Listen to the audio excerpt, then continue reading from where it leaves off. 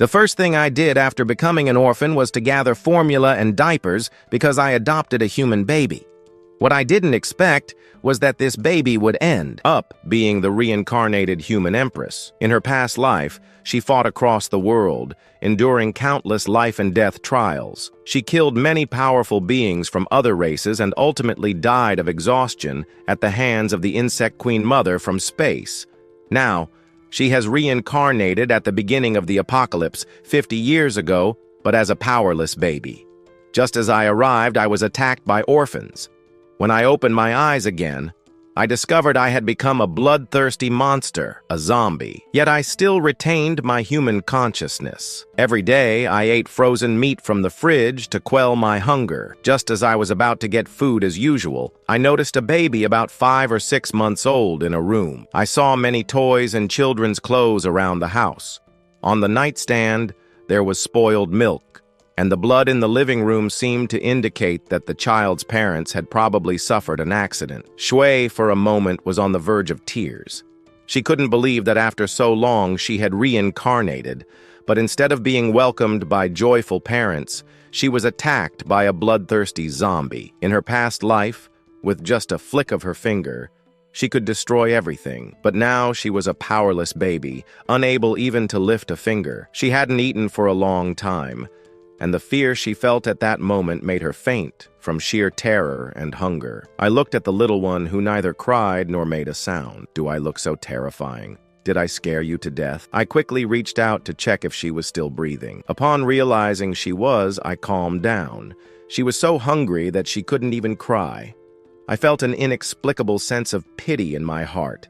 In a way, this baby and I were similar. We both arrived in this strange world without knowing how.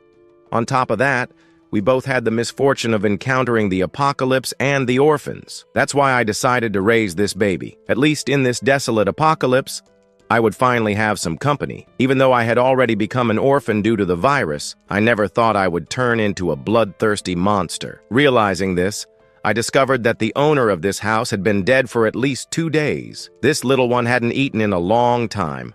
I needed to get some milk first. This baby, about 7 or 8 months old, was too small. Other foods were indigestible. Only formula would work. The formula container on the nightstand was already empty. I had no choice but to go out and find more. I left the room, locked the door tightly, and moved the heavy sofa in the living room to block the entrance completely. Then I went to the kitchen, but there was no food.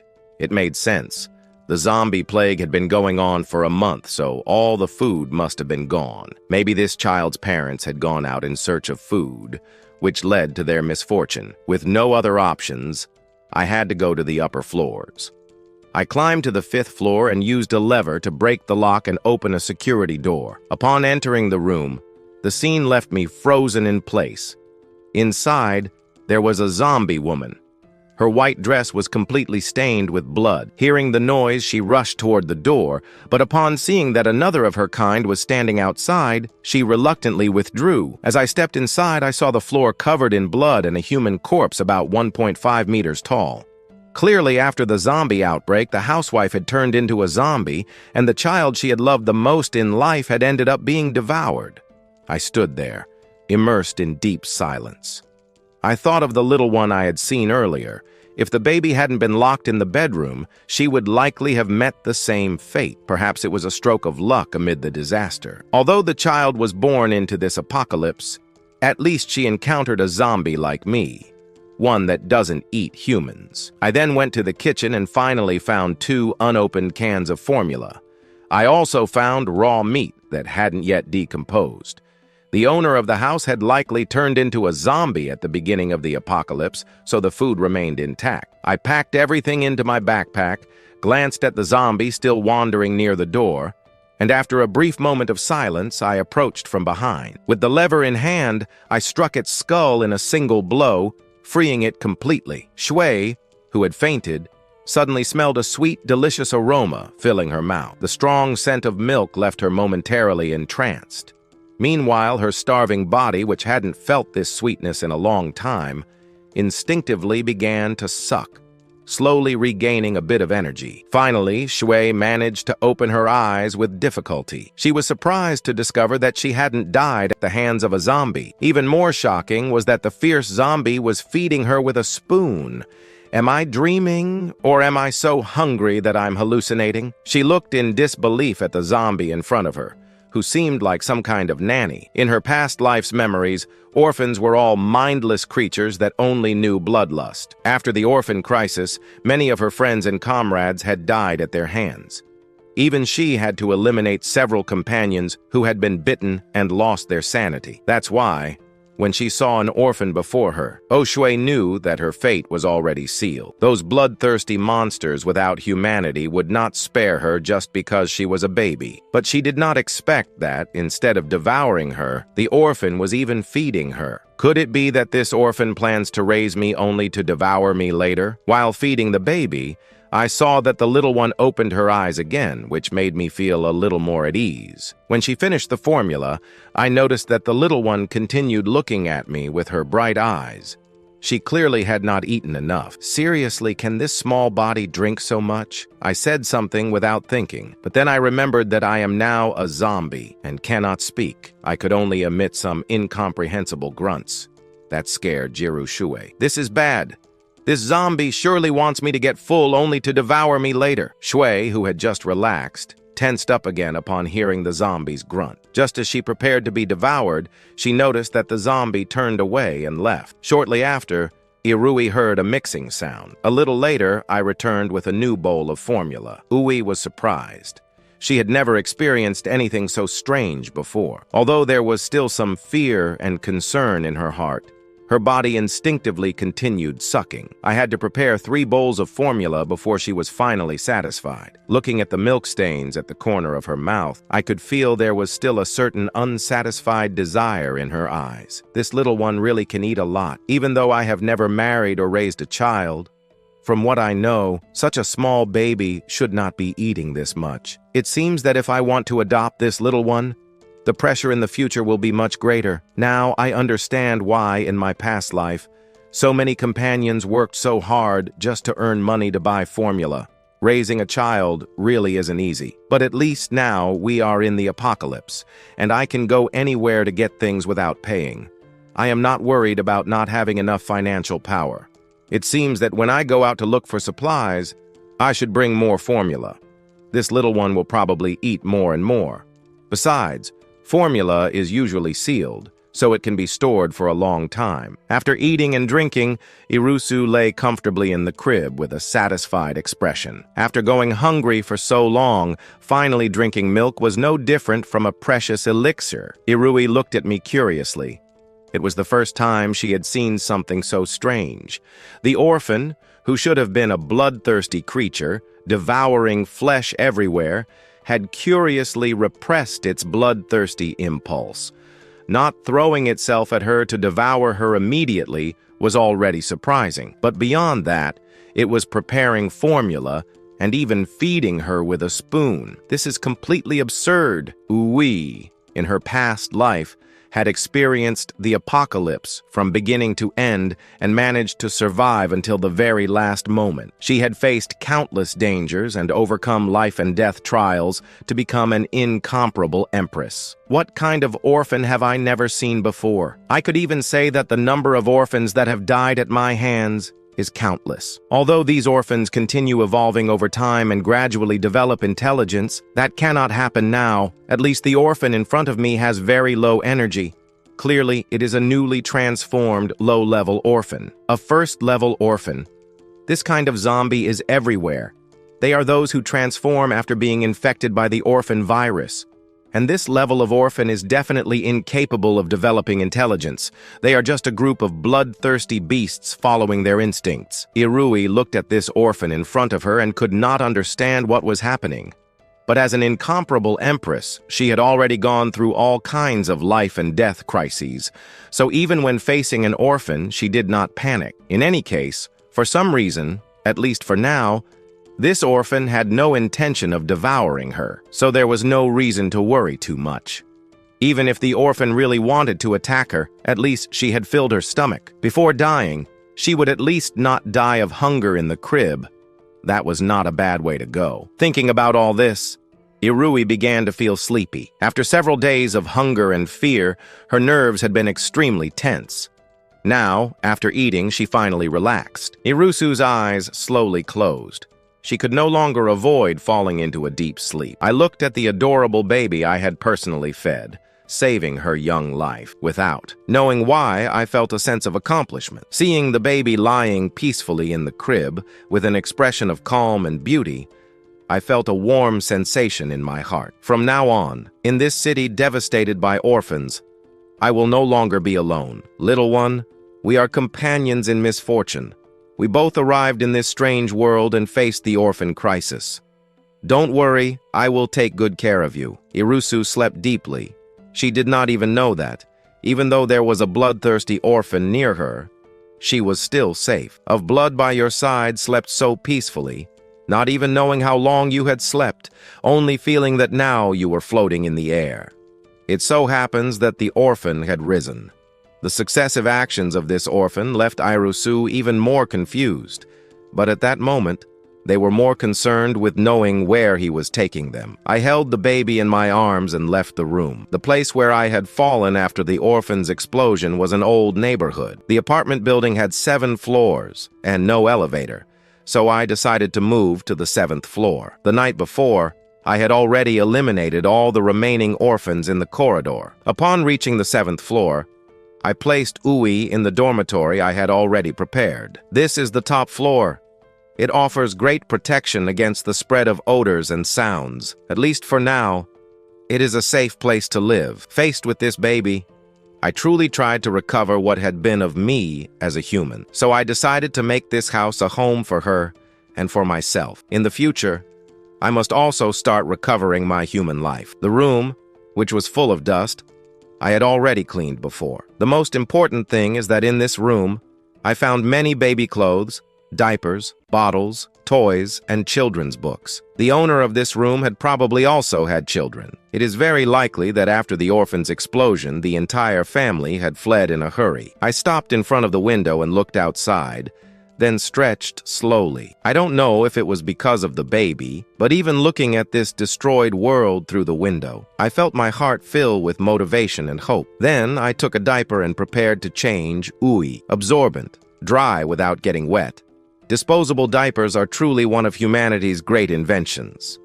Ui suddenly felt her scalp tingle. She was already used to being fed by zombies, but now it so happened that they were also changing her diaper. This was completely different from the basic instinct of feeding her. A baby diaper is a unique human invention.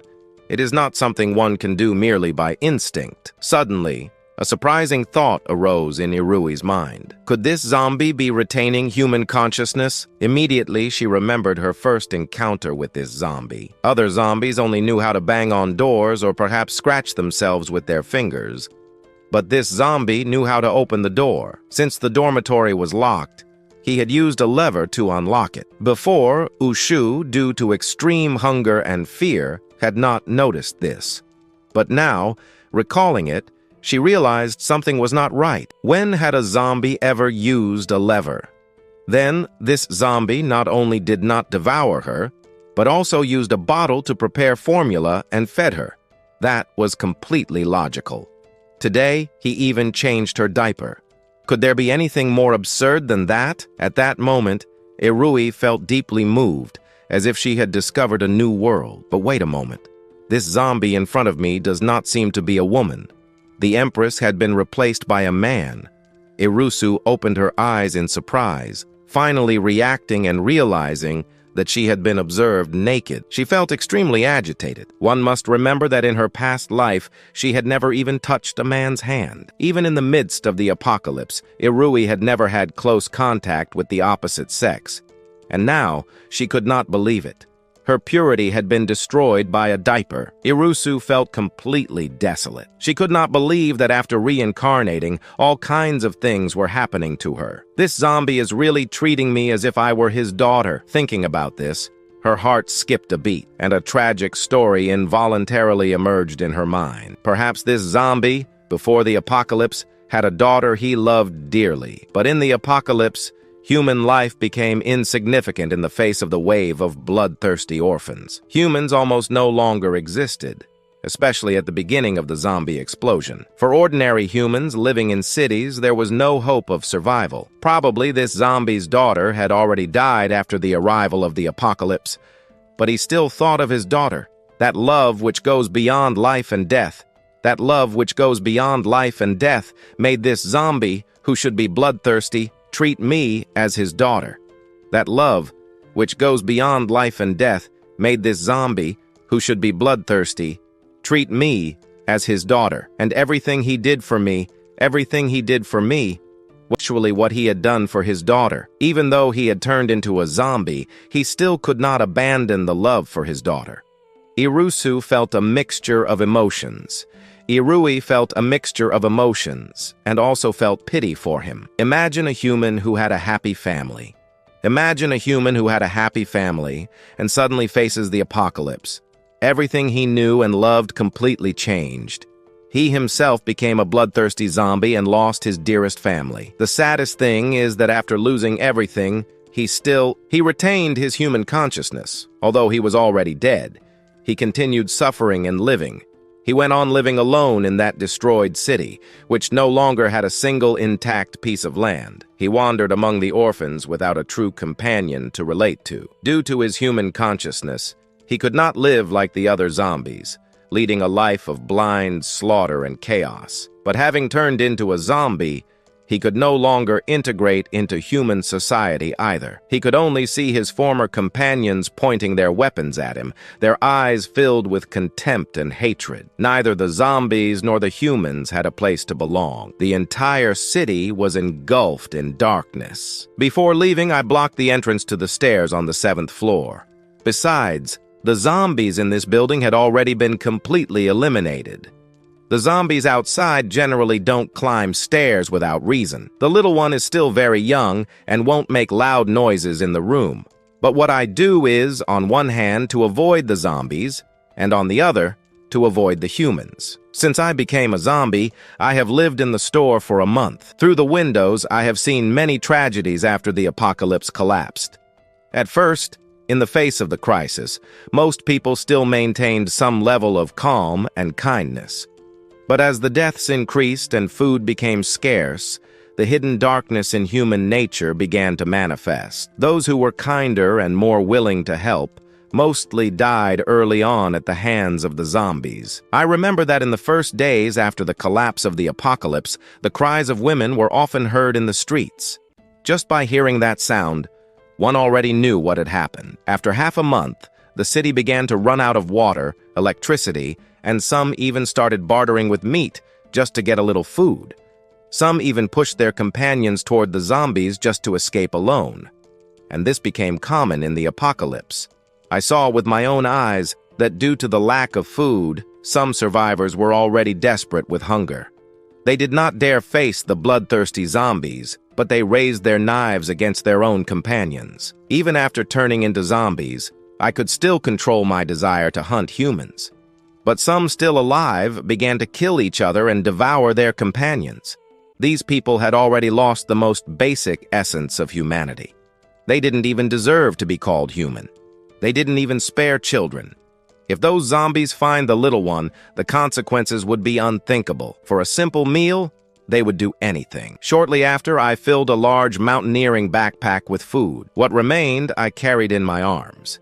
If any survivor had night vision, they would see a very strange scene in the dark and silent street. A bloodthirsty zombie carrying a large amount of infant formula and walking silently. Meanwhile, when Jusu woke up, he found the room empty. Where did my zombie dad go during the night? I feel like urinating. Well, at least I have diapers. This invention really genius. Just then, Ju-Hui, through the window that wasn't completely closed, saw the blood moon in the sky. At that moment, it looked extremely strange. The blood moon. Today is the night of the blood moon. It seems that the era of global evolution is about to begin. Looking at the blood moon above my head, I felt somewhat disoriented. I went to a corner, opened the can of formula, and saw that it was still white. I sighed in relief. I thought my eyes had gotten sick and turned red.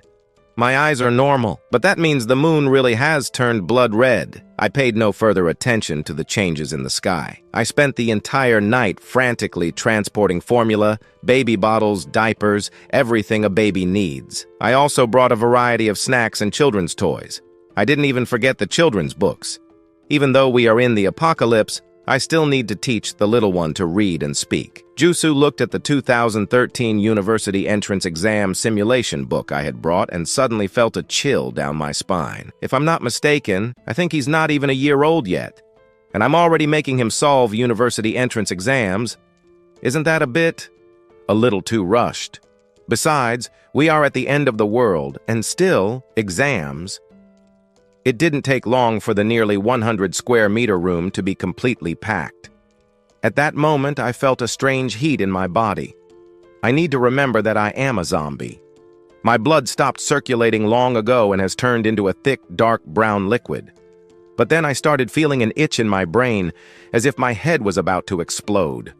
I crouched in the corner, holding my head, my body trembling uncontrollably. I didn't know what was happening to me. Could it be that my human experience card has expired? Am I going to turn into one of those zombies that only know how to drink blow? I fought so hard to regain my life, to find new hope and a new purpose, and finally, in this destroyed world, I found someone to live with. I won't give up so easily. Even though I don't know what is happening to me or what I will become, I need to stay conscious. The black veins on my body started to fade, turning into a bluish hue. At the same time, the horrible wound on my shoulder, which had been there for a month, was now completely dry and cracked. It was dirty and disgusting, but somehow it was beginning to heal slowly. Although it hadn't returned to its original form, at least it no longer looked as grotesque and terrifying as before. My nails also began to change, and those sharp, loose teeth became slightly more aligned. Meanwhile, on this dark night, the roars of zombies suddenly began to echo. Many zombies under the light of the moon were going through the same transformation as me. Their bodies began to tremble. Some survivors, under the red glow of the moon, started feeling heat within their bodies. Without realizing it, they began to experience some changes. In the dormitory, Yuch Shui was also being bathed in the red moonlight. Outside, her small body began to tremble slightly. Jushu felt an intense heat spreading throughout her body. I don't know how much time passed, but when I woke up again, I realized I was lying in the street. I moved my body a little and noticed it had become more agile. My strength had also increased enormously. Looking at the zombies around me, I saw that they had also undergone a remarkable change. Those disgusting and decayed zombies, after this night, looked slightly more human. It seems that after the blood moon, the monotonous life began to change a little. Somehow, I ended up in this strange world, living each day aimlessly. But now, finally, something is changing. Repetitive life becomes boring over time. Just when I was about to take the supplies home as I passed by a zombie, I suddenly felt a strange sensation in my heart. It seemed that somehow there was a connection. It can't be. After so much time alone, this isn't possible. But soon I realized that this unique connection wasn't because I had strange feelings for that zombie. Instead, I felt that countless threads were emerging in my mind, connecting me to that zombie. They seemed like unconscious puppets, as if their heads were empty, and I seemed to have a special ability. I could transfer my thoughts through these invisible threads, as if I were controlling a puppet with strings. I quickly began to test my hypothesis. Concentrating, I started to feel that the connection with the zombie in front of me was strengthening. In no time, the zombie that had been staggering suddenly stopped, straightened up, raised its hands, and in the middle of the ruined street began doing chest expansion exercises. I called this strange ability corpse control. It seems that I also have the presence of a great emperor. I didn't stop controlling the zombies. They danced, played basketball, and even rapped. The only problem was that these zombies couldn't speak. Besides, for now, I could only control 2 zombies at the same time, and if they were too far away, I couldn't give precise orders. Suddenly, I remembered that the little one was at home. so I quickly controlled zombies 1 and 2 and ordered them to collect the supplies I had gathered earlier. I immediately headed for the neighborhood. Meanwhile, in the 7th floor dormitory, Irui finally awakened from her long sleep after the night of the red moon. She woke up with extraordinary abilities, mental control. With just a thought, she could control objects, fly through the air, move things from a distance, etc. It was a completely out-of-the-ordinary ability. What surprised Irui the most was that she not only awakened her mental control ability, but also regained the extraordinary powers of her past life, time control. After several experiments and a long period of analyzing cases in her past life, someone had already proposed that the awakening of extraordinary abilities could be closely related to the human soul. Different souls would have different extraordinary powers, and Irui felt incredibly excited. This time, she was much stronger than in her past life. After all, besides her original foundation, she now possessed the ability to control minds. Now she considered herself a dual-talented person. In her past life, with only time control, she successfully survived the apocalypse, grew stronger, and the terrifying power of time granted her the ability to dominate the entire battlefield. She could make the battlefield stop, speed up or slow down the flow of time around her or her opponents. This talent was almost a divine power. It was thanks to this extraordinary power that Irui finally became an empress. And in this life, she not only had time control, but also mental control. At that moment, Irui heard some noises outside the room. Had her zombie father returned? While lying in bed, she felt growing curiosity in her heart. Could that low-level zombie with human consciousness be able to evolve after the red moon? Would he be able to evolve successfully, or would he be like humans? Would he be capable of awakening extraordinary powers like humans? Would he be able to awaken supernatural abilities? Meanwhile, I quickly reached the rooftop and saw that the cabinet I had left in the hallway was still in place, intact. Relieved, I sighed. This time when I left, I came across the blood moon. The most important thing is that I passed out. It's the first time since I arrived in this world that I feel some attachment. I ran quickly back to the room and saw that the little one on the bed was looking at me with open eyes. Although I had never had a romantic relationship before, this scene made me feel as if I were a father. A baby so calm and adorable in this apocalyptic world. He seems to have the power to purify everything. Little one, you've been without me for so long. You must be hungry. I went to the kitchen to prepare the powdered milk. While mixing the milk, Juhui also watched me. This zombie father realized that many changes had occurred in my body. Now, I seemed more human, but this change was not very evident. It was not the same as in Jusu's records. In Jirushi's memory, zombies started as simple first-level zombies after the emergence. From that red moon, everyone experienced strange changes. The zombies that evolved because of the red moon grew in size. Those who were previously 1.70 meters or 1.80 meters tall after the evolution reached heights of 2 or 3 meters. The dimensions of their muscles also grew in a terrifying manner. Their skin became extremely resistant, and their bones far surpassed those of common beings. These zombies, with their robust bodies, were much stronger than normal zombies. When they appeared on the battlefield, they were extremely difficult to defeat, as they possessed overwhelming strength. Because of this, zombies of this evolutionary line were generally called tank-type zombies by humans.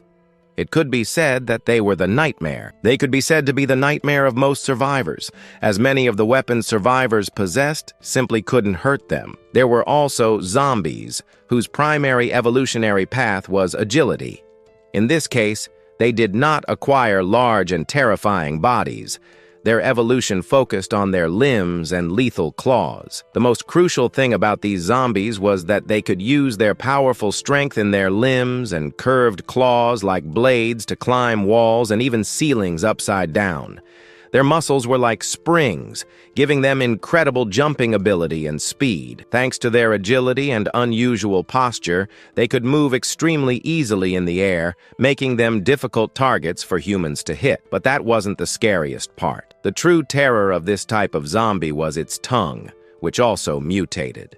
Now, it could move freely, possessing enough strength to break bricks and stones, becoming a deadly weapon of attack. Jiru Shui remembered very well a survivor camp he had been in, where, in a past life, the leader of this camp was incredibly strong, but due to a lack of experience in dealing with these special zombies, he ended up being defeated. Just as they were about to defeat that zombie, he was betrayed by the creature's terrifying tongue and fell. Due to this zombie's peculiarities, the survivors nicknamed it the Tongue Devourer, mainly because of the frightening way its tongue extended and retracted. Bones grew from its spine, and with evolution, these bones eventually developed a membrane that formed a pair of bony wings, allowing it to fly. There were even extremely rare elemental zombies capable of launching elemental attacks, just like some humans who awakened abilities. However, the father zombie before me seemed completely normal. Even after undergoing a blood mutation, he did not appear to have undergone any significant changes. Thinking about this, Jiru Shui couldn't help but feel disappointed. She had hoped to see a different father today.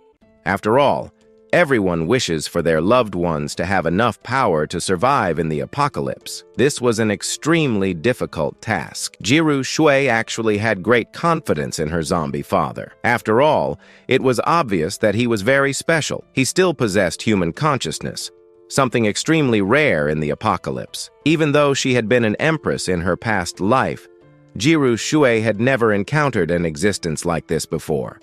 She thought to herself, "Poor zombie father, when the Empress grows up, I will protect you." Although Jiru Shui had experienced the cruelty of the apocalypse, she still upheld her own principles. To her, surviving did not mean abandoning humanity. Living rationally in the apocalypse did not mean becoming completely insensitive. Even in her past life, Jiru Shui had always been someone who repaid her debts and returned favors. Now, with her reincarnation, this was even more certain. A baby. A completely vulnerable baby. If it weren't for her strange zombie father, Jiru Shui could imagine what fate awaited her. Either she would be torn apart and devoured by a zombie, or she would slowly starve to death in a crib. It could be said that this zombie father had not only given her a second chance, but also the value of living. And Jiru Shui always repaid favors, especially when it came to something so grand. Even though her zombie father was quite ordinary, merely a low-level zombie, that did not matter. Jiru Shui had already made a decision. No matter what happened, she would protect him for life. "You took care of me when I was little. I will take care of you when you are old." These words should never be empty promises, especially not for someone like Jiru Shui, who had been reborn. She also knew many of the ways zombies evolved. Most zombies evolved primarily by devouring living beings, using the flesh and blood of others to fuel their energy. For example, zombies devoured humans or animals, and in a way, this was a biological instinct for evolution. However, there was another method, devouring the crystalline cores formed in the brains of their own kind. Zombies who awakened supernatural abilities formed a unique crystalline core in their brains, and this core was the main source of their abilities. However, only awakened zombies could possess this core in their brains. Ordinary zombies did not have it. Jiru Shui had already made up her mind. Even if her father had an ordinary constitution, who said she wasn't an empress in her past life? She had managed to carve her way through the apocalypse and rise to the rank of empress. With her experience and memory, and now with a powerful awakened ability, Jiru Shui believed her life would be faster and stronger than in her past life. In the end, when I grow up, I will steal the crystalline cores from other evolved zombies. Jiru Shui had already made her resolution. Even if she had to pile up those crystalline cores to transform her zombie father into an advanced zombie, she would do it. When he became an advanced zombie, he would undergo a great transformation. This type of zombie would already have the ability to speak and would no longer be limited to just grunting like the others. "Don't worry, Dad. I am a promising investment. I will feed you and never let you lack anything. It's delicious." I don't know what was going through the little one's mind. She just stared at me intently. and I couldn't help but smile at the sight. Her black eyes were so bright and adorable. Whether in this life or the previous one, it was the first time I had ever observed a baby so closely. Suddenly, I realized that babies somehow possess an inherent hope that draws us all in. Little one, you can grow up peacefully. Don't worry about the outside world. I've already secured 2 new guardians. They're downstairs, guarding the entrance. With them here, our life will be much safer. I sat beside the crib, calmly watching the baby. Little one, grow up quickly. Daddy brought many toys for you, Barbie dolls and stuffed bears. You don't have to worry about wasting time playing. I also brought the mock exams for the 3 years of high school. Now I truly feel like the father of this little one I happened to find. I'm raising her as if she were my biological daughter. After thinking for a while, I decided to give her a name. You will be called Kiki. Kiki, don't worry. Daddy will let you grow up without worries. Even in the apocalypse, I will give you a refuge that will be your own paradise in this world. I looked at my work from that night and nodded in satisfaction. Now the different storage spaces in this house and the empty places are filled with all the supplies I managed to gather. Even though Kiki has a good appetite, there's certainly enough food for her for a long time. After all, the little one is still just a baby. No matter how much she can eat, for now she can only drink formula. I've already prepared enough provisions. I decided to stay home for a while. In the apocalypse, the most important thing is survival. Besides, now that I've awakened the ability to control zombies, it means this world is not as simple as I thought. The blood moon that appeared last night made me feel quite uneasy. I noticed changes in my body.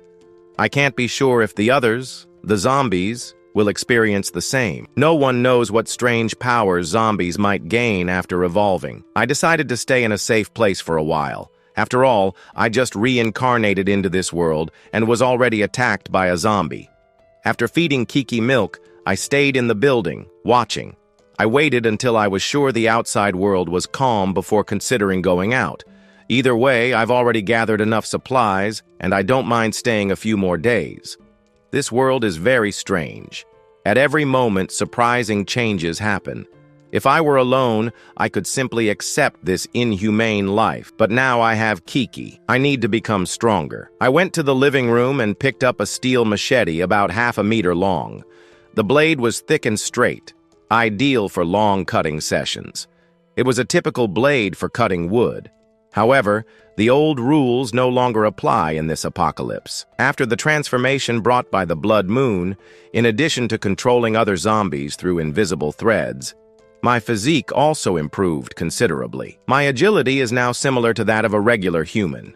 Before, my limbs were stiff, and I could only perform simple bodily movements. But now, even wielding this steel machete, I can handle it fluidly in the air. The blade shines and cuts with force. Even though I haven't trained in sword techniques, as a zombie, my physical strength is even greater than that of a regular human. Following the movements of martial arts novels and the techniques from the movies I used to watch, I started practicing strikes with the machete in the living room. The blade is extremely sharp, practically a melee combat weapon. The destructive power of this machete is far greater than that of an iron bar. I'm confident. With this machete, I'm sure I can split a zombie's head in two with a single strike. While practicing the sword techniques, Jusu began reflecting on his innate abilities in this life. Jusu has 2 very powerful innate abilities. One is time control, which can be activated whenever he has enough mental power. The other is the newly awakened ability of Jiru Shui, telekinesis control. Jiru Shui concentrated all his mental energy, directing his attention to a silver needle on the bedside table. Under the control of his mental power, the needle slowly began to float in the air, hovering over his head. It was truly an incredible sight. Although his control over objects was still a bit slow, Jusu was certain that given enough time to practice, this ability would become a powerful tool, capable of killing without being seen. And as his mental power increased, the weight of the objects he could control would also grow. Now, he was using a silver needle, but perhaps soon, he could control flying knives. 2 days passed quickly. During these 2 days, I practiced machete techniques in the living room, and Jiru practiced his levitation power in the bedroom. We lived well, each of us striving to improve the other's life. That day, after feeding Yuch-Chu milk, I suddenly noticed something moving outside. I looked down from the balcony window and saw two zombies fighting in the street. The noise of the fight was quite loud, otherwise I wouldn't have heard it from the 7th floor. Seeing this, I was confused. There was no human figure nearby. After a month living alongside these companions, I had learned a lot about them.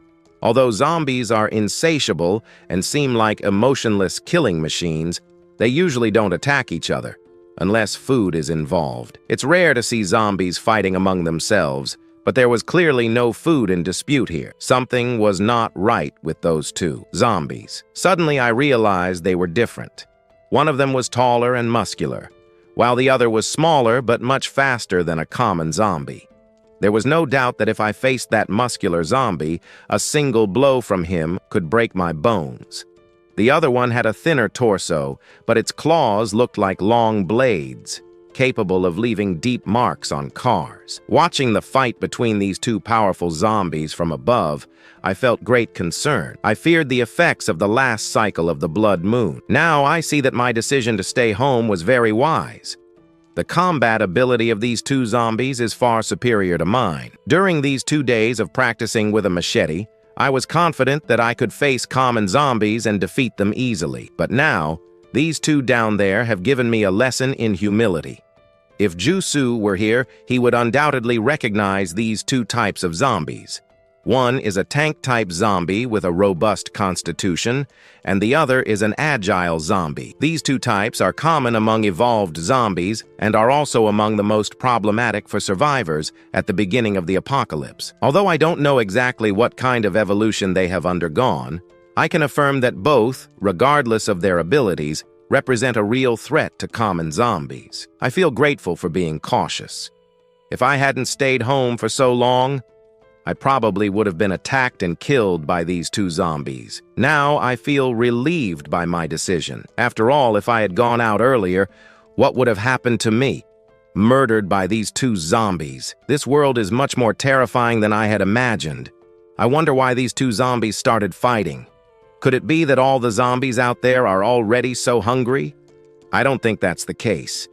This world is much more terrifying than I imagined. However, I am curious to know why these two zombie heads started fighting. Are the zombies out there so hungry? That can't be it. Zombie flesh is disgusting. I doubt one of them thinks my flesh is tasty. The sound of the battle between the two zombies below is getting louder. Some nearby cars were hit and torn apart by them. Finally, after a fierce fight, the tank-type zombie broke the agile zombie's spine. Seeing that sent shivers down my spine. But at that moment, I noticed that the tank-type zombie took something from the head of the other zombie, a white core. What is that? When I saw the white core, a strange desire arose in my heart. It seems that I really want to obtain that object. Even though I don't know what it is, I can feel that my body instinctively desires this object. It feels like if I eat this core, it will be highly beneficial for my body. Could it be that the fight between these two zombies was to compete for the core in their heads? After eating the white core, the large zombie suddenly beat his chest with his hands and roared fiercely.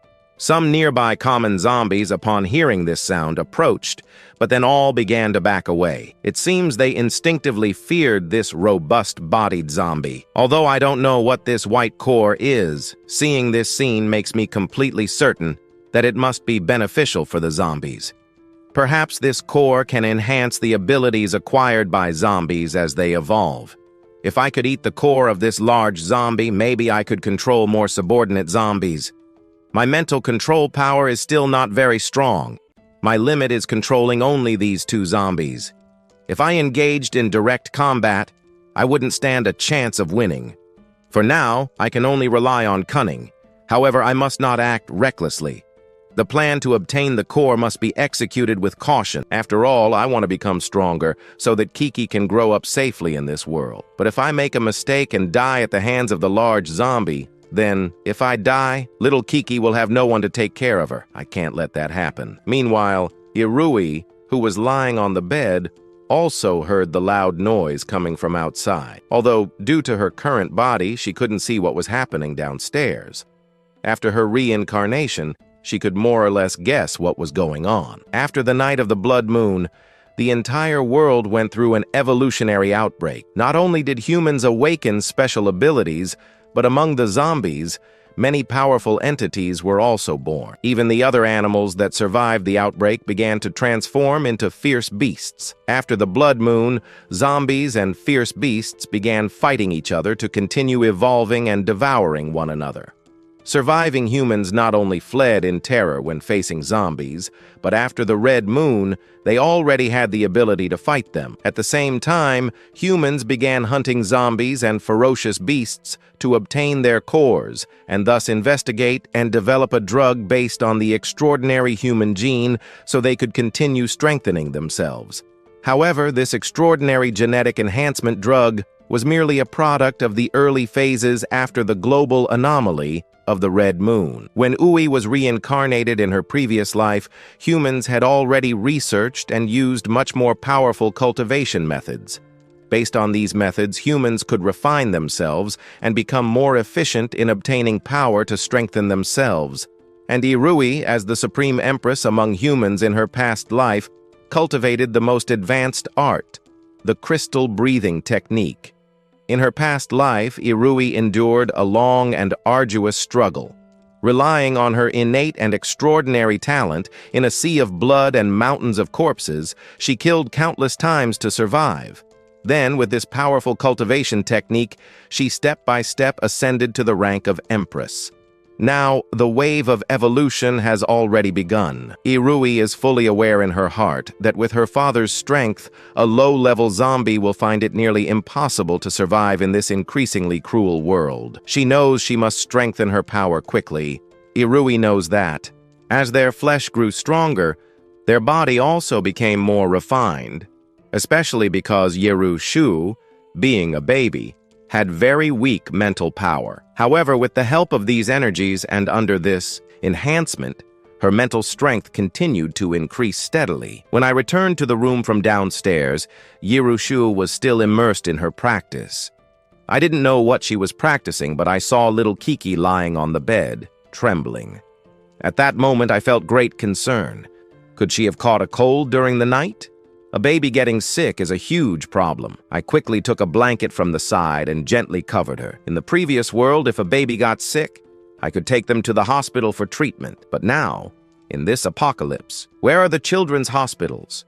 There are only bloodthirsty zombies. I felt a movement coming from her body. Yiru Shu was awakened from her meditation. When she opened her eyes, she saw the blanket covering her and her zombie father looking worried beside her. A small smile appeared on Yiru Shu's face, and a warm feeling filled her heart. In her past life, Yiru Shu grew up in an orphanage. From a young age, she learned to be independent and strong.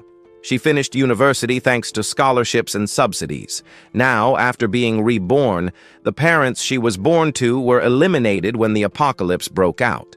It was the first time Yiru Shu felt the warmth of paternal love, even though the other was a zombie. Seeing that little Kiki was fine, I relaxed. But outside, that big zombie was still right in front of me. I needed to find a way to eliminate him. Otherwise, living near such a threat made me feel uneasy. Who knows how much stronger this guy will become? So I decided to act first.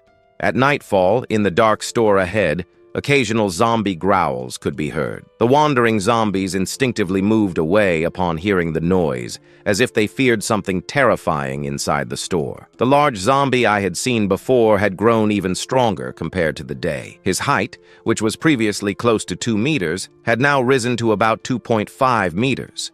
His shoulders had also become even broader. As this zombie continued to absorb the energy from the core, suddenly, a loud noise was heard at the store entrance. Interrupted by the noise, the large zombie immediately became filled with rage, pounded his chest with his fists, and rushed out. On the empty street, I saw a low-level zombie standing there, growling at the tank zombie. Looking closely at this low-level zombie, one could see that its red pupils were completely vacant. The tank zombie pounded his chest hard and let out an extremely loud roar. His voice was much louder than that of the low-level zombie. Even I, hiding in the shadows, couldn't help but feel a chill. Wow, This type of zombie really has a powerful presence. Fortunately, I had already prepared in advance. I controlled the low-level zombie with my mind, making it pick up a flower pot from the street and throw it hard, hitting the large zombie's head. Taking advantage of the tank zombie's delayed reaction, I controlled the zombie to turn around and run. The tank zombie roared, lifting his head, fury burning in his eyes. He immediately began chasing my controlled zombie. Zombie number 1 quickly lured this giant into a distant store, where I had already set a trap. Previously, in this place, 2 gas canisters had been left open, and the store was filled with the smell of leaked gas. The controlled zombie had just entered the store when the enormous tank zombie burst inside. Its powerful fist instantly crushed my zombie. I quickly controlled zombie number 2 to enter the store and forcibly shut the door, which had already bent. Then I took out a lighter. With the loud sound of an explosion, the tank zombie let out harrowing screams in the sea of fire. As it struggled to escape from the store, it fell head first against the door. Several minutes passed, and even though the tank zombie had been burned by the fire, it didn't move. Once I confirmed that it was truly dead, I cautiously approached. Without saying a word, I raised my blade and severed the zombie's head. The blade struck forcefully, splitting its skull in two, and I indeed found a special core inside its brain. However, this core was not the same as the one I had seen during the day. It was no longer a pure white. It now had a reddish tint. I realized that this core attracted me in an irresistible way, even more strongly than the previous time. If all these cores turn red, wouldn't they become much stronger? I quickly stored the core and then chose 2 healthy zombies wandering nearby, converting them into my subordinates. After reconnecting the 2 zombies, I quickly returned to the neighborhood and assigned them the task of guarding the entrance. I went up alone to the 3rd floor, confirmed that everything was safe, and directly swallowed the core. The moment I did so, I felt the core dissolve inside my body. An immense power flooded my limbs, continuously refining my body. My skin, which was slightly withered, began to transform more into a human-like form. My strength, agility, and endurance improved slightly compared to before. The massive power flowed into my brain, and upon experiencing the core's evolution, I couldn't help but let out a roar of rage. The zombies wandering below trembled involuntarily upon hearing my roar and then slowly began to move away. After the evolution, I felt my mind extremely clear. My senses also seemed much sharper than before. Most importantly, controlling zombies was now much easier. Excited, I ran to the street to test things out and discovered that my mental power had drastically increased. Now I can control 5 zombies at the same time. The most incredible thing is that I acquired a new ability. I can share the vision of controlled zombies. Now I have total remote control. With this ability, I no longer need to leave home to do whatever I want. I just need to command my subordinates to do it for me. Now that I don't have to show myself, it will be much easier to kill, steal, and plunder. At that moment, Ushu was lying on the bed, a little restless. It's already so late. Why hasn't my zombie dad come back yet? She had heard the loud explosion at the store earlier, as well as the terrifying evolved zombies. The roar of the tank-type zombie at night was intimidating. Although Irui was the reborn empress in her current baby form, she could not face an evolved zombie with advanced combat strength. Now that I'm on the 6th floor, I don't have to worry too much about being discovered, but I'm anxious about my zombie dad, who hasn't evolved yet. A normal, unevolved zombie has only one fate when facing an evolved zombie: death. Zombie dad, please don't let anything happen to you. I still can't walk. If something happens to you, I'm done for. Irui began to doubt. Is my luck really this bad? It seems that both in my past life and in this one, I've had bad luck with my parents. Now, after so long, I finally have a zombie dad. But he has already died once. And just now that I started to feel the warmth of paternal love, am I destined to start over from scratch again? Originally, Shui was cultivating crystal breathing, but now her mind could only think about him. Anxious, she couldn't focus on her cultivation. Without realizing it, these two, father and daughter who met by chance, had already become essential companions to survive in this apocalyptic world. At that moment, the sound of a door opening was heard, and Ushu sighed in relief. A low-level zombie doesn't know how to open locks. Only my zombie dad, who retains human consciousness, can do something so surprising. That's good. That's good. The important thing is that nothing happened. A slight smile appeared on Ui's face. I entered and saw the little one smiling. Her adorable expression warmed my heart. I went straight to the kitchen to prepare the powdered milk. Even though we're in the apocalypse, I feel that my life is becoming more and more hopeful. Little Kiki, be good. Daddy got stronger. Now I can protect you better so you can survive this apocalypse. In the following 2 days after my power increased, I didn't leave Tower C. Instead, I used my mental power to send my subordinates to search for supplies in the surroundings, skipping over multiple zombies at once. Everything became much faster than moving things alone. Now, I have transformed several floors below into my own warehouse, gathering all the supplies Shui might need now or in the future. I even collected various tools to face the zombies. After witnessing the fierce battle of the evolved zombies, I realized that perhaps after that Red Moon night, to live better, I must improve my combat skills and also prepare proper defenses. Using mental control, I brought in some gas cylinders, gathered the fire axes locked in each building. I can light fires to make Molotov cocktails. I even collected iron levers, shovels, and kitchen knives, taking everything that could be useful. During this time, whether taking care of Shui or training my combat skills in an empty room, my life had become almost a daily routine, but I felt that it was a very fulfilling life. Meanwhile, Jusu lay in bed, only drinking milk or practicing crystal breathing. Her body was still too weak. Now, her body is too weak. Jusu must improve her power through breathing. After completing her, Jusu practiced and exhaled slowly. After some time of training, his mental power had improved a little. Upon hearing some vague noises in the room, Jusu slightly furrowed his brows. He didn't know if his zombie dad had retained the consciousness of his previous life. That's why, the night before, he went out to gather supplies. But now it had already been 2 days since he last went out. Recalling the battle between evolved zombies some days ago and the strange sounds of explosions and terrifying zombie screams near the complex, Jusu supposed that his zombie dad had probably been unlucky and encountered those evolved zombies with special abilities. Shui could imagine that, as a common low-level zombie, his zombie dad probably felt very scared.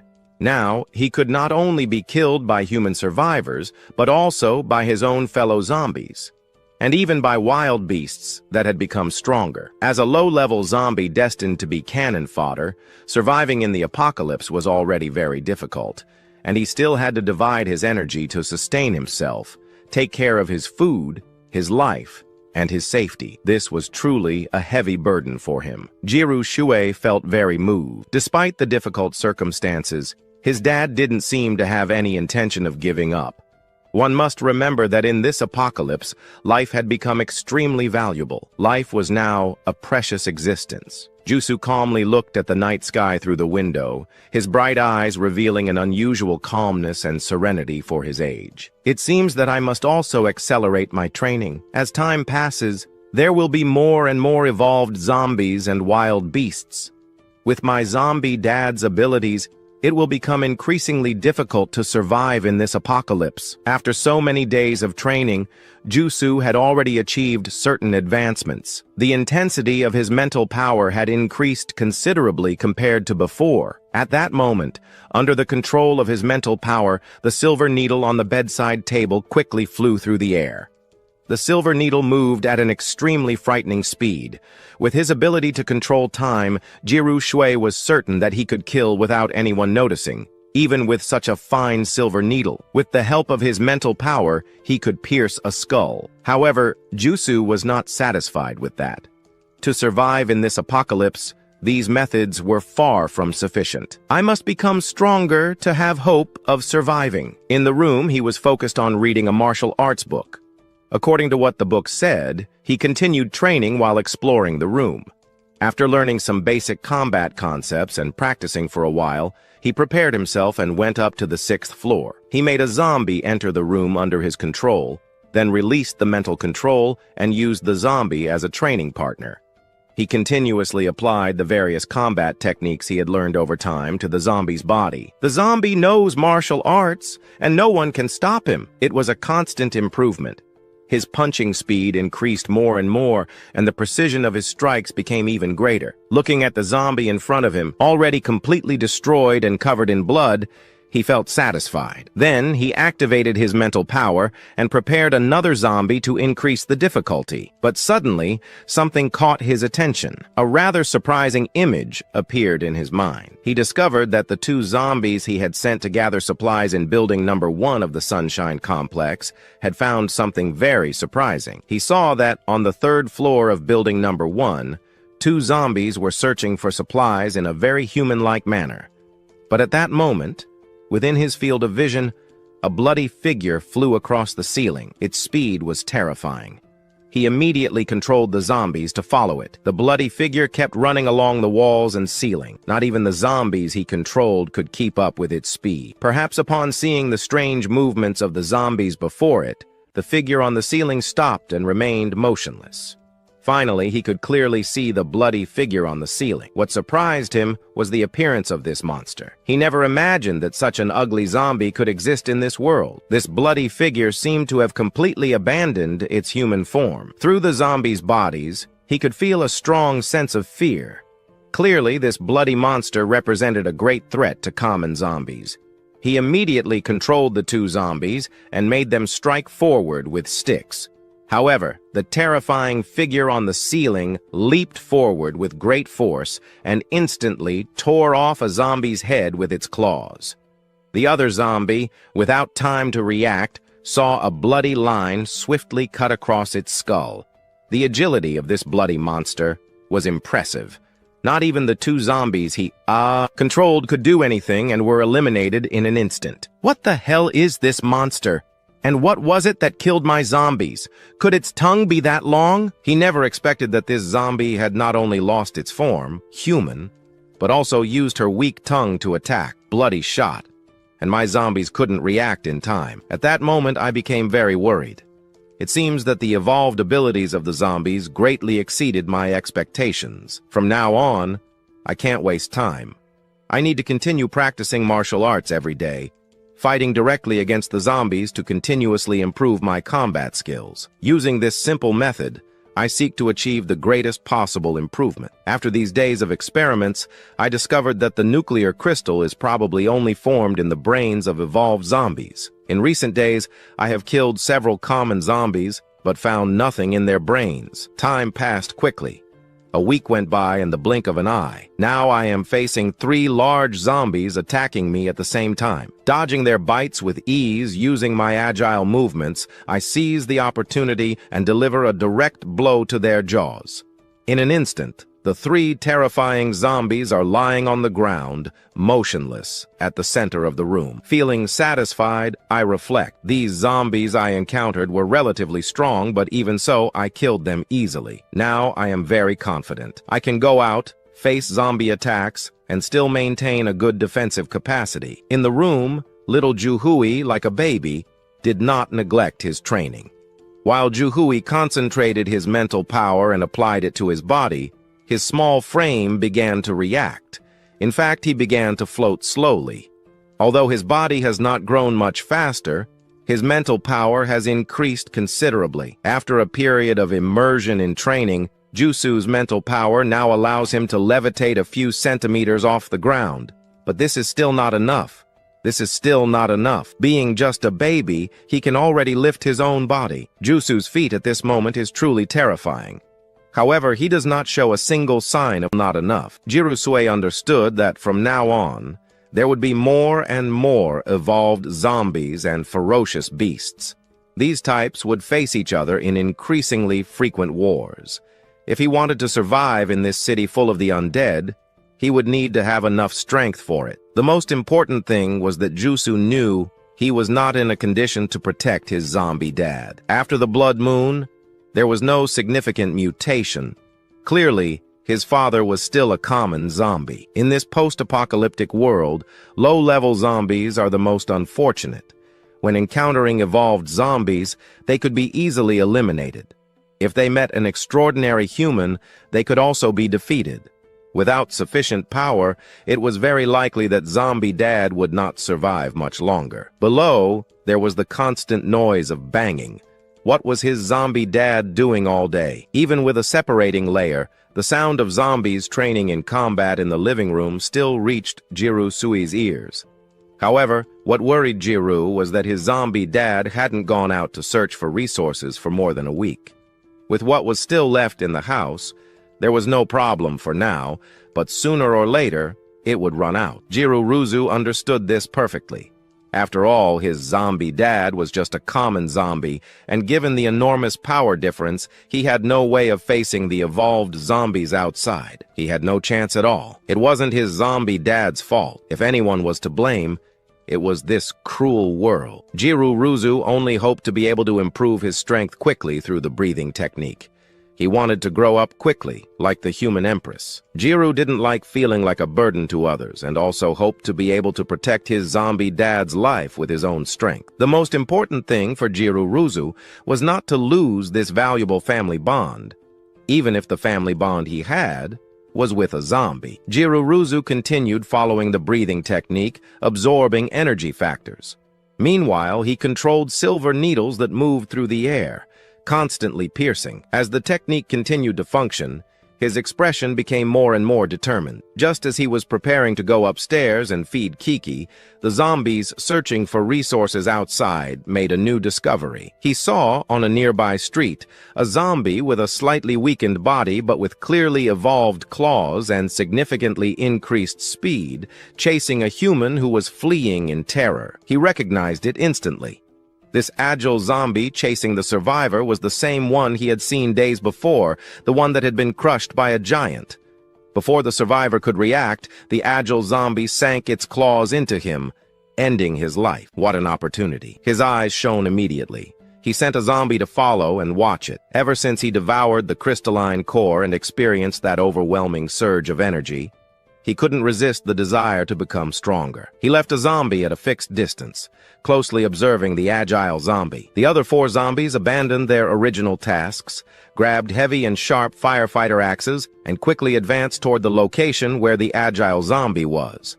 The 4 zombies, holding long axes in their hands, advanced with firm and synchronized steps. It looked like a group of lumberjacks marching through the streets. The scene was truly bizarre. If survivors saw this, they would probably be left speechless. After all, they had never seen zombies actively using weapons before. This would be like defying the heavens.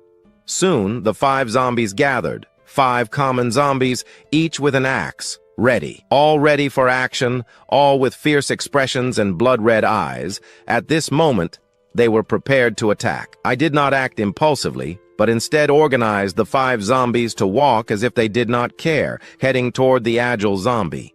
I made the zombies spread out a little from one another. After all, 5 zombies with axes gathered together would attract too much attention. Moreover, carrying axes would make fighting difficult if they were too close. But I was not foolish enough to disperse them too much. If the zombies spread out too far, they might not be able to get close before being noticed by the enemy. One after another, they were taken down. That agile zombie had gone many days without eating fresh human flesh. At that moment, the smell of blood was like a rare delicacy to him. The zombie devoured the flesh without concern. Some other nearby zombies, having heard the noise, instinctively approached. In the face of these low-level zombies, the agile zombie roared several times. His presence was so powerful that many zombies were frightened and did not dare to approach. Only then, satisfied, did he continue enjoying his meal. But at that moment, the zombie heard footsteps approaching again. He saw 5 common zombies who, as if they did not fear death, ignored him. His warning was disregarded, and they continued walking toward him. The agile zombie roared again, irritated, and his tone seemed full of impatience. However, what he did not expect was that those 5 low-level zombies, without saying a word, would run directly at him. "Let's go!" Kill him! I quickly controlled the 5 zombies, who advanced toward the agile zombie.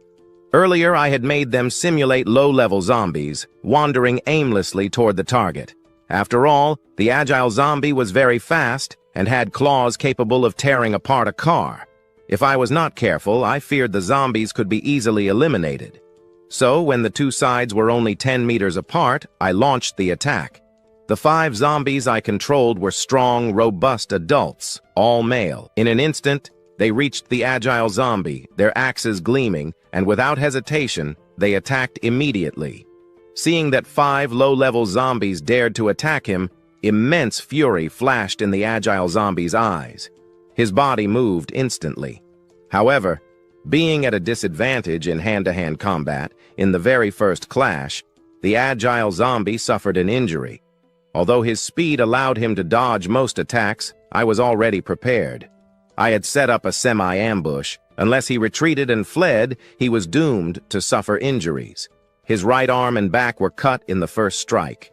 One of the zombies attacked between his ribs under my control. 2 zombies attacked from the front. The agile zombie had great strength. With his claws, he pushed the 2 zombies back a few steps. However, the other 2 zombies did not hesitate and attacked immediately, cutting off large chunks of flesh. Even so, the agile zombie suffered serious injuries. Furious, the agile zombie exploded in speed. With one strike of his claws, he crushed the head of one of the zombies. But the remaining 3 zombies arrived quickly. The agile zombie was fast, but he could not avoid the axes falling upon him. 3 blows struck his body, and one of them severed his head. No matter how skilled you are, you cannot win against a kitchen knife. Besides, I had 5 axes. Seeing the agile zombie fall, I felt relieved. This evolved zombie was truly strong. If it weren't for my control behind the scenes, it was likely that these 5 low-level zombies would have been eliminated in 2 rounds. Now only 2 were lost. I picked up the crystalline core and put it in my pocket. Then, I quickly ran to the 6th floor. When I saw the crystalline core, I was very, very pleased. This crystalline core was the same as the one I had devoured earlier, white with a hint of red. That meant that the agile zombie I had just defeated was not only an evolved zombie, but had also devoured a crystalline core. No wonder the agile zombie moved so fast.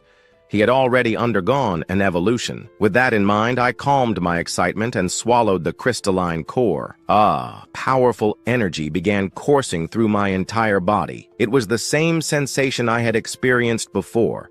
I recorded the process of the energy increasing in my mind. After a moment, I felt total clarity. A sense of lucidity once again flooded my brain, and a faint smile appeared on my face. My power had increased, especially in my arms, which were now as hard as steel. Even the agile zombie's attacks, capable of tearing apart cars, could no longer penetrate my arms. Quickly, I picked up the machete, steel at my side, and I began to swing it. At that moment, the gleam of the blades illuminated the room, and the sound of the air being sliced was fierce. A glint of excitement passed through my eyes. As expected, devouring the crystalline core greatly enhances speed. My close combat power increased tremendously. Now my mental strength was enough to control 10 zombies. Moreover, the maximum control distance had reached 3,000 meters. Excited, Lu Xuan quickly ran downward. Among the nearby zombies, I chose 10 strong and healthy ones with good legs. They would be my zombie squad. I equipped each of them with a sharp firefighter's axe. At that moment, those zombies, all around 1.80 meters tall, stood lined up before me, each carrying an axe on their shoulder. Their presence was incredibly intimidating. Looking at my zombie squad, I felt satisfied. It seems the zombie gang is starting to take shape. Being strong is good. In a one-on-one fight, maybe I'm no match for those evolved combat zombies. But in this world, only 3 things keep you standing: brutality, mental power, and more zombies. In this apocalyptic world, what matters is power. Who will fight against you if their brain hasn't evolved, only their muscles? Who will engage in direct combat? I follow a mass strategy. What I use is the tactic of crowds. Looking at my increasingly strong troops, the confidence in my heart grew even more. I turned toward building number 1, not far away. A look of cold, murderous intent crossed my eyes. In that building, there is an incredibly terrifying creature. It is completely different from all the zombies I've seen before. I don't even know if I should call it a zombie. As a member of the zombie species, I really don't want to admit that I belong to the same species as that creature. Controlling my zombies, I felt death firsthand. The bloody image of that creature left an utterly terrifying impact on me, especially after facing the agile zombie directly. Compared to that, this blood-stained creature makes me feel even more fear. Even an agile zombie that has undergone 2 evolutions couldn't resist my army tactic. But that blood-stained figure, its speed is even greater than the agile zombies. Its attack is much more ferocious. What worries me the most is that it has a tongue that can be used as a secret weapon. It's nearly impossible to avoid. 2 zombies were eliminated in an instant. I'm not sure if 10 zombies can defeat it. After thinking about it, I still shook my head. With my current strength, it's very difficult to guarantee victory. With this ticking time bomb around, I can't even sleep peacefully. When I returned to the 7th floor, I prepared the milk in time. I grabbed a spoon to feed Xiaoqi little by little. The little one seems to have an increasing appetite. The milk it drinks is very tasty and sweet. Even in this apocalypse, Xiaoqi hasn't lost its appetite. After feeding Xiaoqi, I picked up the toys I had looted. Jiruzu looked at his clumsy zombie father awkwardly handling the toys. For a moment, he felt completely bewildered, even though he outwardly looked like a baby. Clumsily playing with the toy for a moment, she felt completely bewildered. Although she looked like a baby on the outside, inside, she was a mature empress, cold and resolute in battle. How could something as simple as a toy interest her? However, it was a gesture of affection from her zombie father. Even though Jirusu had long outgrown the stage of playing with toys, she felt a warmth inside her. After all, in both her past life and this one, she had never experienced such affection. Watching her zombie father struggling and suffering, Yus, even with her serious expression, managed to form a timid smile. And when I saw Sia Oiki showing no expression at all, I felt somewhat frustrated. After all, not only had I never been in a romantic relationship, but I also didn't know how to handle these kinds of situations. I had neither been in love nor taken care of a child before. I could only use some methods I had learned from TV dramas. I thought I had failed, but to my surprise, the little one actually smiled. That made me feel relieved. Then I tried even harder to make Jirusu laugh. Jirusu couldn't help but have her eyelids tremble. Being too kind is not always a good thing.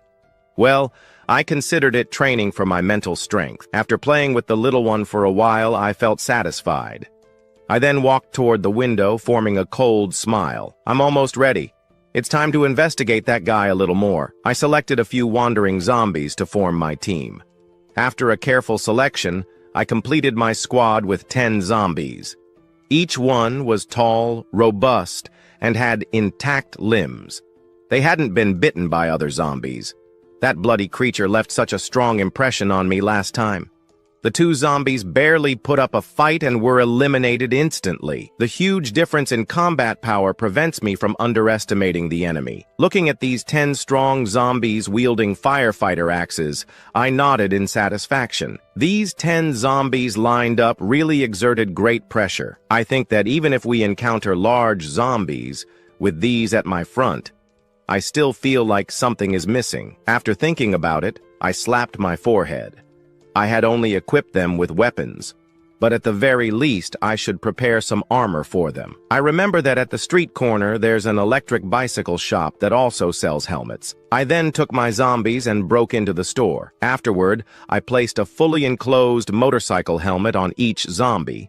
Seeing my zombie squad now with their new look, I felt very satisfied. These 10 zombies, with completely enclosed black helmets and firefighter axes, formed a line. Their presence was so intimidating that anyone might mistake them for a gang of bikers returning. After returning with my zombie squad, We marched toward building number 1. I want to see if this creature can stop my zombie army. I'm still in building number 5, controlling my zombie squad. As we entered the large building, they started from the first floor, searching room by room.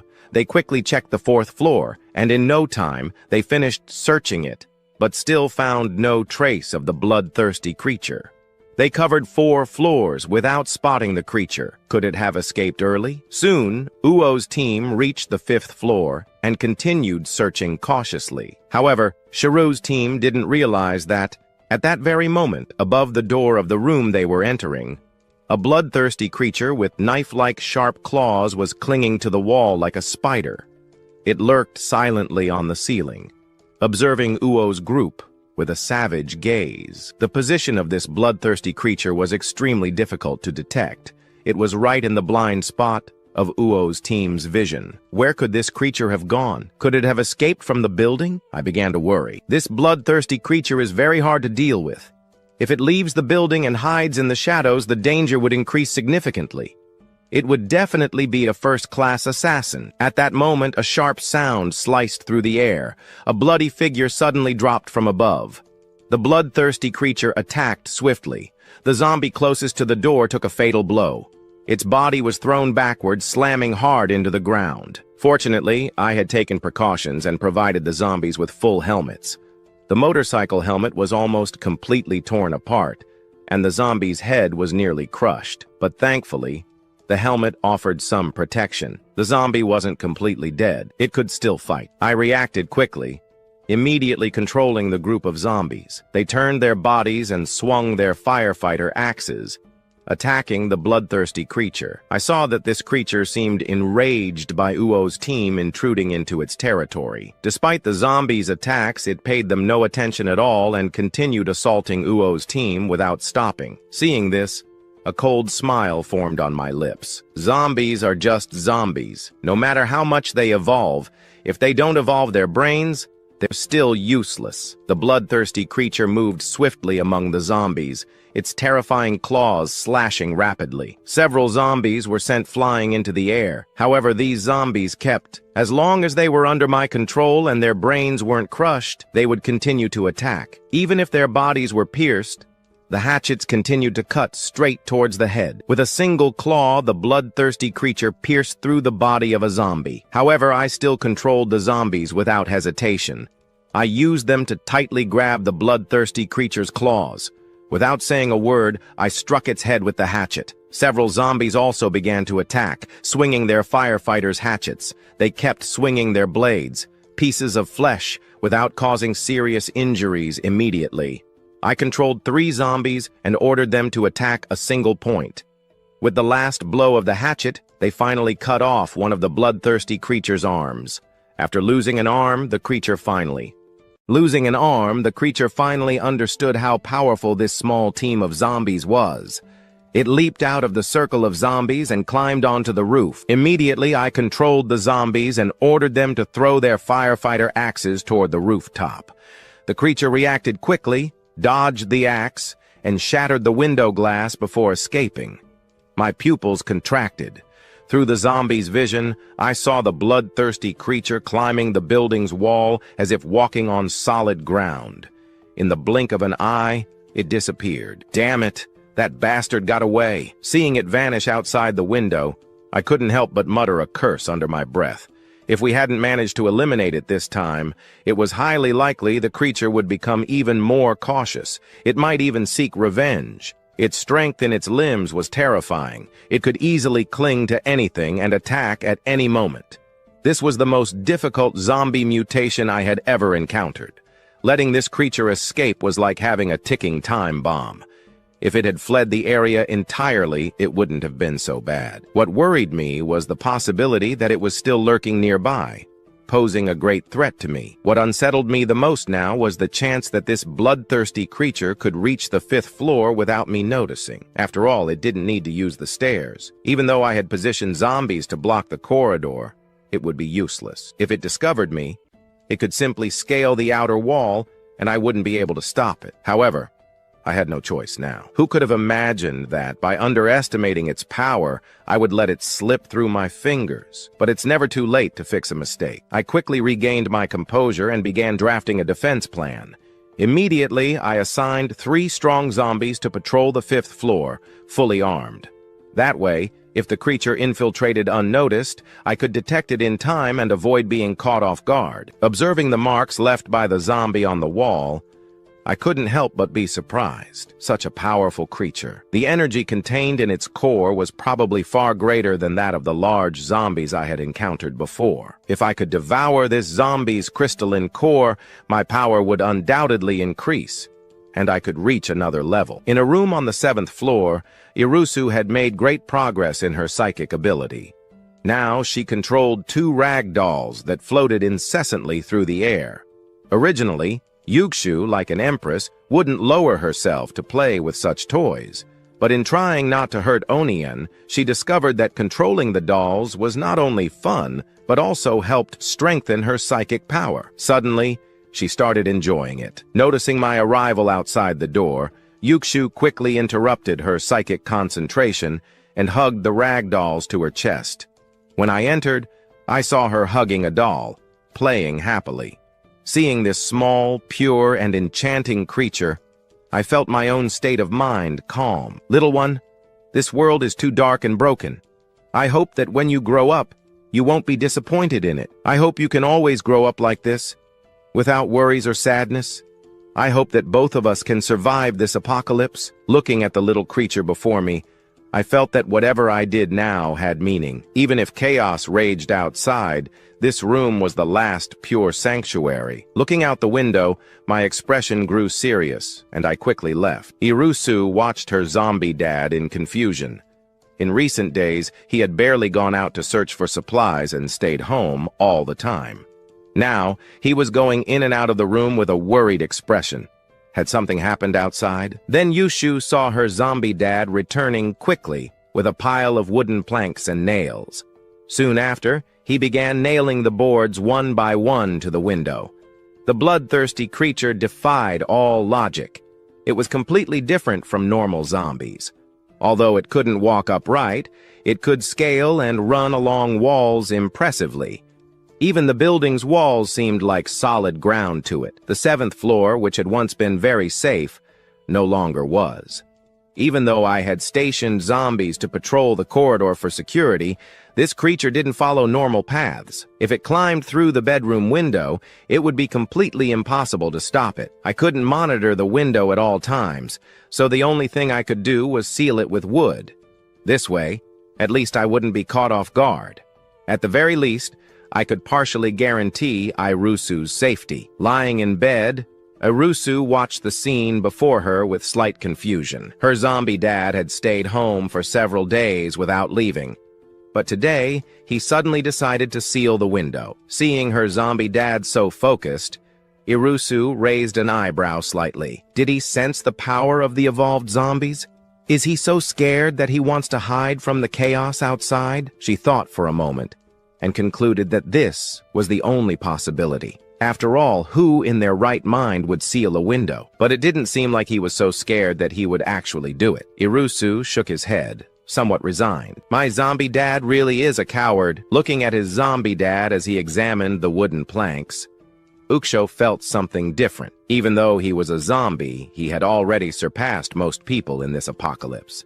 But for Irui, both in his past life and this one, it was the first time he had felt such deep paternal love. Zombie dad, wait for me. It won't take long. Soon you won't have to worry so much anymore. Just give me time to grow and I will be the one to protect you. Looking at the bedroom window, I felt satisfied. The bloodthirsty creature was undoubtedly very powerful, but even if it tried to break through the glass and wooden planks, it would take time and effort. It slaughtered zombies as if they were nothing.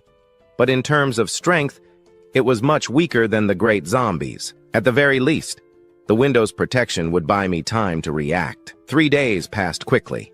I ordered the zombies to continue patrolling the area, but since the bloodthirsty creature had disappeared, it had not reappeared. Not seeing that terrifying figure gave me a sense of relief. However, I did not let my guard down completely. I continued organizing 2 zombies to constantly patrol the 5th floor. After all, zombies don't need to eat, drink, or rest, and I don't have to pay them a salary. Suddenly, I felt a wave of mental energy in my head. One of the zombies searching for supplies had made a new discovery. The zombie turned around, and they were all stunned. That is a zombie? The few who had just stepped outside were frightened to see the zombies I controlled. Their eyes were full of terror. I was also a little startled by them. I hadn't expected there to be survivors nearby and didn't want to cause more trouble. I prepared to make the zombies move away from the store. Look at how scared they are. It's just a zombie. What's there to fear? One of the men, somewhat muscular, picked up an iron bar and charged at the zombie. I shook my head, resigned. I didn't want to cause more trouble, but now I had no choice but to control the zombies to use the firefighter's axe against him. The axe and the iron bar clashed. The confrontation surprised me. The zombie I had chosen was relatively strong, and zombies' strength is usually greater than that of ordinary humans. But I hadn't expected this man to be so strong. The tremendous force of the iron bar made the zombie's arms go numb. It couldn't even hold on to the axe. The bar struck it and sent it flying. This man did not hesitate for a second. His attack was extremely fast. Before I could react, the iron bar was already coming down toward my head. The zombie's head exploded like a watermelon. The man approached the zombie's body and looked thoughtfully at the firefighter's axe that had been thrown. This world is truly absurd. Now even zombies use weapons? Could this be a new class of evolved zombies? I can't believe that after so long, there are still survivors here on the 5th floor. I frowned as I recalled what had happened. I couldn't help but be surprised. Although the man seemed strong, he shouldn't have had that level of power. I started to suspect, could other creatures have undergone the same changes? Forget it. Looks like I can't send zombies to that area anymore in the future. On the 7th floor, Irusu was struggling to train by crawling on the bed. After a period of training with the Lioli breathing method, Irui's strength had far surpassed that of an ordinary baby. As Irui improved his control over his body, his speed at crawling on the bed increased. Finally, he tried using his psychic power to balance his body. With the support of his psychic ability, he slowly began transitioning from crawling to walking upright. Just then, I entered through the door. Seeing that scene on the bed, I was so shocked that my jaw nearly dropped. I even wondered if I was hallucinating. Zal, who is only a few months old, is already walking upright on the bed. I didn't even know when he learned to crawl. An 8-month-old baby could already say daddy. Besides that, he could eat by himself. I was completely stunned. This baby is prodigious. What I didn't know was that the baby I had adopted was actually a reincarnated human empress. After undergoing the purification of the blood moon, all humans and the undead evolved. I gained the ability to control the undead. Not only can I sing, dance, and rap, but I can also make them play basketball. Jiru Shuei, just as in her past life, awakened the power of time and also telekinesis. When I returned home after gathering supplies, I realized that Yui could already walk. Although at first he was a little unsteady, he quickly mastered his balance. Seeing my astonished expression, Jiru Shuei felt a little proud. If it weren't for the fear of scaring her undead daddy, she might have even done a somersault. Seeing the little one adapt so quickly to walking for the first time made me feel deeply comforted. My daughter has the talent to be a great empress. However, after a brief practice, Jiru Shuei stopped. After all, with her current physical condition, it would be difficult to rely solely on her own strength. Even so, for her, just standing on her own was already very difficult. I placed the little one on the couch to rest and went to the balcony to practice with the knife. Although my body had undergone some evolution after consuming the crystalline core, I could still only rely on a few memories of my past lives regarding martial arts. By imitating simple movements with the machete, the sound of air being sliced by the blade soon caught Jusu's attention. Undead daddy, are you improving your strength now? Jiru Shuei was already convinced that her undead daddy was just an ordinary undead, and, although he had gone through the blood moon, he hadn't awakened any extraordinary abilities. The only advantage was that her daddy had human consciousness. At that moment, in Juhui's eyes, the knife style I was practicing, despite looking impressive and intimidating, was full of flaws and absolutely useless. When I noticed that the little one was watching me intently, I felt a bit proud and gripped the knife more firmly. I didn't expect him to be interested in something so violent. It seems I should keep practicing.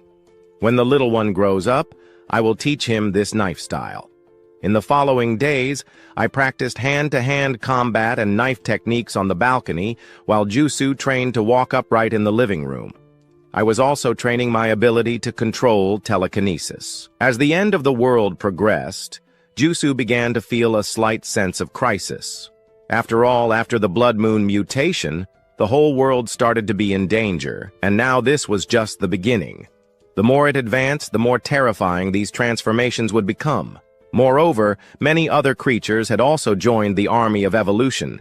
To Juhui, who saw her undead daddy merely as a common scapegoat, there would soon be no room for him to survive. She knew very well that she needed to grow quickly in this increasingly cruel world.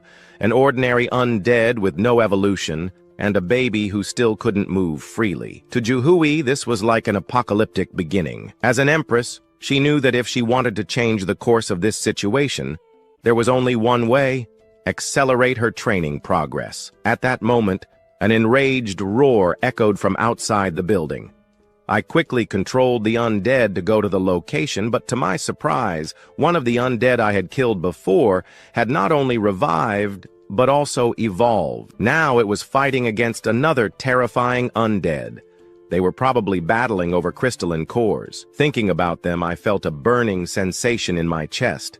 As the saying goes, fortune lies in danger. In this apocalyptic world, it's a fight for life or death. I had already intended to get rid of that undead, and now, finding two zombies fighting was like an opportunity falling from the sky. If I could get their crystalline cores, I would certainly achieve a great breakthrough. Thinking this, I stepped straight through the door and locked it behind me.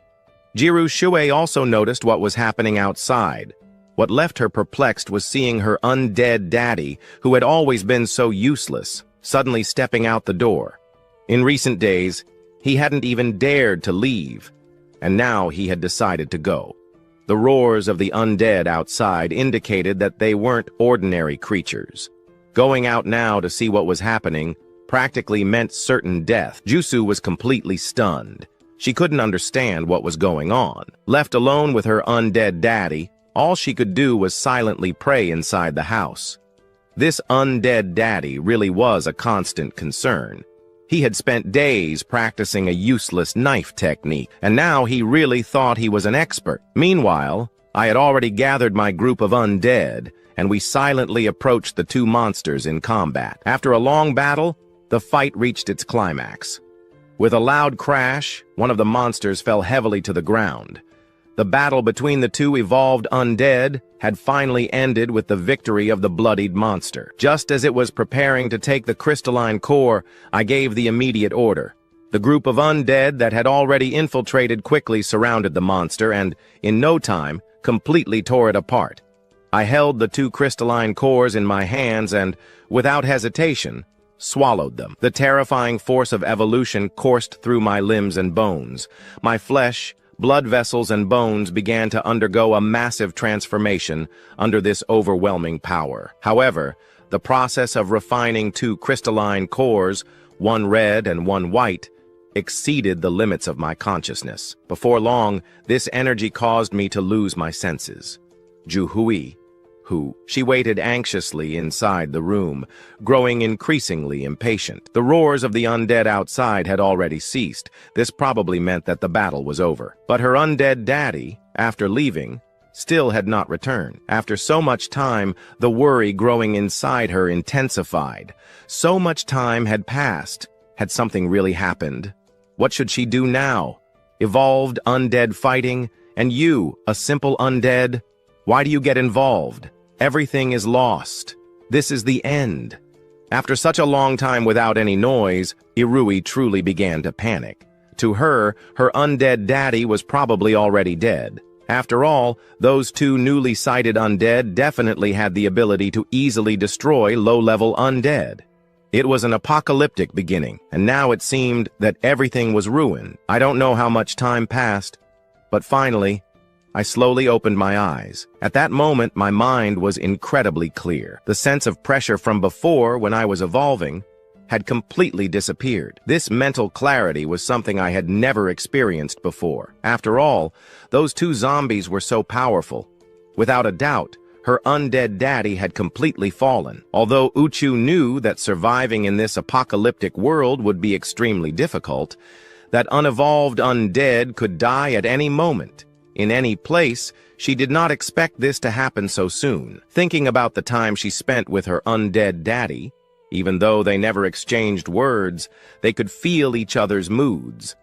Although it was not like the relationship between a baby and their parents, like a human and an undead, their relationship was still warm. In this apocalyptic world where humanity barely existed anymore, two lonely souls accompanied each other. This rare experience made Ui feel deeply happy. However, she never expected that after living two lives, the parental love she had long desired would be taken from her so quickly. To think that the one who always took care of her would never see her again. Even though Irusu had once been a legendary empress, and was already accustomed to life and death, she still felt a certain sadness. Just a little more time, and I could have grown. Maybe then I could be the one to protect you. Poor undead daddy. Why didn't you wait a little longer? Why couldn't you wait until I grew up? Just when Irusu was completely disheartened, suddenly a sound came from the door lock, and Ui was startled at first, but quickly reacted. Her undead daddy was coming back. After all, common undead only crash against doors. They don't know how to open locks. As expected, the next second, the door opened and a familiar figure appeared in the doorway. Daddy undead. He didn't die? Seriously, I'm not hallucinating, right? How lucky she was. Irusu was incredibly emotional and ecstatic at that moment. Irui felt as if she had recovered something lost. At first, she thought that after experiencing the cruelty of the end of the world, she had already become completely indifferent. But she did not expect that. After having no news of her undead daddy, she would feel so lost and anxious. It turns out that, without realizing it, she already considered him part of her family, and not just a companion who took care of her. To speak otherwise, I could have spoken already, after all. When Yirushu opened her eyes, the world had already erupted into an apocalypse around her. Aside from her zombie father, who had human consciousness, there was no one else to talk to. So Yirushui decided to remain silent. Seeing her zombie father, who had accompanied her for so long, survive and return safe and sound, made Yirushu feel truly excited and happy. That feeling of having lost him and then recovered him was what thrilled her the most. In her heart, Yirushu had already considered the man in front of her as her family, someone she could not afford to lose in her life. Looking at little Kiki in front of me, my whole being was so excited that I couldn't stop moving. So this is the feeling of being a father. Although I had 1,001 words I wanted to express, unfortunately I am now a zombie. I no longer have the ability to speak. I don't know if I will ever recover this physiological function. At least for now, I have no hope. So I could only let out a few low grunts to express my internal emotion and excitement. I don't know if little Kiki will understand what I want to say. Ha ha ha. I am a father now, I can't believe it. In my past life, I didn't even have a girlfriend. In this life, I was reborn, became a zombie, and now I have become a father. Little Kiki is incredible. I knew my cute daughter was a genius. Before, I didn't dare to make noise in front of little Kiki, afraid that she might learn inappropriate things. But I never imagined that, being locked inside the house all day, she would be able to speak naturally. And now, not only can she walk upright, but she can also speak without a teacher. Isn't this amazing? It's a talent. Little Kiki is a prodigy. A genius baby. Papa, I don't want milk. Seeing that her zombie father was preparing powdered milk, Yiru quickly ran toward me, tugged at my clothes, babbled in her language, and as she spoke, opened her mouth, showing her 2 rows of tiny baby teeth. She had been drinking powdered milk every day, and Yiru Shu really didn't want to keep drinking it. She felt like her mouth now completely tasted like powdered milk. I stopped what I was doing. I hadn't realized that the little one had grown so fast. She already had teeth. I had no experience raising children. I never imagined that little Kiki would understand these things better than me by instinct. I scratched my head. Looking around the kitchen, I felt a bit lost. I had never raised a child. Aside from making powdered milk, I didn't know where to start. But I quickly reacted and ran up to the 6th floor. In a room on the 6th floor, I cleared some space, then ordered the zombies to bring some firewood. I took out a pot, put in mineral water and some rice, and started boiling it. Then I added some powdered milk. Using a spoon, I mashed everything until it turned into a thick paste, a kind of dense porridge. Looking at the thick porridge in front of me, this should be baby food in the apocalypse. I let it cool, then brought it to the little one. "Papa, let me do it." Seeing me clumsily trying to feed her, Yirushu couldn't wait any longer. She simply took the spoon from my hands, hugged the bowl, and began eating by herself. Although the baby food I prepared was very simple and rustic, Yirushu did not complain. After all, in this apocalypse, having something to eat was already quite good. It was certainly better than drinking milk every day. Seeing the little one enjoy her meal, I couldn't help but feel emotional. Finally, little Kiki has grown up. After Yirushu finished eating, I began moving my machete. The machete cut through the air with great force. It seemed as if I were a martial arts expert. Yirushu was sitting on the sofa watching her zombie father practice with the machete from a distance.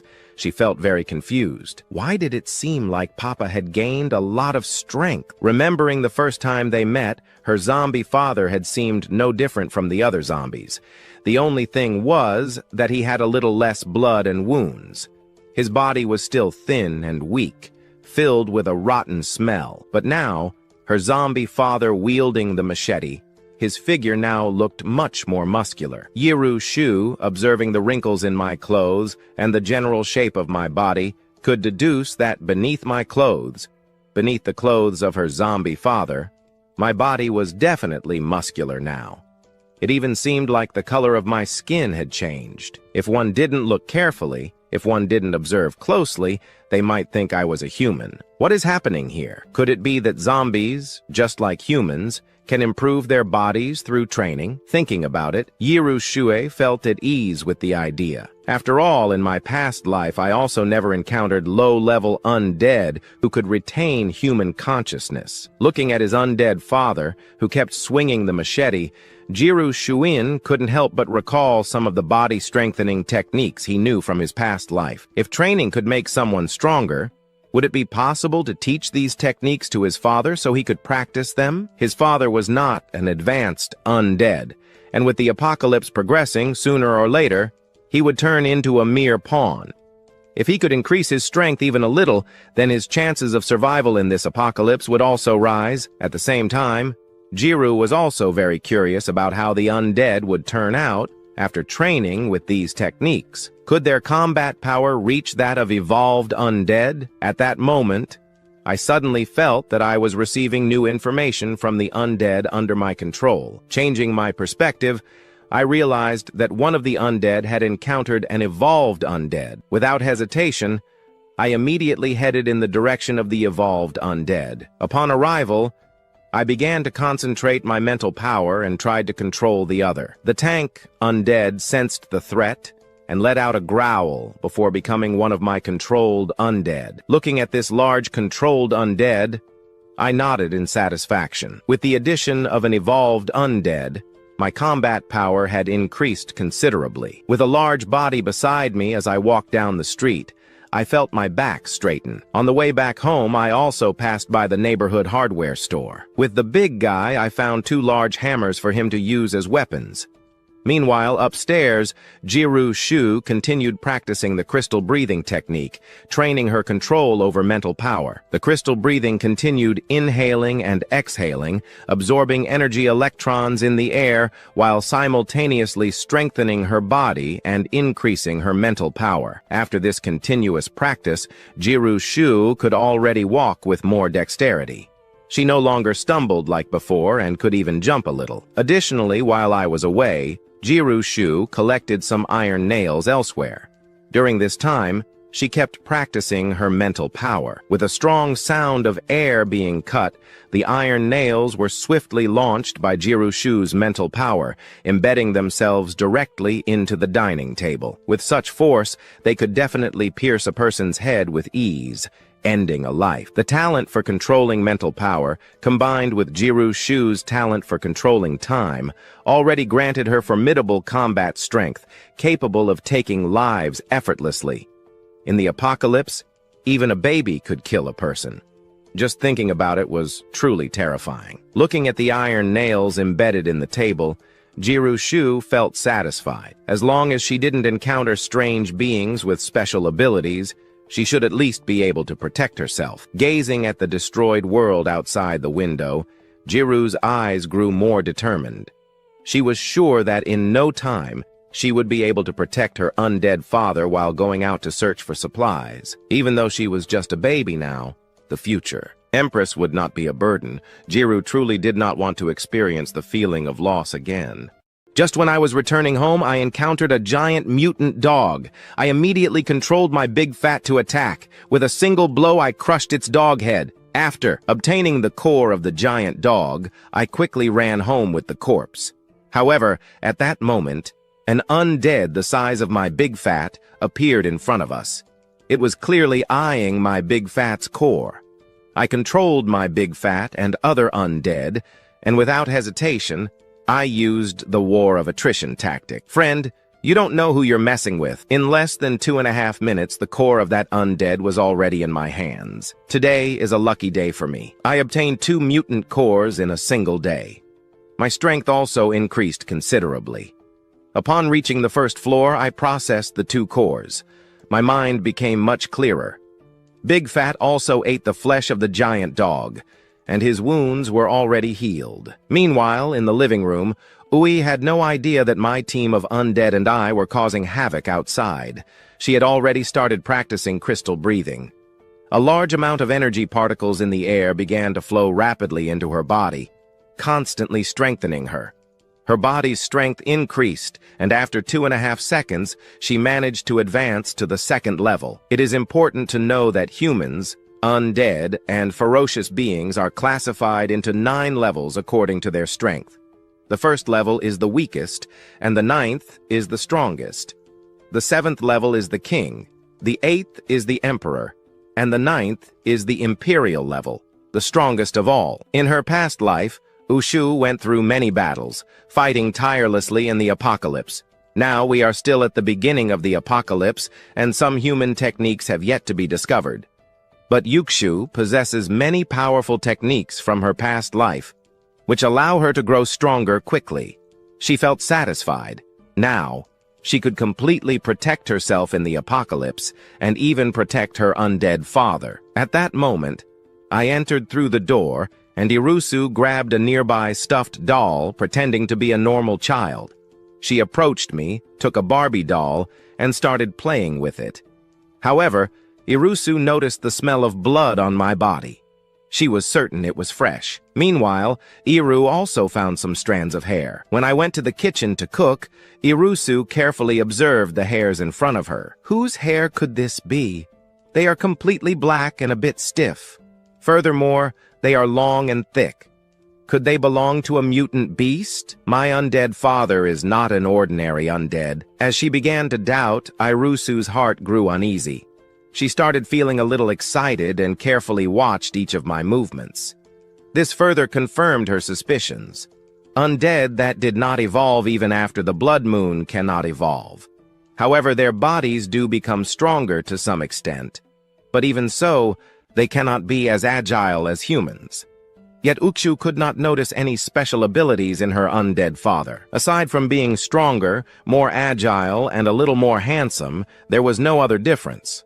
Suddenly, Ukshu had a bold idea. What if my undead father is not just an evolved undead? What if, in addition, he awakened an extremely rare ability? If this were true, then her undead father was hiding many things. She decided she could no longer ignore it.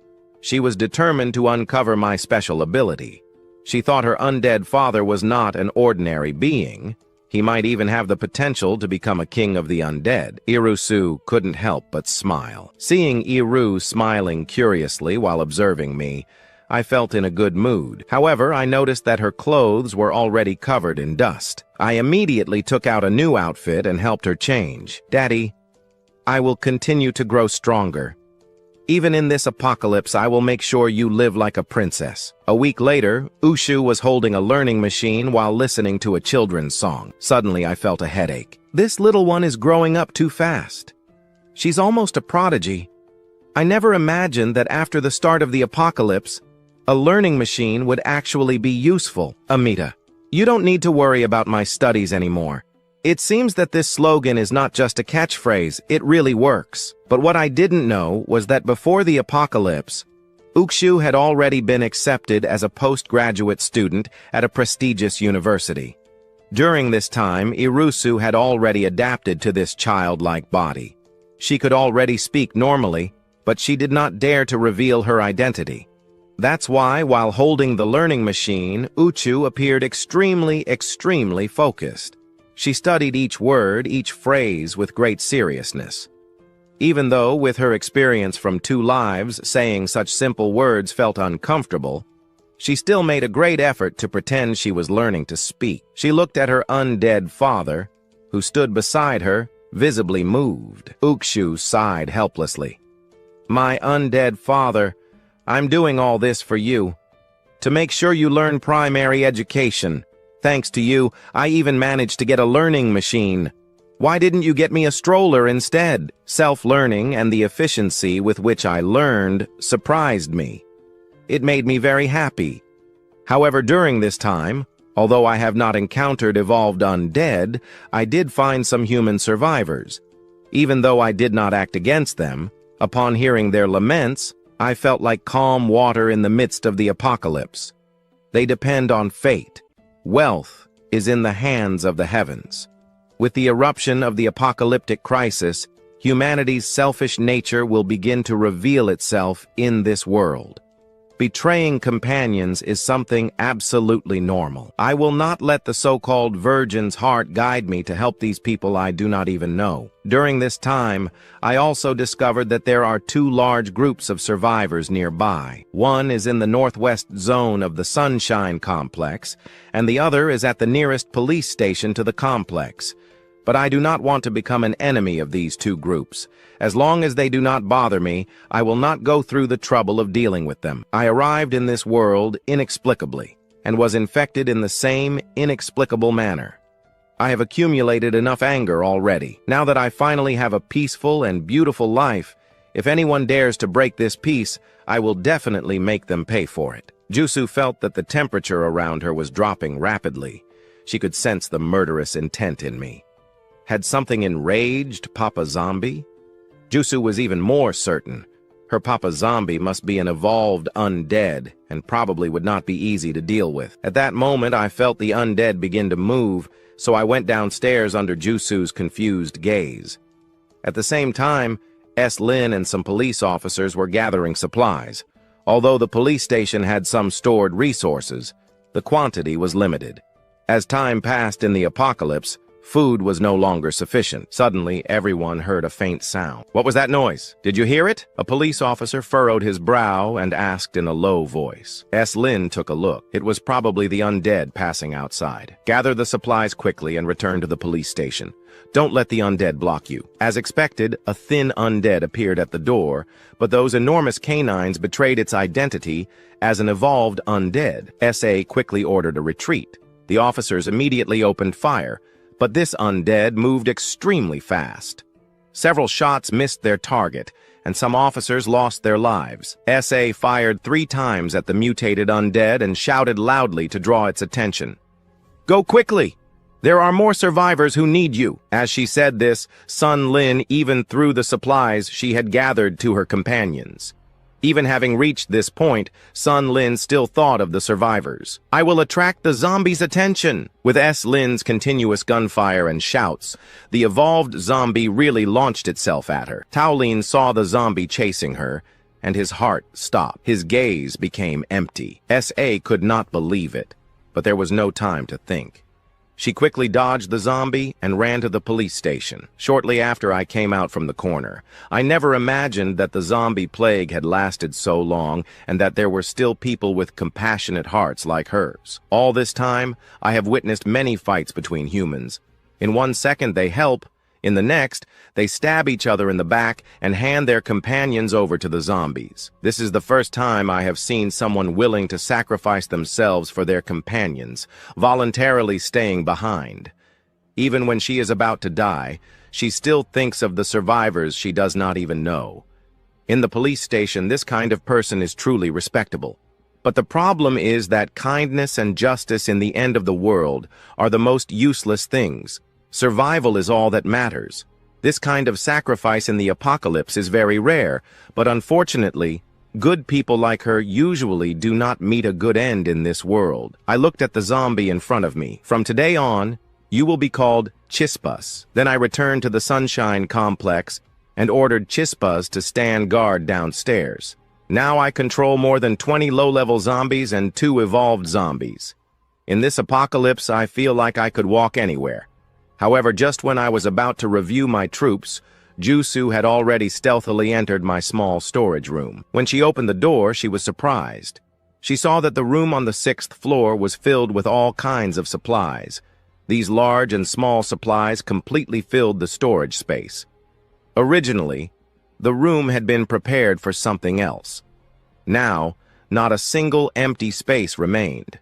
Her zombie father had accumulated so many supplies in this apocalypse that he could open a store immediately. Upon entering the room, Irusu inspected it and found 10 50-kilogram sacks of rice.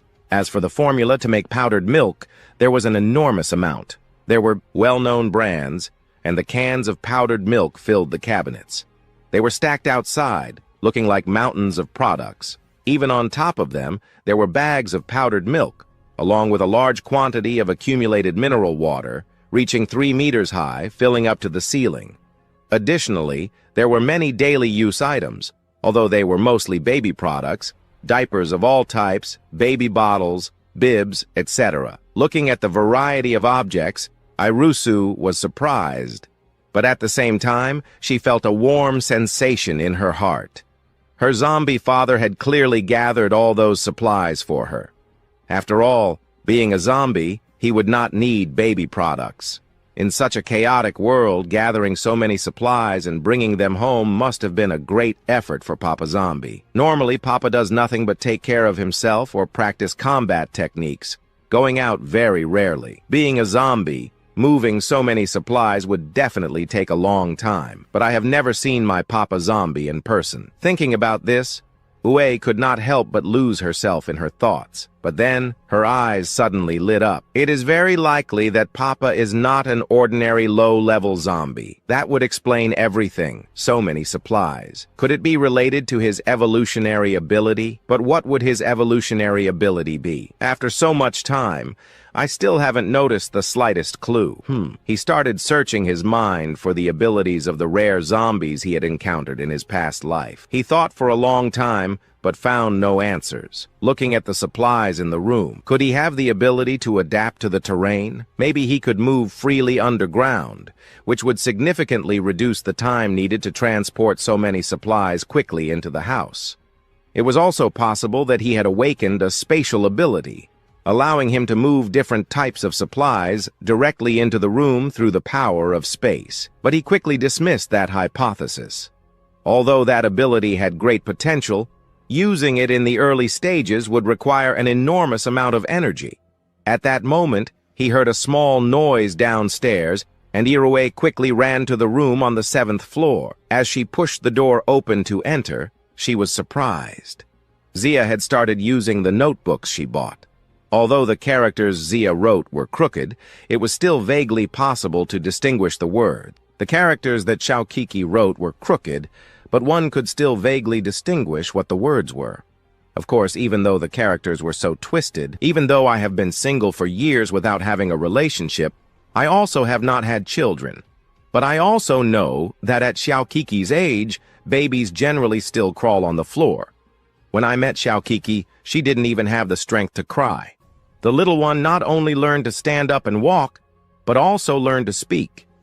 Even now, she has already begun to learn to write by herself. My daughter has the talent of a great emperor. How I wish all the credit belonged to Xiaoqiqi's intelligence and the learning machine. Without a doubt, it is a great learning machine. I definitely don't need to worry about her studies. I crouched down and pinched Yarushu's cheek. Papa seems very happy today. It seems that this time, the trip was very successful, Yarushu thought in his heart, after spending this time together. At the same time, inside the police station, Shaolin, who had survived after escaping from the mouth of the evolved zombie, returned to the police station and found the survivors pointing at the officers and shouting, "What are you doing? Why do we, the ordinary citizens, have to go out to look for supplies? You wear police uniforms, and we are the taxpayers. We pay a lot of money to support you, and now you want us to go out and risk our lives? No way, forget it!" Cyan approached and stood between the two groups. When they saw that Cyan had returned alive, the police team members were shocked. After all, when they left, they saw that Shaolin had already been cornered by the evolved zombie. They couldn't believe that Shaolin had survived under those circumstances. The survivors were also very excited to see Cyan. "Officer Sao! I can't believe you're still alive! Officer Sao, come and settle this! Officers Li and Wang forced us to go out to look for supplies. This is a joke. We are just ordinary people. The outside world is too dangerous. What do we do if we encounter zombies out there? The outside is very dangerous, and they are forcing us to go out to gather supplies. This is abuse." Hearing these people's words, the officers present began to flush with anger. They didn't expect that, despite risking their lives going out to gather resources. Instead of receiving recognition, they would be criticized even more.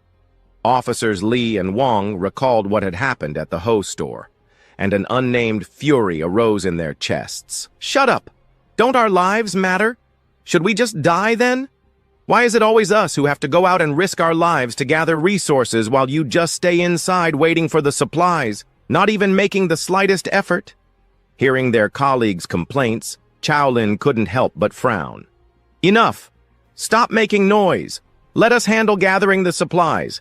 As police officers, it is our responsibility to protect the people. When there is danger, we will be the first to face it." Hearing these words from Sane, the survivors in the room began to clap and cheer.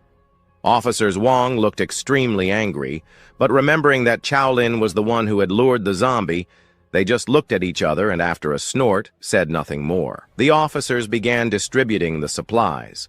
The survivors, seeing the supplies they were given, started complaining. "There's less and less each time. Officer Sao, could you collect more food next time?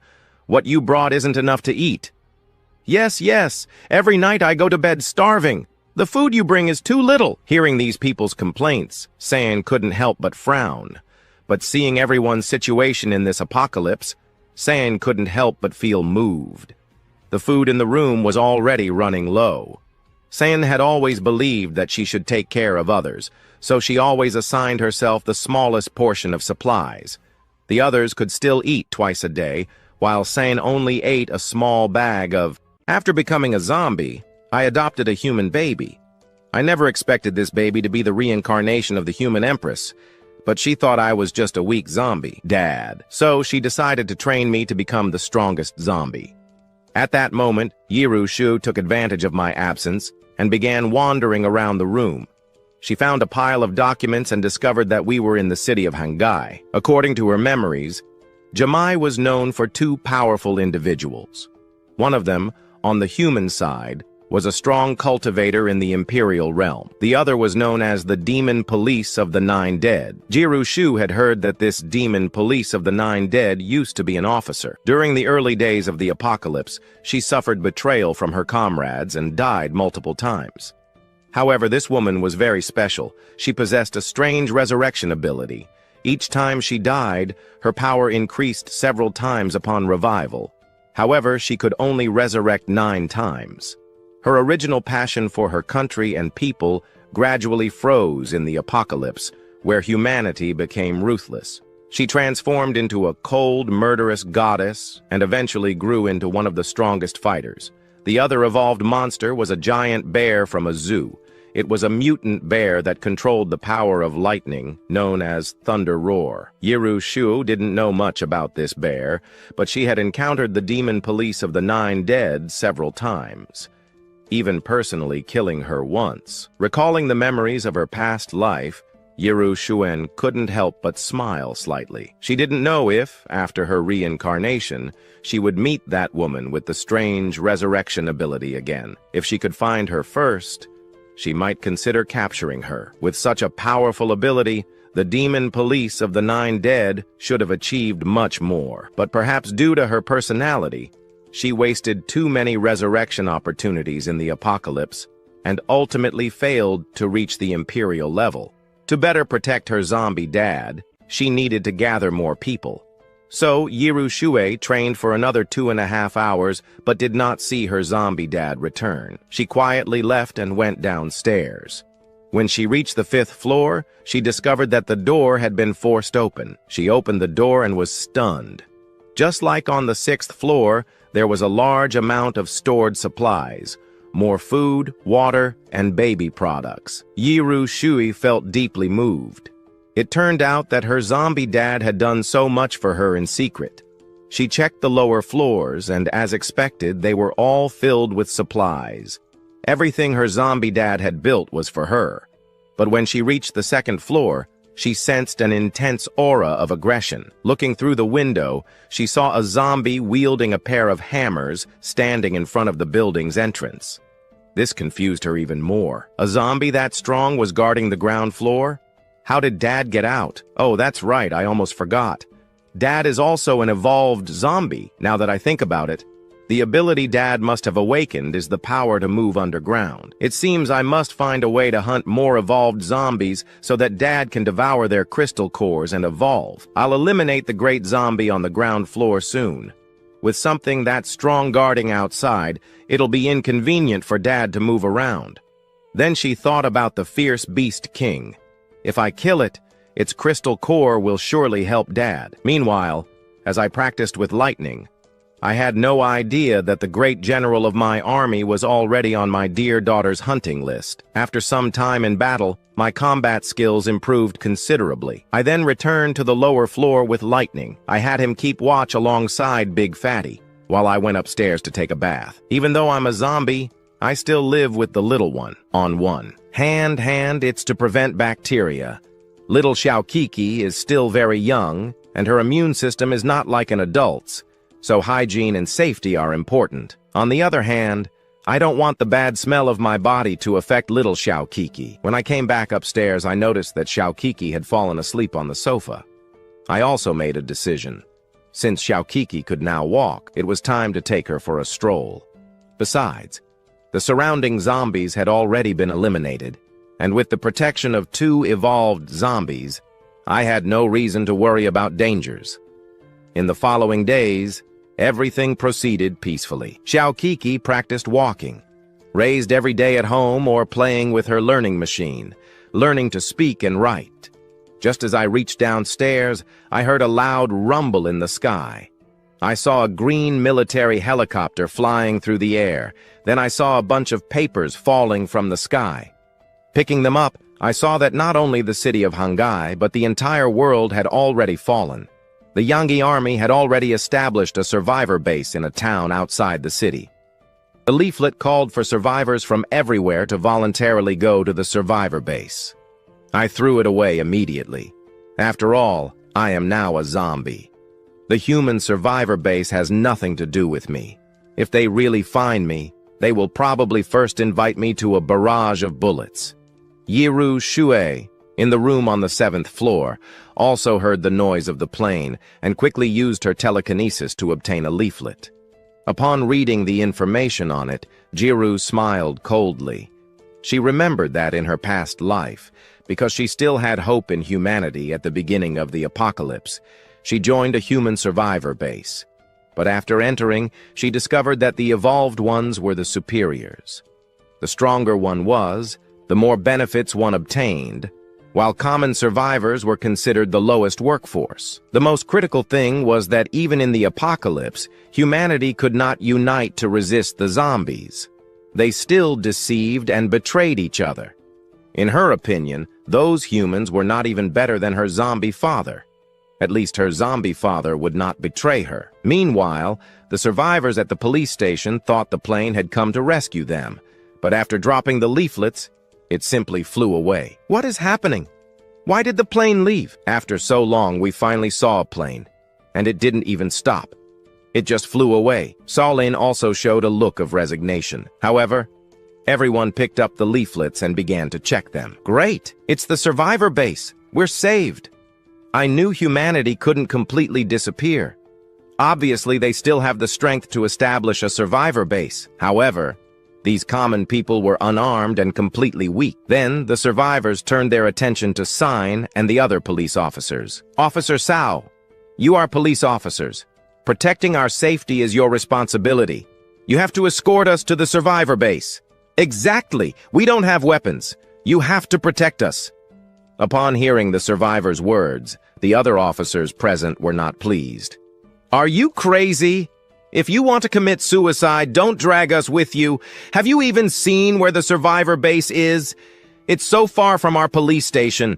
By the time we get there, we'll probably have already been devoured by zombies. Seeing the intense argument, Solin couldn't help but feel overwhelmed and quickly intervened. I understand everyone's desire to leave the city and reach the survivor base. As police officers, we will undoubtedly protect you. I promise to guide you to the base. With these words from Solin, those who were furious before began to cheer. Everyone gathered around Solin. However, the other police officers had very serious expressions. Solin, this is not the time to be impulsive. You know how dangerous it is out there. What are you going to do to escort them to the survivor base? Seeing her colleague's opposition, Solin quickly began to explain. I know going to the survivor base is dangerous, but think about this. Now there are already evolved zombies. Those guys are very strong. There are already too many zombies in the city. Staying here is not a long-term option. Surely it will be even more dangerous. Besides, our supplies, they are already insufficient. We need replenishment. The survivor base is outside the city, far from the large waves of zombies. The probability of surviving there is much higher than staying in the city. Upon hearing this, the officers began to reconsider. After a while, they reached a temporary agreement and then started making plans. The survivor base is a great distance away. We can't walk there. That's impossible. First, we need to find vehicles. Ideally, we should get large trucks. Those trucks have high chassis, and the vehicle is heavy enough that even if we encounter zombies on the way, we can crush them. After hearing Sain's plan, a middle-aged man among the survivors raised his hand. Officer Sao, if you need trucks, I can help. Before the apocalypse, I used to drive large, long-distance trucks. But when the apocalypse came suddenly, my truck was not nearby. It's parked at my... Sain quickly asked, where is your house? Let's go get the truck quickly. It's not far from the police station. My house is in the Sunshine community. Meanwhile, Yiru Shu, upon waking up, realized that her zombie dad was not in the room. Feeling bored, she grabbed some binoculars and walked to the balcony. But the big zombie that had been at the door before was now standing at the entrance of the community. She looked around but did not see her zombie dad, which left her somewhat disappointed. However, Yiru Shuen did not know that in a corner where she could not see, I was engaged in a high-level battle with lightning. Today's training was almost over. Chao Kiki had probably already woken up. It was time to go back and cook for her. But at that moment, something alerted me. I quickly shifted my focus to the big fat one. At the entrance of the Sunshine community, a few suspicious figures appeared. Those 4 figures were Sain, 2 police officers, and the middle-aged man who could drive large trucks. The group avoided the zombies and stealthily approached the area near Sunshine. They wanted to use the truck to escape from there. However, upon seeing the big fat one standing at the entrance of the community, everyone from Solin was shocked. Some suggested going back and looking for another solution, but Solin insisted on continuing. We saw Solin approach the big fat one stealthily. She picked up a stone from the edge of the road and threw it directly at the big fat one, trying to lure the zombie away. I recognized the female police officer from before, but I didn't understand why Sain wasn't looking for supplies near the police station. Why had she come all the way to the Sunshine community? Solin was also quite confused. Normally, evolved zombies should have gone directly toward her. But now, the big fat one was standing still, not moving. She threw several more stones, but the zombie did not react. Sain decided to draw her gun. Seeing this, I immediately became furious. Although I didn't know her intention, if she dared to pull a weapon in front of my zombie, there was only one path for her: death. A gunshot broke the silence of the street, but when I saw Solin draw her weapon, I was already prepared. I immediately controlled the two giant hammers and placed them over my head. For a tank-type zombie, as long as the head isn't damaged, other problems are not a big deal. Solin was also frozen in place. She did not expect this tank-type zombie to use a hammer to block her bullets. During this time, Saul had fought many zombies while searching for supplies, but it was the first time she had seen such a strange zombie. Hearing the gunshot, Jiru Shu, who was training, was startled. She quickly stopped her training, her short legs moving fast as she ran to the balcony. She took out her binoculars and looked toward the entrance of the community. She saw Solin aiming her gun at the big fat one. What is happening? Why is there a cop? Here, this police officer is so brave that he dares to shoot an evolved zombie alone, and on top of that, a tank-type zombie of enormous size.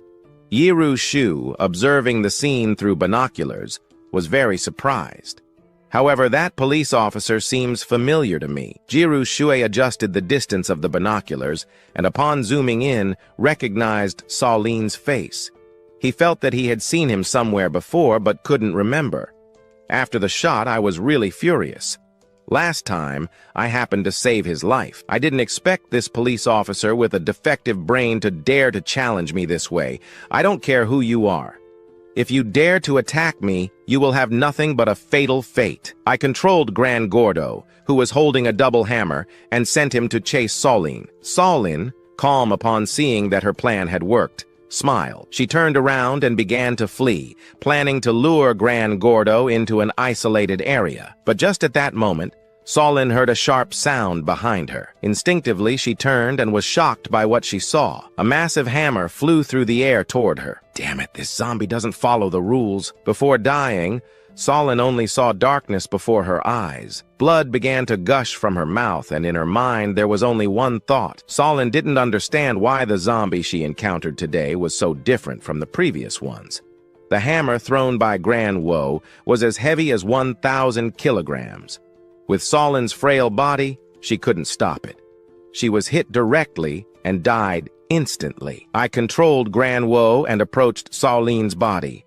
I picked up the giant hammer and took the gun from her body. Looking at the blood-covered hammer in my hands and the body at my feet, I felt satisfied. Good aim, although I still need to keep practicing.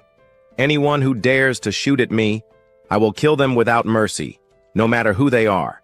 Even if the Virgin Mary herself came, I think I'd smash her head with a hammer too. The two police officers hiding and the truck driver, upon seeing Solin struck and killed by the hammer, panicked and fled. The three didn't even care about picking up Solin. They turned around and ran. The three of them wished they had more legs, fearing they would be caught by the evolved zombie behind them. Yiru Shu, on the 7th floor, observed everything below through the binoculars. Wow! This big zombie is truly too brutal. He killed that police officer with a single hammer strike. Although the police officer had some mental problems, this zombie was too ruthless. However, in the memories of my past life, zombies usually only evolve at the final stage to regain their intelligence. Only the most powerful evolved zombies learn to use weapons to fight. But low-level zombies like Gran Gordo in front of me shouldn't be able to do that. Their basic way of attacking is hitting with their fists, arms, etc. If even a first-level zombie could, if the tank-type zombie in front of me learned to use weapons to attack so soon, it would be a catastrophe for human survivors. This big zombie is not only brutal in combat, but my dad has to pass near him every day. He has probably scared him a lot. This zombie can't stay here much longer. He is too fierce in killing people. We must eliminate him as soon as possible. Yiru Shu made up her mind. She was convinced that if she could secretly kill this powerful zombie, her father would be very happy. Besides, she could have her father absorb the crystal of this evolved zombie. Yes, her father's strength would increase significantly. However, Jiru Shuen didn't want to expose her strength too soon. After all, she was still a baby of less than a year old. While other children her age were still struggling to crawl on the ground, if she could kill an evolved zombie, it would truly be unheard of. She thought for a moment and decided that the best thing would be to hide her true situation and Grano and killed the Virgin of the Apocalypse with a single hammer blow. I didn't expect that this woman, when night fell, would get up. At that moment, even Sane was confused. I'm not dead. How am I still alive? She quickly checked her body, touched one side, looked to the other, and saw that her body was covered in blood, but she didn't find a single wound. Not even her bones were broken. From Gran Gordo's perspective, he was also bewildered. This woman is like a cockroach. Not even the hammer blow did anything to her. I can assure you this woman is not a zombie. He thought about the evolved humans mentioned by the army, but the ability to die and resurrect was truly strange. Sane also noticed a change in herself. She rubbed her fists and felt that her body was full of energy. After testing herself, she discovered that her physical abilities had increased considerably. Both her strength and speed had improved a lot. She thought about the pamphlet and suddenly understood. Could I also be an evolved one? The next day, Yiru Shue gave me her math homework to check. When I saw it, I was stunned. Xiao Kiki isn't even a year old and she already knows how to add. Seeing my reaction, Yiru Shu also got scared. Am I being too obvious? Yiru Shu really didn't want to keep acting like a fool. Pretending to be a baby who knows nothing was really too difficult. Suddenly, I laughed out loud. Xiaokiki is truly amazing. No wonder she's a child prodigy. The previous policewoman resurrected, and a child under a year old who knows how to add. What's so strange about that? In such a peculiar environment, I think that unless the little one builds a nuclear weapon with her bare hands, nothing would surprise me at all. My daughter has the bearing of an empress. Seeing her zombie dad so happy, Yiru Shue knew that her situation had not yet been exposed. Her dad didn't suspect anything, so she felt relieved. It seemed that now she could continue doing extraordinary things so her zombie dad would get used to her. Because playing dumb every day was too difficult. After going downstairs, Yiru Shu used the binoculars again to look at the entrance of the community. She wanted to see if the body of the policewoman from yesterday was still there in the same place.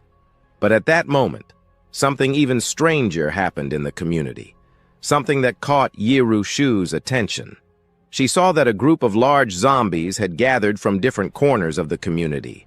Each of these zombies wore a fully covered motorcycle helmet and carried sharp firefighter axes. However, among this group, one figure caught Yiru Shu's attention. Seeing the familiar clothing, it was clearly her zombie dad who had just gone down. This group of zombies headed toward the exit of the community, and then they all followed behind the large zombie guarding the gate. Together, they left the Sunshine community. Yiru Shu was in shock. Strange. At such a short distance, how is it that this great zombie didn't attack Dad? In Yiru Shu's memories, when evolved zombies get close to each other, they attack for each other's energy crystals. But the scene she saw through the telescope was very strange. Dad is an evolved zombie. How can he be at peace with this giant zombie tank? Could I be wrong? Could it be that Dad is just a normal zombie and not an evolved one? Yiru Shu thought that his hidden identity was well concealed, but now, suddenly, I discovered that my zombie dad also seems to be very mysterious. It can't be.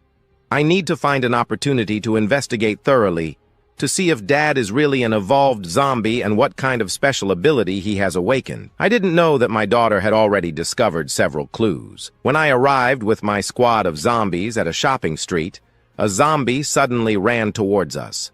I quickly controlled my zombie to block it. This agile zombie has very strong combat power. These low-level zombies are no match for it. Then, I used my mental power to control the zombie. This is my third evolved zombie.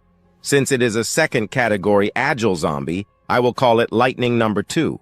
At this rate, my army of zombies will continue to expand. At first, I didn't feel that my ability was so monstrous. But now, as my power continues to grow, I realize how terrifyingly unique this talent is. It is truly frightening. I have even envisioned the imposing future of controlling an army of countless evolved zombies. Meanwhile, Jiru Shue was trying to figure out what was happening with her zombie dad.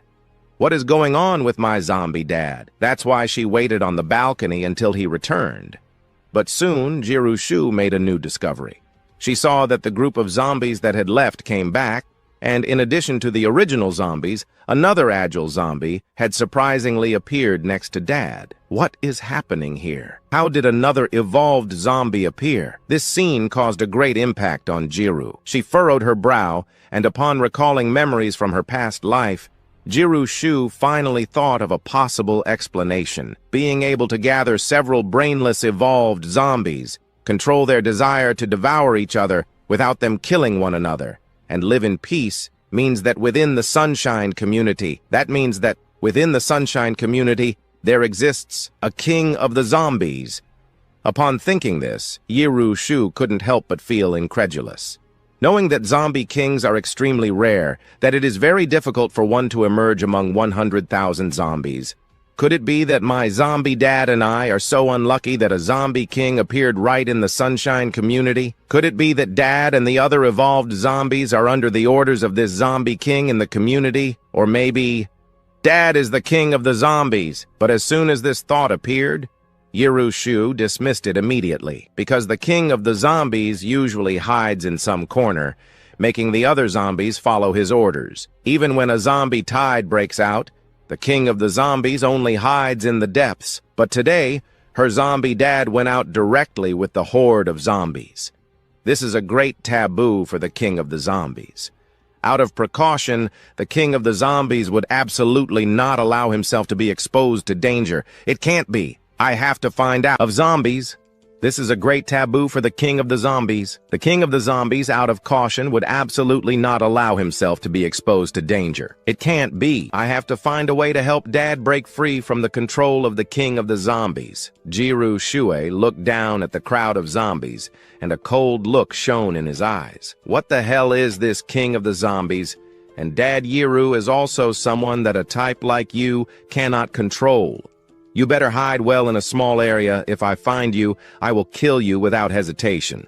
I, Content, didn't know that even my subordinates, the zombies, were already on Xiaokiki's kill list. After returning with Lightning number 2, I began to divide the tasks. The big fat guy would continue with the hammers at the main door of the complex. The Lightnings, as agile zombies, together with Lightning number 2, would lead 10 fully armed common zombies to continue patrolling the complex. Seeing the zombies fulfilling their duties, I felt satisfied. I will go build an iron wall to protect the entire complex. Meanwhile, after Solin returned to the police station, everyone was in shock. She told everyone about her evolution, however, the others were still surprised. When they looked at Solin, she still wanted to go to the Sunshine complex to get the truck. The next day, I saw that several figures appeared at the entrance of the complex. The person at the front was thin. Through the transparent visor of the bulletproof helmet, I saw that this person was the same officer who should have been beaten to death. This officer has returned to seek her death. This time I will make you meet Puree. I don't think you can resurrect again. While the big guard was running towards Seol, this time San easily dodged the attack. He was a little surprised that every time he launched the hammer, that officer managed to dodge it with great agility. With a sharp accent, Kun Kan Zom instantly understood. Could it be that this woman is the same nine-death demonic detective that I found in my past life? Seeing that Seol was busy with the big fat guy, the rest of the people quickly began to search inside the Sunshine community. However, they soon encountered a squad of zombies armed with firefighter axes. The evolved zombies, Flash and Flash number 1, the police officers were paralyzed for a moment, looking at the zombies that appeared in front of them. Their brains went blank. Thanks to her extraordinary agility and speed, Sane was spinning with Dapan non-stop. I also began to reflect. The opponent had been changing direction from the beginning. Clearly, he was stalling for time. Why did this group of people come for no reason? They came to do to the Sunshine community. At that moment, Yiru Shui, after confirming Olin's identity, began to think about how to subdue her. Not only could he obtain a valuable general in the future, but he could also protect his zombie dad. When I discovered that other people had entered the community, I stopped controlling and directly gave an order to Dapan, crush this police officer with the hammer. Then I controlled another group of zombies and led his team towards that group of people. When the officers reacted, they quickly pulled the triggers. Upon hearing the rapid shots, Jirushu on the 7th floor completely changed his expression. The first thing he thought was about his zombie dad. Could it be that these humans already know about the Zombie King, so they came in advance to kill the Zombie King? If not, why did these fully armed police officers come here for no reason to the Sunshine community? There are no resources or survivors. Apart from that, only the Zombie King attracts humans. Yirushu was getting more and more worried to avoid that her zombie dad would die among these evolved humans. She quickly opened the door and ran from the 7th floor to the 2nd. Arriving at the balcony, Jirushu discovered that the zombie team was much stronger than she thought. Their strength was much greater than she imagined. Facing the policeman's shots, the zombie team raised their firefighter axes, raised them in front of their heads, and attacked with fury. The sudden appearance of the zombies made the police officers feel somewhat disoriented. Now, seeing that the zombies blocked the bullets with their axes, the police officers were completely stunned. Are these really zombies? Now they can also block bullets. Damn it, it's Sa Olin's fault. If she hadn't insisted on coming to get the truck, we wouldn't have ended up in this situation. The police officers were shooting while cursing. After looking around in the neighborhood, Yirushu suddenly saw her dad hiding in the corner of a building. Seeing that her dad was safe, Yirushu sighed in relief. It seems that my zombie dad is not common. He didn't follow the orders of the Zombie King to go to the front as bait. Faced with these strange zombies, the police officers no longer felt like fighting, running frantically towards the neighborhood gate. Under my order, the zombies approached without hesitation, raised their axes, and directly attacked the throats and joints of the humans. An agonizing scream echoed throughout the neighborhood. "So, Olin? Even if I become a ghost, I won't let you go." Where did these zombies come from? Among the agonizing screams, several officers were directly decapitated by the axe blows. The sound of gunfire in the neighborhood stopped. Yirushu, standing on the balcony, couldn't help but take a deep breath. She never imagined that the Zombie King in the neighborhood would be so terrifying. The zombies under his control even knew how to arm themselves. They can even block bullets.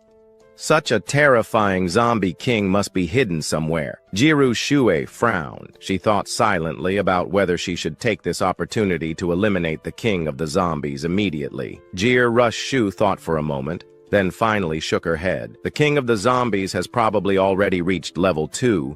He is at the same level as me. Besides, he has 3 evolved zombies by his side.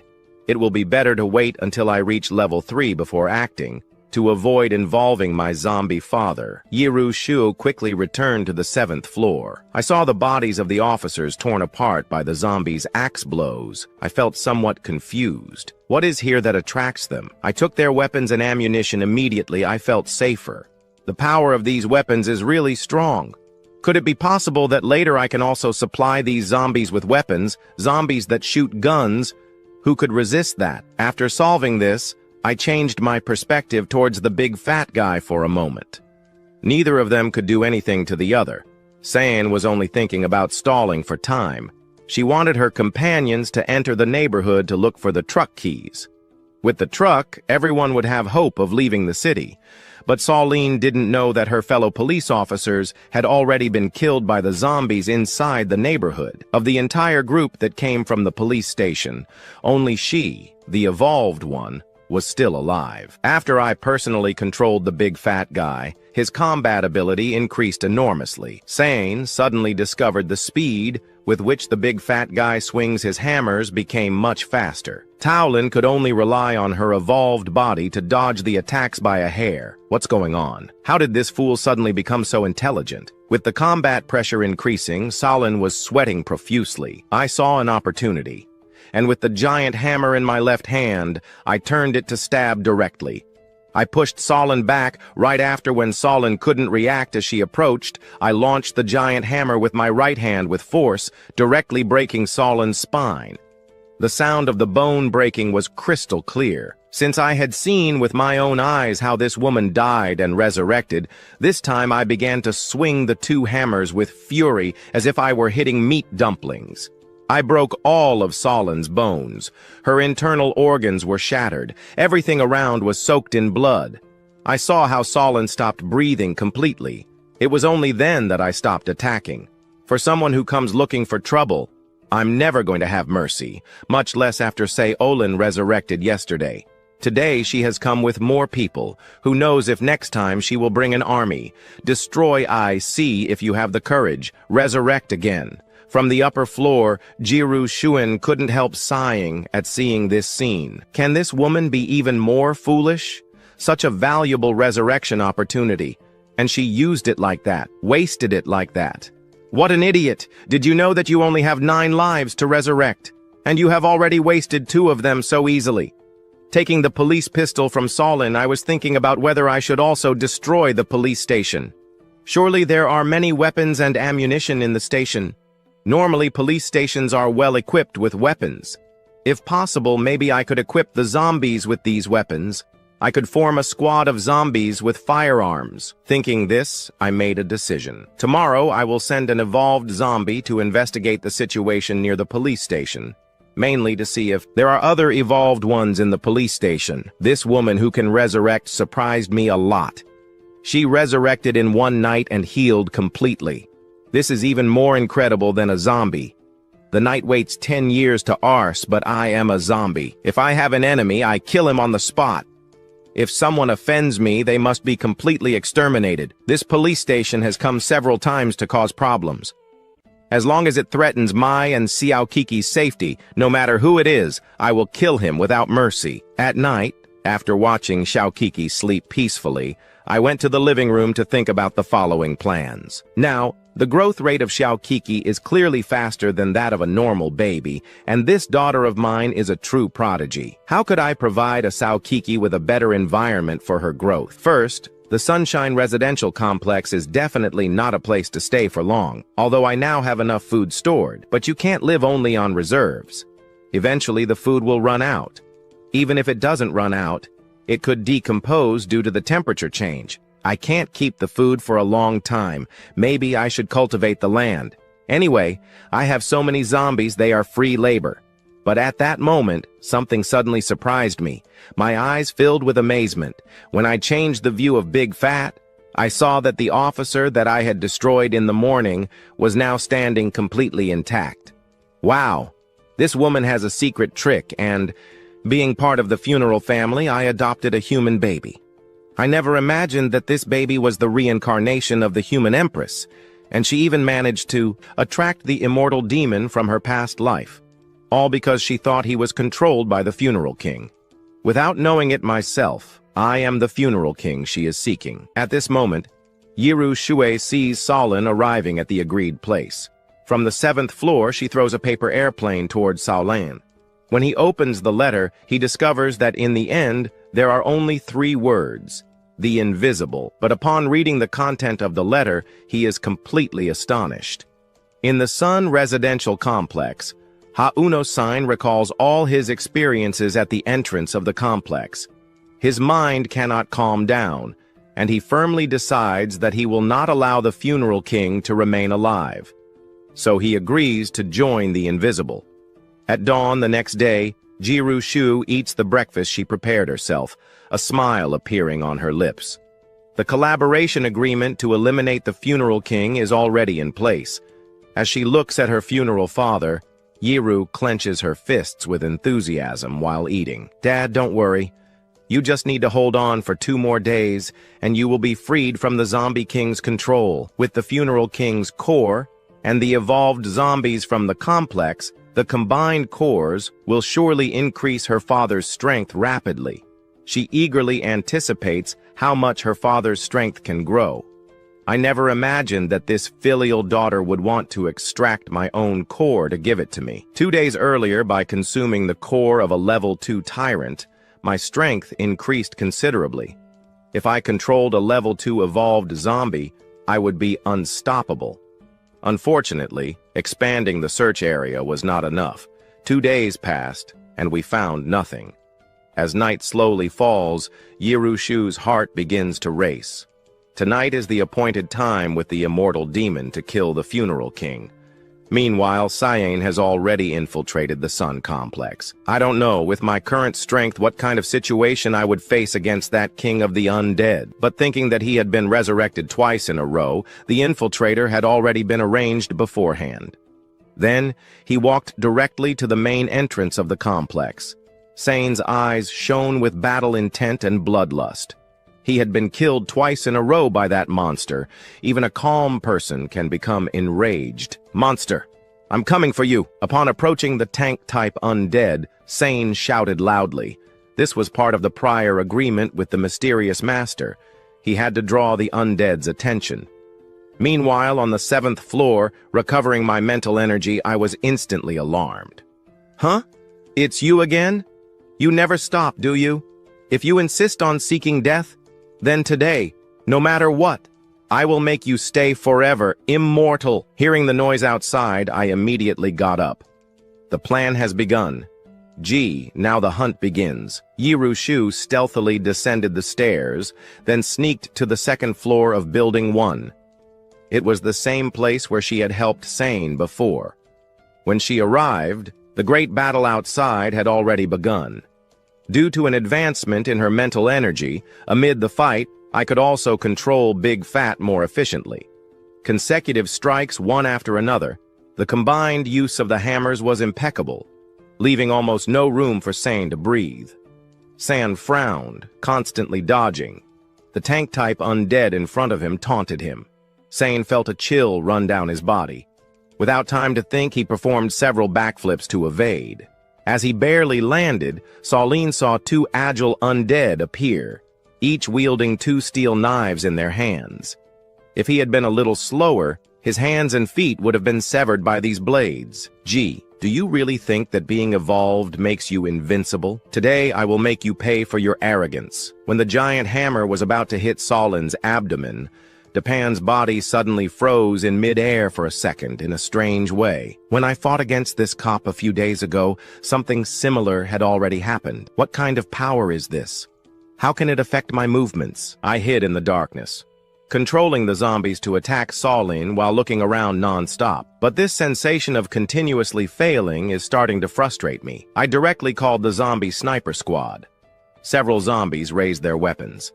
This is like cheating. Jiru, observing the battle, frowned upon seeing this. When Sign heard the gunfire, he immediately realized the danger. He sent a telepathic message to Solin, but there was no time to react. Don't get distracted. Don't waste time with these 3 evolved zombies. Killing the Zombie King is our main objective today. His mobility was restricted, making him an easy target. While fighting, Solin heard Yiru Shuei's reminder. Yiru deflected the bullet's trajectory using telekinesis. Are you kidding me? Bullets can bend around corners? The bullets that were supposed to hit the cop avoided her perfectly. This can really make bullets curve? Just how much has this hidden expert evolved? Yiru Shu, who controlled the battlefield from the shadows, had a look of satisfaction. Fortunately, after my rebirth, not only did I retain the power to control time, but I also awakened telekinesis. Otherwise, with just time control, I wouldn't have been able to stop so many bullets. At first, Solin was afraid of getting hurt, so her combat was very limited, basically focusing on constantly dodging. But now, seeing that the bullets could be deflected in front of her, Taolin finally let loose. In this situation, Shaolin fought more and more bravely. With just a knife, She repeatedly injured Adapon, Lightning 1 and Lightning 2. This makes me want to spit blood from the rage. In close combat, my attacks are blocked. At a distance, the bullets are deflected. I just realized the purpose this time. Afterward, she stopped chasing fiercely. Instead, she adjusted her direction and advanced slowly toward the main entrance. Then, taking advantage of the gap between the three evolved zombies, Sane quickly ran toward the Sunshine residential complex. This sudden change took me by surprise. I immediately controlled Big Fat, and Lightning 1 and Lightning 2 advanced to block her. However, I discovered that the three evolved zombies under my control were restricted by an inexplicable force. They couldn't move from their spots. Damn it! Hiding in the shadows isn't a skill. If you have guts, come out and face me directly. With no other option, I had to intervene to stop Solin. Even at the risk of being discovered, I wouldn't allow anyone to enter the complex, much less threaten Sakiki's safety. Is there another evolved zombie in this complex? When she saw me emerge from the crowd of zombies, Sane was completely stunned. Even Jiru Shu, hidden on the second floor, was astonished. The intervention of the Papa Zombie ruined their plans. Wasn't it said under the Zombie King's orders that he wouldn't come out to be cannon fodder? Jiru Shui was now in a dilemma. She had no problem facing other zombies, but she couldn't attack Papa Zombie. While she hesitated, I had already begun fighting Solin. The more we fought, the more surprised Solin became. Even with her two tactical swords, she struggled to match the strength of this zombie. Damn it, how complicated is this Sunshine complex? It's even harder than those three outside. While controlling Big Fat, I saw Lightning 1 and 2, freed from Jiru Shu's control, quickly come in my direction to support me. When Jiru Shu saw the three evolved zombies enter the complex and join the battlefield, she knew that if the operation was delayed any longer, tonight's mission would probably fail. Looking at Papa Zombie's figure, Jiru Shu's eyes were filled with doubt. I couldn't help but use time control on Yuan. I did it to eliminate that evolved Zombie King. Once I eliminate him, you will be freed from his control, and then you will be completely liberated. Meanwhile, Jiru Shue hurried to transmit a message to Saul. Get inside the compound quickly. Don't waste time. The evolved zombie in front of Sein Feng was immediately controlled. She prepared to kick him, but the next second, she suddenly noticed that her body had also stopped. She was suspended in the air, unable to move. What does this mean? Are you attacking your own companions too? At that moment, Jiru Shu's voice echoed in San's mind. You can't touch this zombie. Among zombies, but Jusui ignored Solin's doubts and just kept transmitting his message. Remember what I just told you, in Jiru Shu's tone. Shaolin perceived a slight hint of threat. She realized that if she really attacked the zombie in front of her, the invisible being in the shadows, all of them, could turn against her. With no other option, she had to abandon the attack on me and ran directly into the complex. I immediately wanted to follow her, but I discovered that my body was once again restrained by a cursed force. Stop right now! At that moment, I understood. Even while I was struggling with my three zombies, her main objective was to break into the Sunny complex. But now, I was only worried about the safety of the little one. However, I couldn't do anything. I could only stand there, watching helplessly. San quickly entered the Sunny complex. This time I won't let you escape. I let out a heart-wrenching howl in the middle of the night. This sound would shake anyone who heard it. The terrifying sound made the nearby zombies tremble. Jiru Shu, standing atop the building, saw the zombie leader letting out roars of extreme fury without ceasing. Her heart filled with guilt. She never imagined that one day she would attack the zombie leader. Everything I do is for your own good. You just have to survive this night. After that, everything will get better. For the first time, she felt something toward the zombie leader as she watched his figure from behind. Jiru Shu's eyes filled with tears. However, she soon pushed those feelings aside. It was like being a headless fly, not knowing where to start. She quickly sent another transmission to Sein inside the complex. The Zombie King is cunning and deceitful, although he is also intelligent. Therefore, the place where the Zombie King is hiding must be heavily guarded by zombies. Those zombies will do anything to stop you. That proves that this zombie king is definitely still inside the Sunny complex. Yiru Shu's eyes burned with fury. The thought that her zombie father had been used as a pawn by this zombie king filled her with the desire to tear him apart. This also further strengthened Yiru Shu's determination to kill the zombie king. Keep searching inside the complex. If you find a place where a large number of zombies are desperately trying to block your way, that will be the zombie king's hideout. Shaolin, hearing this, thought it made sense, nodded, and followed Yiru Shu's instructions to search carefully. Although I was restrained by a mysterious force and could not move, there were still several puppets inside the complex.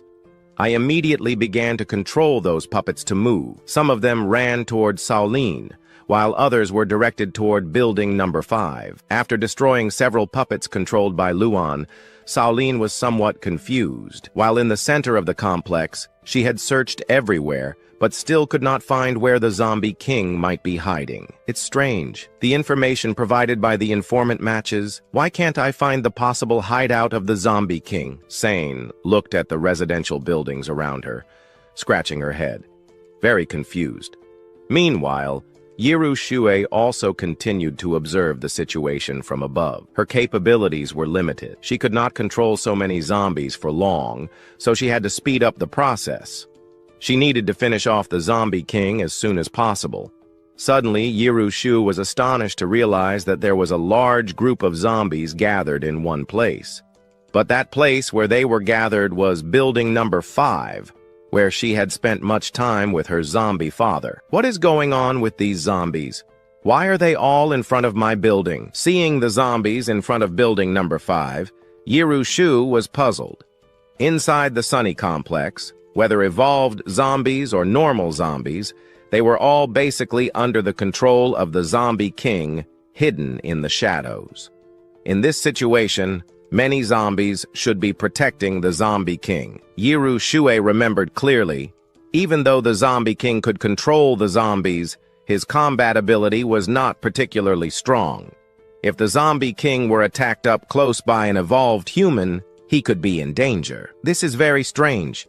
I've checked all the rooms in building number 5, and there are only the supplies my zombie father brought. What is going on with this group of zombies? While Yiru Shu remained confused, I had followed their instructions and found building number 5, where the zombies gathered. Seeing how firmly they guarded the building, an expression of determination appeared in Solin's eyes. It seems that the zombie king, capable of controlling the zombies, is hiding inside building number 5, I thought. Under my control, many zombies emitted furious warning growls. "We must eliminate the zombie king!"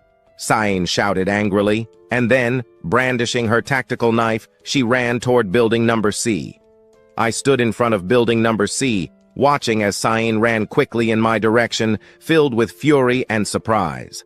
Initially, my intention was to defend the entire complex, but I did not expect this evolved human to have such strange abilities, this power that made my body freeze and become rigid. With no other choice, I had to retreat and withdraw to building number 5. None of that matters to me. The only thing I cannot allow is for these 2 evolved humans to disrupt my little Kiki on the 7th floor. Since they do not respect my warning, we will fight to the end. I have been dead for a long time. Even if I lose my life again today, I will not allow them to take a single step into building number 5. However, just when I was about to succeed, that strange force once again took control of the 3 zombies. I roared in rage, gripped my machete tightly, and lunged forward with my great combat skills. But I was deeply enraged that, despite my desperate efforts, the tactical knife in her hands approached quickly, heading directly for my neck. "This time you will die, won't you?" Sain sneered coldly, but in the next second, she was stunned. Suddenly, she also became immobile, which made her expression turn grim. Then Sain pretended to stumble, losing her balance as if she were about to fall backward. As expected, seeing this, I raised my knife to attack. The invisible being once again took control of the zombie. Solin seized this opportunity and attacked with her long knife. Now enraged, Cyan shouted, This is the last straw! Whose side are you really on, Jirushue? Jirushue also responded in a cold voice. I already told you, you cannot touch this zombie. Sensing the other person's cold tone, Solin began to suspect. In silence, this invisible being, as evolved as it was, had decided to join the human team as a police officer. During the rescue missions, it had seen many survivors who lost their loved ones. Many people could not accept that their loved ones had turned into zombies. They still thought it was a disease and did not want to attack them because of the weight of family ties. These people refused to accept the fact that their loved ones were already gone. Now, Solin also saw this invisible being as someone like those he had known before. After imagining a tragic scene of family separation, a spark of compassion shone in Solin's eyes. This invisible individual was too indecisive. Solin sighed silently. It doesn't matter. Since you can't make a decision, let me help you cut all ties with the painful past once again. This mysterious force immobilized me. I saw Solin's knife approaching my forehead. I struggled with all my strength, but it was useless. At that moment, the image of the adorable Xiaoqi appeared in my mind. Xiao, I'm sorry. Dad did everything he could. I didn't expect to break my promise. It was my fault for not being able to protect you. Just when Solin's knife was about to pierce my skull once again, Jirushi immobilized her. I already said, you can't touch him. Jirushi's voice was full of anger and even contained a trace of murderous intent. With no other choice, Solin stopped fighting the zombies and decided to head toward building number 5. At the very least, she had to finish off the king of the zombies tonight. Everything seemed to be a futile effort. When I saw Solin trying to reach Building 5, I raised my machete to stop her. Building 5 is my last line of defense. I will not allow anyone to enter. But just when I swung my machete, that strange force descended again. Facet! I'm going to kill them. Let me go if you're brave. Let's fight properly. From afar, Yerushu observed my desperation and felt confused. Why is Dad acting like this today? Normally, I see him hiding among the zombies. Why is he fighting so desperately against the evolved ones today? My strange behavior today left Yerushu completely perplexed. Is the king of the zombies really in Building C? Even though I checked every floor and every room of Building C, there are only supplies. More supplies. Where is the trace of the king of the zombies? Are these zombies protecting the supplies that their own father gathered? Are those materials useful to zombies? What is really inside Building C? Could it be to protect me? While Yerushu reflected, she suddenly stopped. Something occurred to her. She quickly looked at the zombie father who was furiously trying to stop the officer. At that moment, the zombie father's face had become incredibly pale. This terrifying appearance was something Yerushu had never seen before. Yerushu was petrified for a moment. Dad was so desperate that he was even willing to hurt himself, to protect not the king of the zombies but me who is on the 7th floor. The real reason for his fury was not the danger to the king of the zombies, but the fear that I would be discovered. At this moment, Solin is being used as a punching bag. She couldn't take it anymore and screamed in fury. Upon hearing this, Jiru also reacted. After discovering her father's identity as the king of the cadavers, she also felt a bit of remorse. Now that things have reached this point, there is no way to stop this fight. I can't simply tell Solin that the fight is over. The king of the cadavers, who was originally meant to be killed, turns out to be my father. So Yerushu decided not to get involved anymore. After all, Solin has never seen me before. If you're unlucky, that's your problem. Besides, you have 9 lives. Even if you die now, you can revive. At most, you'll suffer a little. If I hadn't intervened to save you before, maybe you wouldn't even have this life. Without Yerushu's help, Sane can only be crushed. I grabbed her by the neck, and as I tightened my hand, Sane lost consciousness. You can't revive this time. I won't kill you. Let's see how you revive now. Then I used a hammer to break Solin's legs. A heart-wrenching scream, like that of a pig, echoed between the buildings. Solin's voice sounded especially harrowing at night. The pain of having her legs broken caused Solin to wake up from her faint due to lack of oxygen, But the next moment, the pain from her broken legs hit her again, and Saline lost consciousness once more. Before losing consciousness, San could only think of Yiru Shui. Yiru Shu, traitor. This time you've ruined me completely. Then I picked up a chain in front of Building C. It was originally meant to secure the unit's door, but now it will serve to tie San up. Yushu was watching everything from the balcony on the second floor. She couldn't believe that her always kind and considerate father also had such a ruthless side. But Yiru Shuen not only did not feel repulsed, but in her heart, she felt great joy. In this apocalyptic world, compassion only harms you. Compassion only harms you. According to the current situation, having the 9 dead police in Dad's hands is the best possible option. Although this woman is easy to deceive, she is not stupid. Besides, she already knows information about the king of the cadavers, so we cannot let her go under any circumstances. Now that Dad has broken her legs to limit her movements, it is undoubtedly the best solution. As for whether Seolin will suffer from this, Yiru Shuen does not care at all. In her heart, her father has always been the most important. Dad's identity as the king of the cadavers must not be revealed under any circumstances. She is determined. If she can obtain power strong enough, even if Dad's identity as the king of the cadavers is revealed, she will be able to protect him without problems. Seeing that the 9 dead police has been captured by Dad, a large number of cadavers have gathered beneath Building C. So she had to use her telekinesis to lift herself up, and without being detected by other cadavers, she managed to reach the roof of Building C. Carefully, she returned to the room. Then Yiru Shu closed the bedroom door, pretending to be asleep. After dealing with Solin, I sent cadavers to patrol the neighborhood. I took Solin to the 6th floor of Building C to prevent her from committing suicide and also tied her hands. After doing this, I returned to the 7th floor. Opening the door, I saw Asia Aoki sleeping soundly in the small bed. As long as you can grow up healthy and strong, Dad is willing to give his life for you. Then I gently closed the door. Yiru Shui opened her eyes. In her clear and bright eyes, there was an extremely complex emotion unusual for her age. Dad is still the same as before. What is Dad's evolution ability after awakening? It is likely that after the apocalypse, he will become cannon fodder. But now I no longer have to worry about that. Yiru Shuen couldn't help but remember those powerful lords of the cadavers she saw in her past life. Each of them was extremely cunning and deceitful and very attached to their own lives.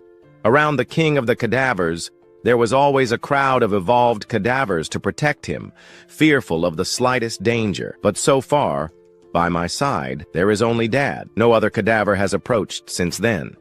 Yiru Shua understood in her heart that this was undoubtedly because Dad retained his human consciousness, which controlled everything. That's why he didn't want other cadavers to approach me. This feeling of being treasured deep in the heart is something he experienced this precious family bond in his past life. Something that Jusue deeply valued. Dad, don't worry. You're not alone now. I'm here by your side. From now on, I'll be your strongest bodyguard. I also began to reflect on the events of the night. I can't understand it. These 2 people. One can die, and then come back to life with several times more strength. The abilities of these 2 guys are becoming more and more incredible. Instead of taking advantage of the chaos to become famous, why do they insist on messing with my Sunshine community? Could it be that they are here specifically to confront me? I don't think they've discovered me. That strange force that was restraining me has finally disappeared. It's probably because that evolved one has reached the limit of his energy and can no longer use it. It seems that I must quickly control a 2nd-stage combat corpse.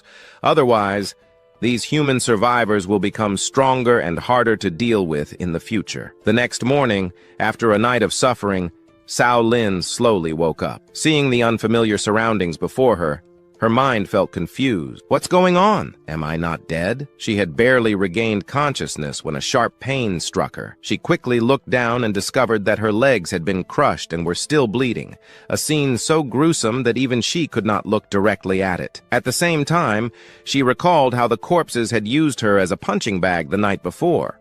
Besides her legs, Cao Lin felt as if her entire body was shattered. Damn, the invisible! The plan was about to succeed, but it still failed. We agreed to kill the King of the Corpses together, but you left me alone in the building. You idiot! This time, Cao Lin experienced what it meant to not fear a powerful opponent, but to fear an incompetent ally. But she didn't even know what the other person looked like, so she had no chance of taking revenge. After complaining for a while, Cao Lin, enduring the pain throughout her body, began to observe her surroundings. Looking up, she saw the evolution of the King of the Dead at the door, staring at her without doing anything, which immediately frightened her. This King of the Dead always stares at me and does nothing. Could he be being controlled by the King of the Dead? Cao Lin frowned. Now I'm trapped in the hands of that King of the Dead. It's strange. He's already caught me. Why doesn't he kill me? Could it be that this King of the Dead has realized that I can revive, and that's why he doesn't kill me? Upon thinking of this possibility, Cao Lin's pupils contracted, and a deep shock flashed in her eyes. It shouldn't be like this. If it were, the intelligence of this King of the Dead would be too high. Cao Lin then began to observe the room she was in. To her surprise, the room was filled with baby products. Formula milk, diapers, baby clothes. There were even books and toys.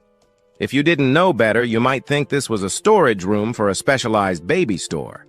The amount of baby products in this room truly left Cao Lin puzzled. This room doesn't seem like a place where a King of the Dead would live. It's incredible that there are mountains of formula milk and diapers here.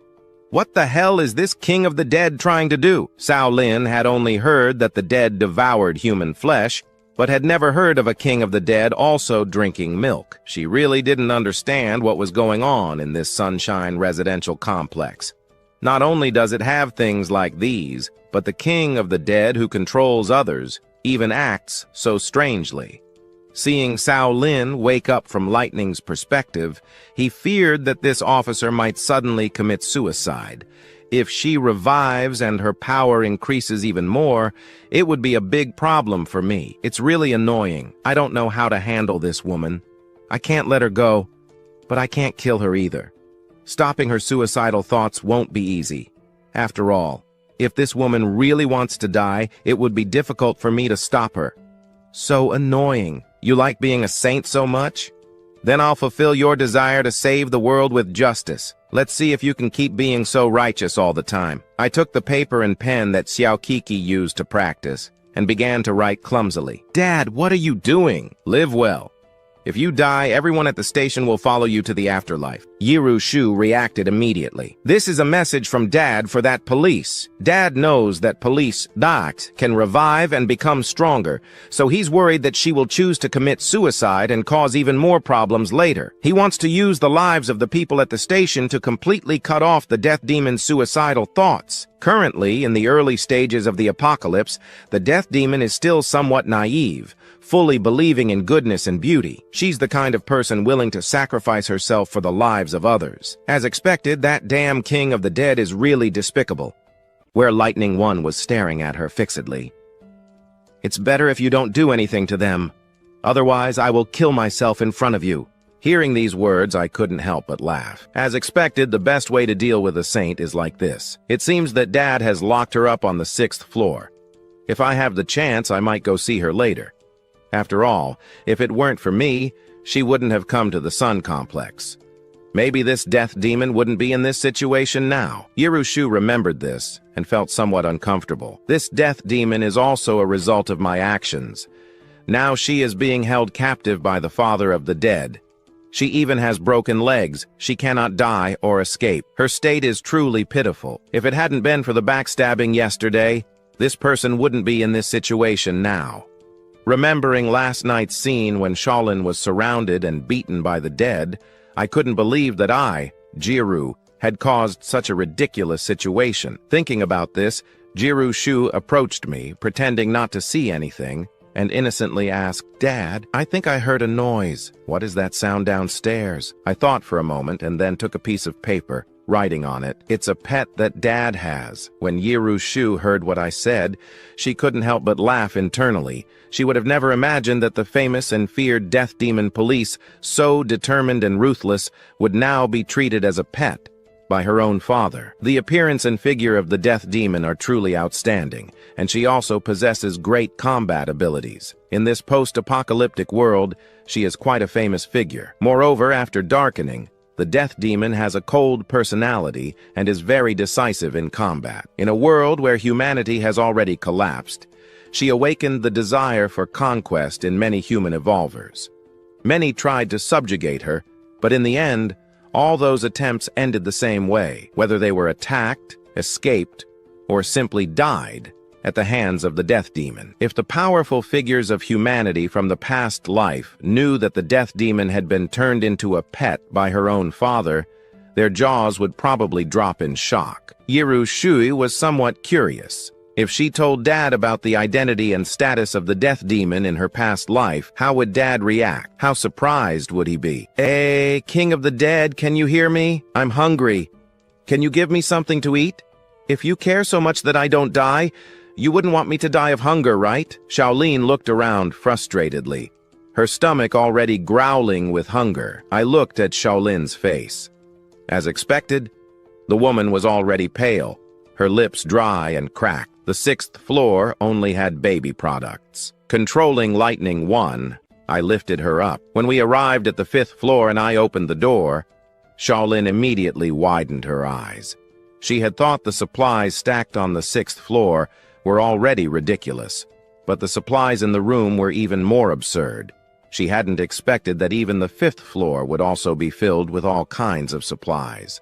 Inside the room, there were mountains of bottled water and powdered milk. 50-kilogram sacks of rice were stacked in the room, piled up to the ceiling. There were also various types of bread, canned foods, and other long-lasting provisions. Seeing this food, Shaulin's eyes were fixed. "My God! In the 2 months I have lived in the apocalypse, when have I ever seen so many supplies? This King of the Dead has gathered all the nearby supplies. Could it be that the entire building is filled?" Shaolin felt completely powerless. In these 2 months, the food in my house had already run out. No wonder I couldn't find anything outside. It seems that everything was brought here by this King of the Dead. In these 2 months, I have had to live austerely. What kind of life is that? But right after, Shaolin frowned. Human survivors go out searching for food. Shaolin really couldn't imagine what else could happen. Right at that moment, Lightning 1 threw her to the ground. The pain made Shaolin grunt. "King of the Dead, this isn't over. I recommend that you be kind to me. If you kill me, don't blame me." But before Shaolin could finish her sentence, Lightning 1 directly hugged her. Without thinking, Shaolin began to open a package, devouring a piece of bread and gulping down some water. A bite of bread, a sip of water. The feeling of satiety while eating these foods was something Shaolin hadn't experienced in a long time. The bread gave off a wheat aroma, making her feel as if her bones were softening, especially when she tore open the package and started chewing on dried meat. Is this the taste of meat? What happiness! She no longer remembered how long it had been since she had eaten until she was satisfied. Now she has become my domesticated pet, just because she discovered my identity as the King of the Dead. But when I kill this woman, after a while, she will resurrect, and her power will double. I can only break her legs and keep her under control. I didn't expect that Shaolan would gradually get used to it. After eating bread, dried meat, and drinking water, Shaolin began searching the house. She discovered that there was a large number of snacks like potato chips, dried shrimp, etc. Following the idea of not starving and thinking about the Day of the Dead, Sane opened a package and started eating. As a second-level evolver, she had incredible recovery abilities. The legs that had been broken earlier no longer hurt as much. At that moment, her entire body was lying on the rice-made sofa, feeling very comfortable. She really didn't expect that the happy life she was living after the apocalypse would be given to her by a zombie. At the same time, Yiru Shu wanted to go down to see the immortal demon that her father had locked up, but she was afraid her father would discover that she knew his secret. How boring. If it weren't for the fact that I accidentally got involved in that mission to decapitate the King of the Dead along with the immortal demon, I wouldn't have made Dad so sensitive. It's already been 2 days without going out. Seeing her figure, Yiru Shu quickly walked toward him. Dad, staying home is so boring. I want to go down and play for a while. Upon hearing this, I started to hesitate. If it were before, I surely would have accepted without a second thought. But now it's different. Even though I have captured that policewoman, there is still a strange evolver lurking in secret. Tiao Kikin must not be discovered by him. After hesitating for a moment, I told her, "You can only move within Building 5. Yiru Shu nodded sweetly. "Don't worry, Dad. I won't run off." Yiru Shu understood in her heart that her father was concerned for her safety. After all, not long ago, she had joined the immortal demon to play a trick on her father. He was probably still very sensitive about it. But Dad, maybe you don't know that with my current strength, probably no one can hurt me. And the recent changes in the neighborhood were actually caused by me. Yiru Shu sighed helplessly in her heart. There was nothing she could do. She could only blame herself. Yiru Shu stopped. "Dad, I want to see your pet." I was surprised to hear the little one say, "Pet. There's a human on the floor below?" Yes, Xiaokiki was referring to that policewoman. After thinking for a moment, I nodded. After all, that policewoman was at least human. It wouldn't be bad for the little one to have more contact with humans. So I took Xiaokiki to the 5th floor. When I opened the door, Lightning number 1 was still standing at the door, motionless like a bodyguard. It was staring intently at Solin inside the room. Seeing this agile zombie controlled by her father, Yiru Shui pretended to be confused. "Dad, who is this?" I took out paper and a pen to write. "He's a friend of Dad's." Xiaokiki, upon receiving it, seemed to understand and nodded politely. "Hello, Uncle Sane." Upon hearing the voice, Sane paused for a moment, puzzled. "How does that voice sound familiar to me? It seems like I've heard it before." When she looked toward the door, she saw that, besides that evolved zombie watching her, there were also 2 figures, one large and one small. When she saw that I was holding a little girl's hand, her mouth fell open as she stared at Yiru Shu. Her mind was full of surprise. "Isn't this the nest of the Zombie King?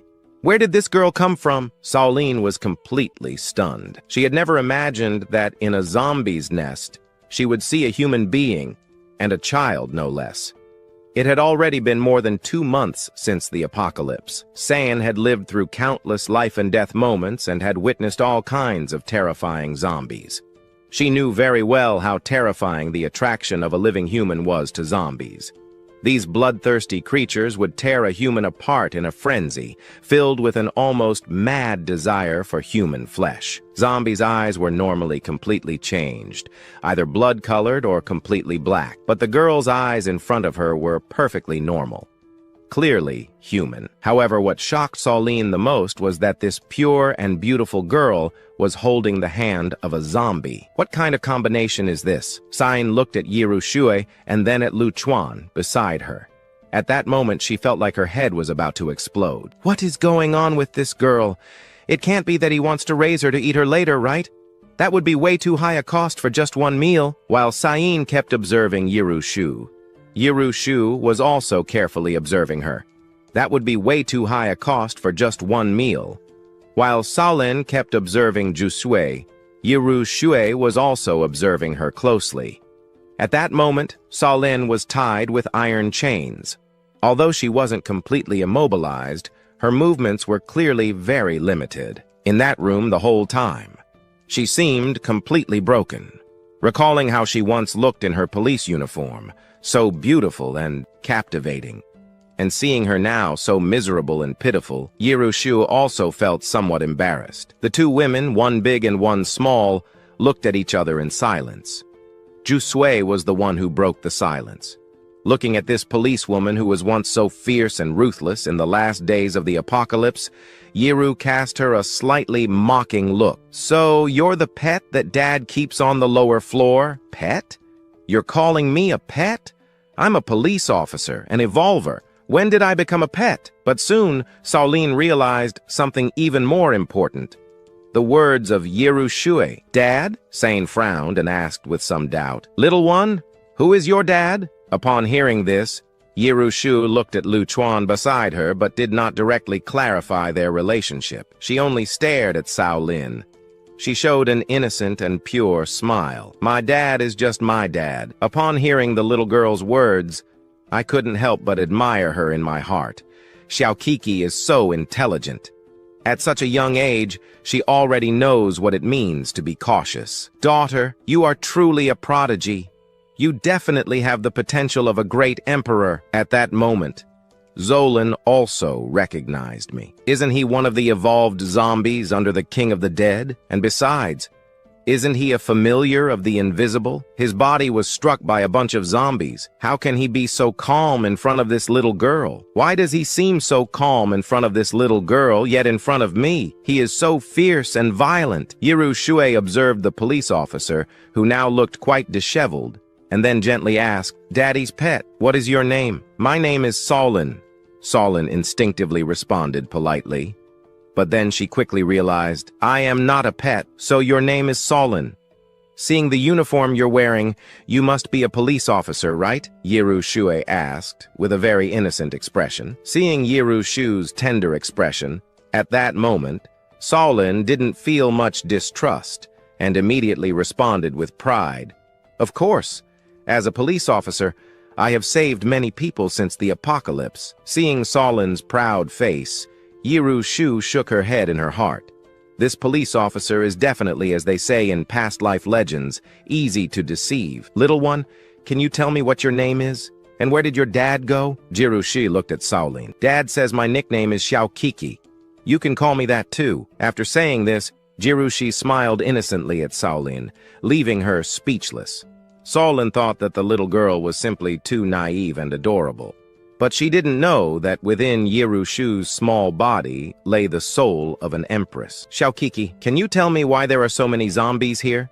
And besides, you live here with your dad. Aren't you afraid that the zombies will harm you?" After thinking for a moment, Solin finally asked, "These zombies have tormented me enough. She doesn't understand how this little girl can get along so well with them."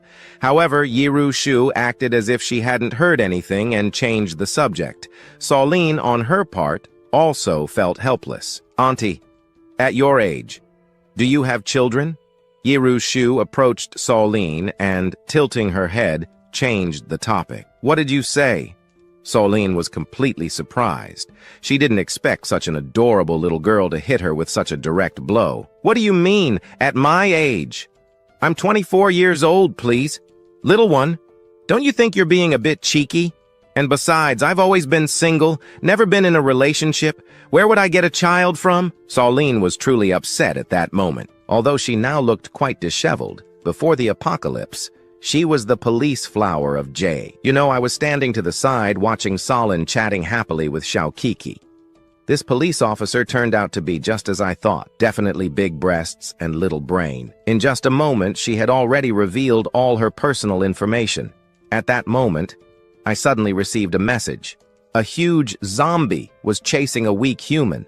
It seemed to be a second-level zombie. I took out paper and a pencil. "Do not open its chains and do not get close to it." After warning Yiru Shu, I left calmly. I sent Lightning number 2 to lure it in. Shortly after, the zombie was brought to the entrance of Seng community. Without hesitation, I released my psychic energy and controlled the zombie. The level 2 tank-type zombie suddenly froze, then began to groan. Its massive body started trembling, but within just a few seconds, the noise from this evolved zombie disappeared. It stood still, completely silent. Yiru Shu, hidden in the shadows, watched this with wide eyes. "So you've already controlled it? Dad seems stronger than I imagined. No wonder he's the king of the zombies." Yiru Shu knew that the king of the zombies had an absolute suppression ability over common evolved zombies. But after seeing this process with her own eyes, she still felt very surprised. At that moment, I was also very excited. I immediately began testing the combat strength of this big guy. With just one strike, he crushed the car. No wonder he's a level 2 zombie. His strength is truly powerful. From now on, I'll call you Erpan. With Erpan's arrival, the heavy burden of guarding the gate was finally lifted from Apang. He stood at the entrance of Seng community. His enormous size alone blocked almost half of the community's main gate. His impact power was much stronger than that of Dipang, who carried 2 children. Yiru Shuei, hidden in the shadows, Seeing that not only was her dad safe, but that he had also gained a powerful second-level tank-type zombie, felt very happy. With this powerful second-level tank-type zombie, Dad's safety shouldn't be a problem in the short term. To avoid being discovered, Yiru Shu quickly returned to Building 5 before I got home and acted as if nothing had happened. I also began thinking about what kind of weapon I should assign to Apang. I remembered that near here, there was a construction site and a steel factory.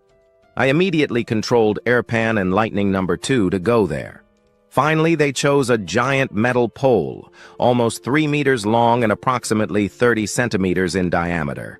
With this 3-meter steel pole, Apang became a demon king.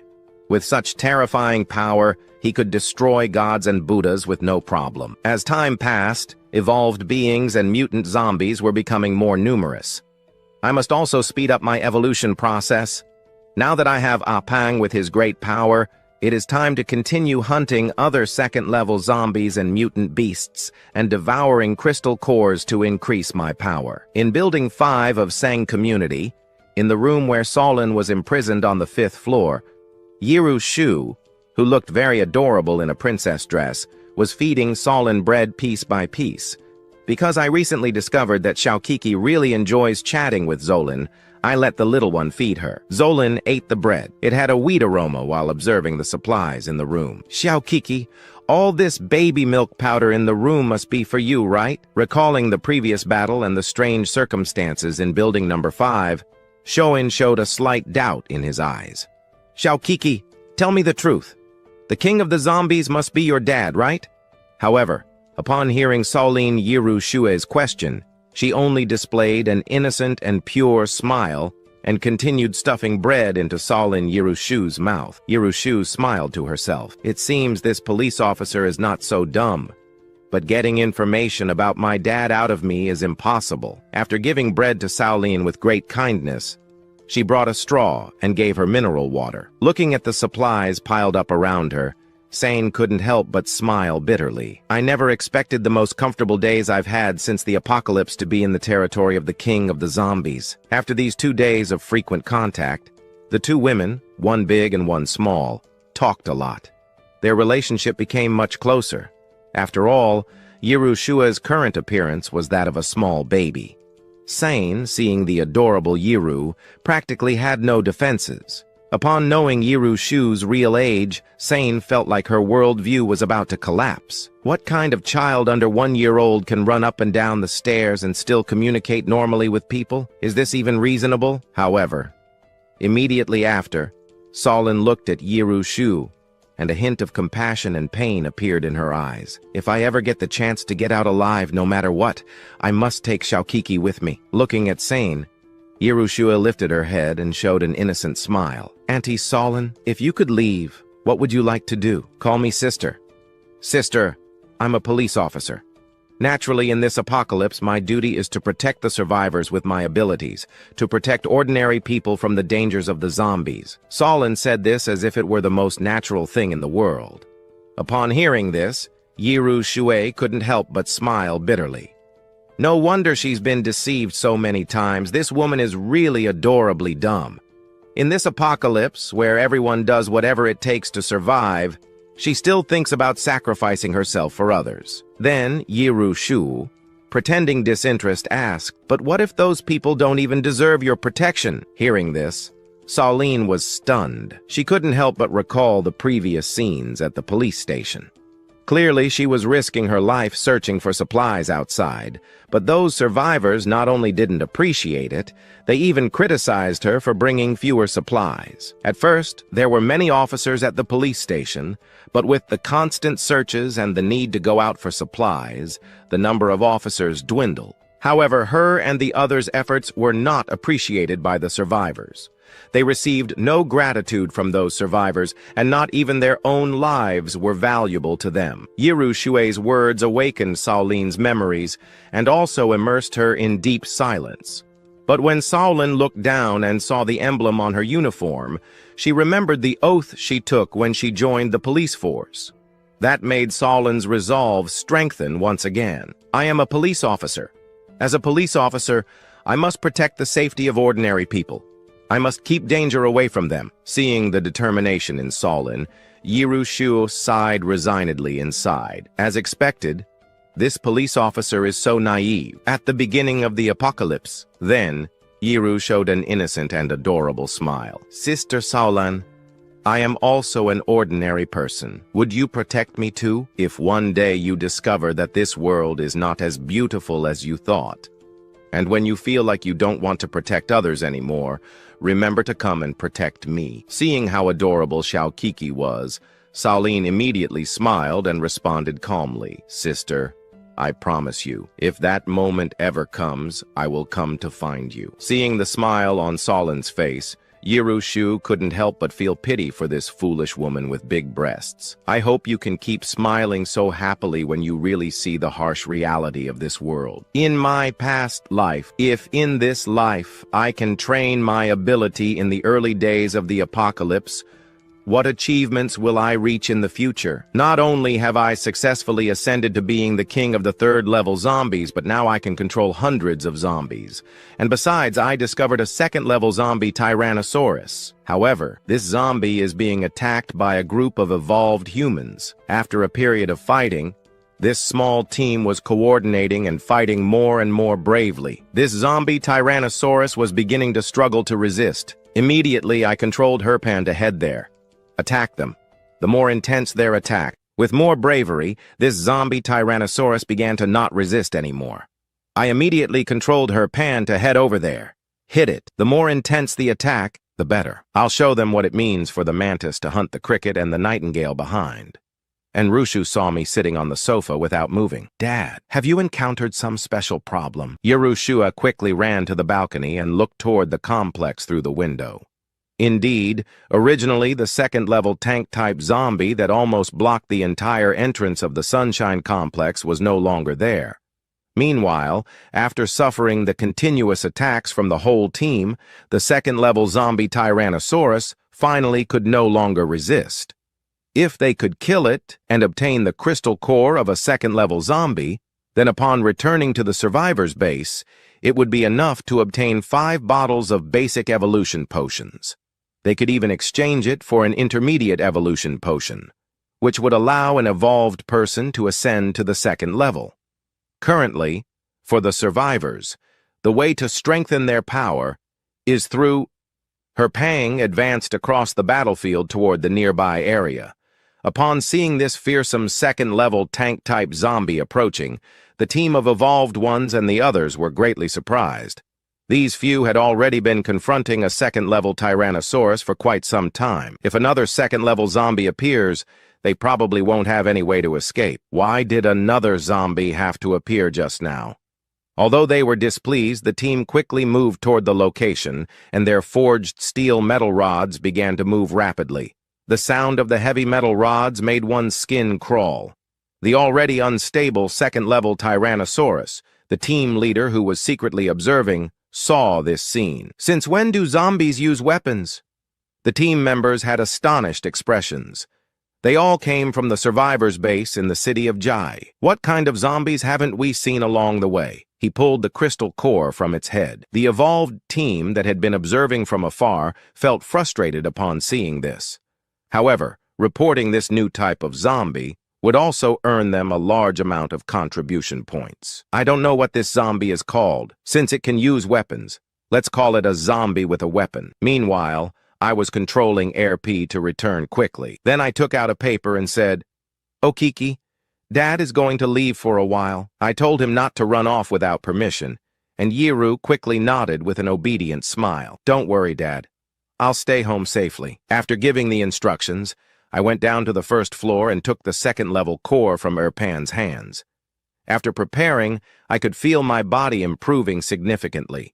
As always, when my psychic energy flooded my mind, I fainted. Meanwhile, on the 7th floor of building number 5, Jusue seemed to hear her dad's voice again. Could it be that Dad is going to evolve? When I opened my eyes again, I realized that my hair, teeth, and body were returning to a more human direction. With the increase of my mental power, not only could I control more second-level zombies, even third-level zombies I can now control. Now I truly deserve the title of King of the Zombies. With such terrifying mental power, I could walk through the streets controlling an entire legion of zombies. Yiru Shui, seeing that Dad had been gone so long without returning, couldn't help but fly up to the rooftop to look. Upon landing, she saw her dad violently hitting Deepang and Lightning number 2. "Dad, you've evolved to the 3rd level? This speed of evolution is already quite fast among zombies." Yiru Shu stayed watching from the rooftop for a moment. After a while, she couldn't help but shake her head. "It's a pity that even though Dad has such a fast advancement speed, this kind of rudimentary training will still be very limited, even if he continues like this." She began searching her mind for the cultivation techniques she remembered. Several powerful techniques passed through her mind, but without exception, none of them were suitable for Dad at this stage. This made Yiru Shu feel somewhat frustrated. After a moment, Yiru Shu's eyes lit up with an idea. "I've got it! The blood sword technique would be perfect for Dad." At that moment, a sword technique appeared in her mind. This technique was obtained from a secret place before she reached the 5th level in her past life. It's a pure killing sword technique. It doesn't require spiritual energy to execute. Even if Dad is only at the 3rd level, he can use it. Upon thinking of this, Yiru Shu began writing and drawing about it. After a while, looking at the paper full of content about the sword technique, Yiru Shu felt satisfied. The content on the paper was completely different from the characters she normally wrote. Dad will definitely not guess that this technique comes from her hands. Meanwhile, 2 kilometers from the Sunshine Complex, in a supermarket, a pair of evolved ones who had just escaped a dangerous situation were searching for supplies. But they had checked the whole place. Except for some rotten vegetables and spoiled meat, everything edible had already been looted. "This is a joke. Who was the bastard who did this? They're really doing such immoral things? A supermarket this big, and not a single resource left?" The leader of the evolved team couldn't help but curse in his mind. At that moment, the bald man of the team and the evolved one responsible for exploration returned. The team members, like Gassi, showed expectant expressions, but realized that both of them had discouraged expressions. "Don't look at us. We went through several nearby neighborhoods. There's nothing left. Not only supermarkets and shops, even residential buildings, it seemed like everything had been exhausted." Just when everyone was feeling down, the evolved one with the exploration ability suddenly noticed something strange outside. He quickly extended his hand and pointed outside the supermarket. His voice was full of doubt. "Look quickly. There are 2 zombies outside. It looks like they're carrying something." This strange scene left the evolved ones present completely stunned. "Am I seeing things? Why do I see 2 zombies transporting supplies? Is this a joke? These bloodthirsty monsters? What would they be doing with human supplies?" At that moment, the team leader's gaze scanned the empty shelves around him. Suddenly, his pupils contracted. I had already been wondering before, in this high-pressure apocalypse situation, it is possible that due to panic or various reasons they couldn't take them. But in this entire surrounding area, we didn't find a single resource. This is already completely illogical. The others, upon hearing the team leader's words, also realized it. Everyone looked with expressions of disbelief. "ID, you're not suggesting that the resources in this area have been looted by these zombies? Is that what you're saying?" Upon hearing everyone, the leader couldn't help but laugh bitterly. "Although I know this assumption is quite absurd, there is no other possibility at the moment." With the leader's words, the evolved ones inside the store felt as if their brains had stopped. They looked outside at the 2 zombies passing by at that moment. Everyone felt completely stunned. Is this a joke? Why are the zombies in this area so strange? These zombies that only attacked by instinct have now learned to use weapons, have even mastered certain combat techniques. If it were just that, it would be fine. But now they've even started stealing resources from humans. What's going on here? Zombies are stealing resources from humans? This is completely absurd. So they decided to follow these 2 zombies to investigate. They quickly arrived at the outskirts of the Sunshine community. But when they reached the community gate, Everyone was paralyzed. At that moment, at the community gate, there was a giant zombie of extremely large size. And this zombie was the same one they had seen before, who with a few moves defeated the second phase tank-type zombie, leaving it with broken bones and torn tendons. Seeing the power of this zombie firsthand made the others not dare to underestimate it. Afterward, they hid in the vicinity of the community to observe more closely.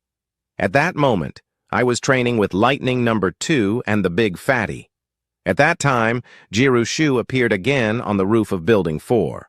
The blood sword technique had already been recorded in her notebook. "Dad, don't use that crude method to train anymore. I hope this sword technique helps you." Jirushu immediately used her mental power to launch the notebook she had organized herself from the sky, letting it fall. It landed precisely at my feet. This object that suddenly fell left me stunned. I was completely surprised. What's going on? A notebook fell from the sky. However, upon opening the notebook, on the first page was written the word blood sword technique. The blood sword technique is divided into 5 forms: deadly slash in the sky, bloody slash of the sky. This sword technique can even create ghostly shadows to attack the enemy's consciousness with a mental strike. It's incredible that such a mysterious sword technique exists in this world. It truly is amazing. I looked around again. It's really strange. How could such an incredible technique fall right at my feet? However, this notebook is very similar to Shaoqi's, although much prettier than his. The little one always writes for fun when he has nothing to do. Both the cover and the inner paper are almost identical. Although I don't know where this manual came from, it's impossible not to train with it. It's as if it came to me for some reason. The members of the evolution team hiding around the Sunshine community finally understood. No wonder we didn't find a single resource here. Everything was taken by these zombies. So they decided to secretly climb the outer wall. They were planning to make a big move. After I finished training the blood sword technique, the little one quickly ran to my legs. Make some food for Sister Solin, too. Jirushu kept thinking about how to attract Solin and give her some care. In this post-apocalyptic world, providing some support can often win the other person over greatly. Besides, the current 9 Deaths Magic Police is still in the stage of being naive and trusting people due to her large chest. I nodded, then also made a portion for Solin. But at that moment, I suddenly felt a change in my mind. According to the patrols around the neighborhood, someone had entered the area again during the night. At that moment, the group hid in the green strip and surrounded it. But when ordinary people saw the large number of zombies patrolling like soldiers, they immediately got goosebumps. What's going on here? Is this a zombie hideout? The evolutionist in the team responsible for healing quickly looked around and then quickly said to the leader, "Captain, I feel like something's not right. We should retreat. We've never experienced a situation like this." "He's right. Let's not risk our lives for some supplies. Let's not put the lives of our brothers at stake." After hearing his words, the others nodded. But surprisingly, the captain was not afraid. Instead, he was very excited. He had the feeling that this neighborhood was not ordinary. It might hide some amazing secret, and his team could be the first to discover it. Surely, they would obtain great rewards. However, at that moment, the survivors felt a chill down their spines. They sensed that danger seemed to be approaching. The 3 quickly hurried. "I have the feeling that something is not right in this neighborhood. Yes, these zombies are not so simple. There are evolved dew-level zombies here, and so many common zombies. Even if we all go together, it's very possible that we are no match for them." The team leader, after being convinced by the others, nodded. He decided to take this information outside. What he didn't know was that I had already prepared a trap, waiting for them. He didn't know when, but I had already reached his back. This sudden scene made everyone tremble in fear. Then a large number of zombies began to surround the survivors like an army. If it weren't for their appearance, one could really think they were a group of living human soldiers. These little zombies, without saying anything, directly launched themselves to bite the others. "Damn it, brothers! Let's get out together!" The leader of the survivor team at that moment swung the large sword he had in his hands and led the others to escape, but the densely grouped zombies made them feel completely desperate. Only Lightning number 2 was seen moving his knives like thunder in the dark night, releasing cold flashes. The healing evolver, who had a somewhat weaker ability, was decapitated by Lightning number 2 in a single encounter. But at that moment, Big Fat had already arrived running with his double hammer. With his strength, each blow made Gank and the team leader retreat 2 steps. He looked at these survivors. These guys dare to harm my neighborhood. That's touching my Achilles heel. At that moment, of the survivors who had broken into the neighborhood, only the fast-type bald man remained. In reality, I had left him on purpose. I wanted to test my combat power after having reached level 3. I quickly approached and launched a slash. The bald man was split in half. The bald man looked in shock at his lower half left behind. How fast was that slash? I felt satisfied. I didn't expect that. Even though I hadn't trained much, my sword technique had improved so much. It really isn't a common technique. It's a powerful skill. At that moment, upon hearing the screams of his companions, he was already pale with fear. His body was trembling uncontrollably. He didn't expect that this seemingly calm sun neighborhood was so terrifying, until the sound of the roaring zombies began to fade. The sound of the screams also began to disappear little by little. This evolver finally realized that all his companions were already dead inside the sun neighborhood. However, at that moment he also knew the situation was critical. He immediately suppressed the pain in his heart, and his body felt as if it had been forcefully struck. His body was completely paralyzed. In the next second, his body fell stiffly to the ground. It was seen that the back of his head had been pierced by a nail. Even his brain had been completely crushed. It was like tofu with spicy sauce. And at that moment, Yusue floated above him. After eliminating some survivors who had invaded the community, I returned to the room and Iruchu showed me her drawing. Daddy, Daddy. Although the image was somewhat disturbing, it conveyed a touch of warmth. I gently pinched her cheek. Kiki did very well. The Andrang residential complex could be exposed at any moment. I must ensure Kiki's safety. Besides, Kiki is still small. She is at a crucial stage of her growth. She cannot remain locked in here forever. Luckily, this time, we will move to an environment where she can grow healthy and happy. I picked up a map with the location of the new home. I already had a plan in mind.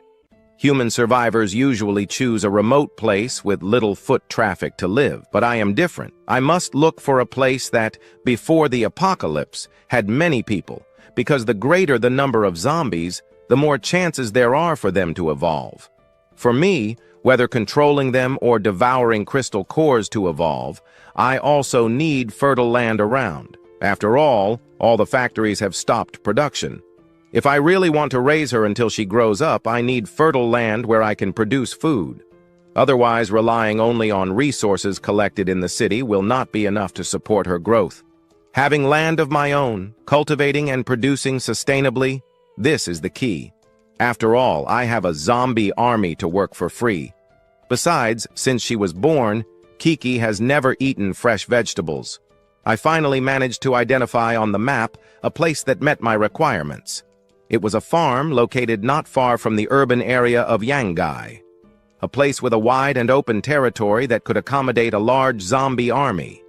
Also, on this farm there was fertile soil for cultivation. If conditions allowed, I could control a large number of zombies to till the land and plant. After deciding on the location, I turned and left.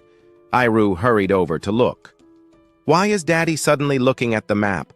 What is he planning? She quickly found the farm I had marked with a circle. That place was near the urban area of Hangai. Upon seeing the location, Jiroksui immediately frowned. Could it be that many things had happened here lately? Daddy realized that the Yandangan Ruan complex is no longer safe. His next destination will be King Shu Farm on the outskirts. Heir Shuen didn't care about moving or not. As long as she could be beside Daddy, she was fine anywhere. Wherever Daddy was, she would follow him, whether on the outskirts or anywhere else. In her clear and determined eyes, there was an unbreakable determination. As the apocalypse advanced, the pressure on her zombie father also increased. She herself needed to train even harder. After taking a look at the map, Iruchuyu returned to focus on her training. She set out to become even stronger. At that moment, I was preparing to abandon the Andenheng complex and go to another area. After all, these supplies I obtained with great effort. I couldn't leave them to others. Besides, many baby products were hard to find outside the city, but upon seeing the huge amount of supplies accumulated, it was hard to make a decision. At the time, to ensure the girl had enough resources, I gathered everything that could be useful without thinking much. I even brought high school exam books. Now the entire Building 5 was full. If I wanted to move now, I had always been preparing my departure from the Yanganheng complex, and Iruchui had not sat idle during all this time. She never stopped training. You could see her small body trembling constantly. A powerful aura radiated from her little body. A bang. Juzui managed to reach the 3rd level. His body grew a bit more. After a while, his energy finally stabilized. Ayer looked on with satisfaction. With his current power level, he could definitely dominate the entire apocalypse. At that exact moment, a figure stepped down from the driver's seat. His skin was incredibly pale and his face terrifying. There was still crimson blood between his teeth. It was a zombie, a driver, and one of those trucks. Iru looked through the window hole. His expression turned strange. Letting a zombie drive a truck? Only Dad could have thought of that. He didn't worry about other things. But what would happen to Sane, who was locked down below? The zombies could carry her onto the truck and then drive to the pink outskirts. Olin was human. She didn't know what Dad would do with her. Was he planning to take her too, but with that woman's personality? Now Iruchuyu suddenly remembered. A few days ago, when Sa found out she was living in a zombie refuge and didn't suffer fatal injuries, she became even bolder. She even brought food to the survivors at the police station. Even with her own life at risk, she still cared about others. She really deserved the title of saint. Giruchu sighed helplessly in front of San. No wonder that in her past life, Saul died so many times in the early stages of the apocalypse. Even in this situation, that woman probably still won't want to leave Yanga with Dad. I understand where she gets that overwhelming sense of responsibility. She still thinks of others. As for the case of the 9 police demons, Iru continued paying close attention. After all, this person had the potential to become a great emperor in the future.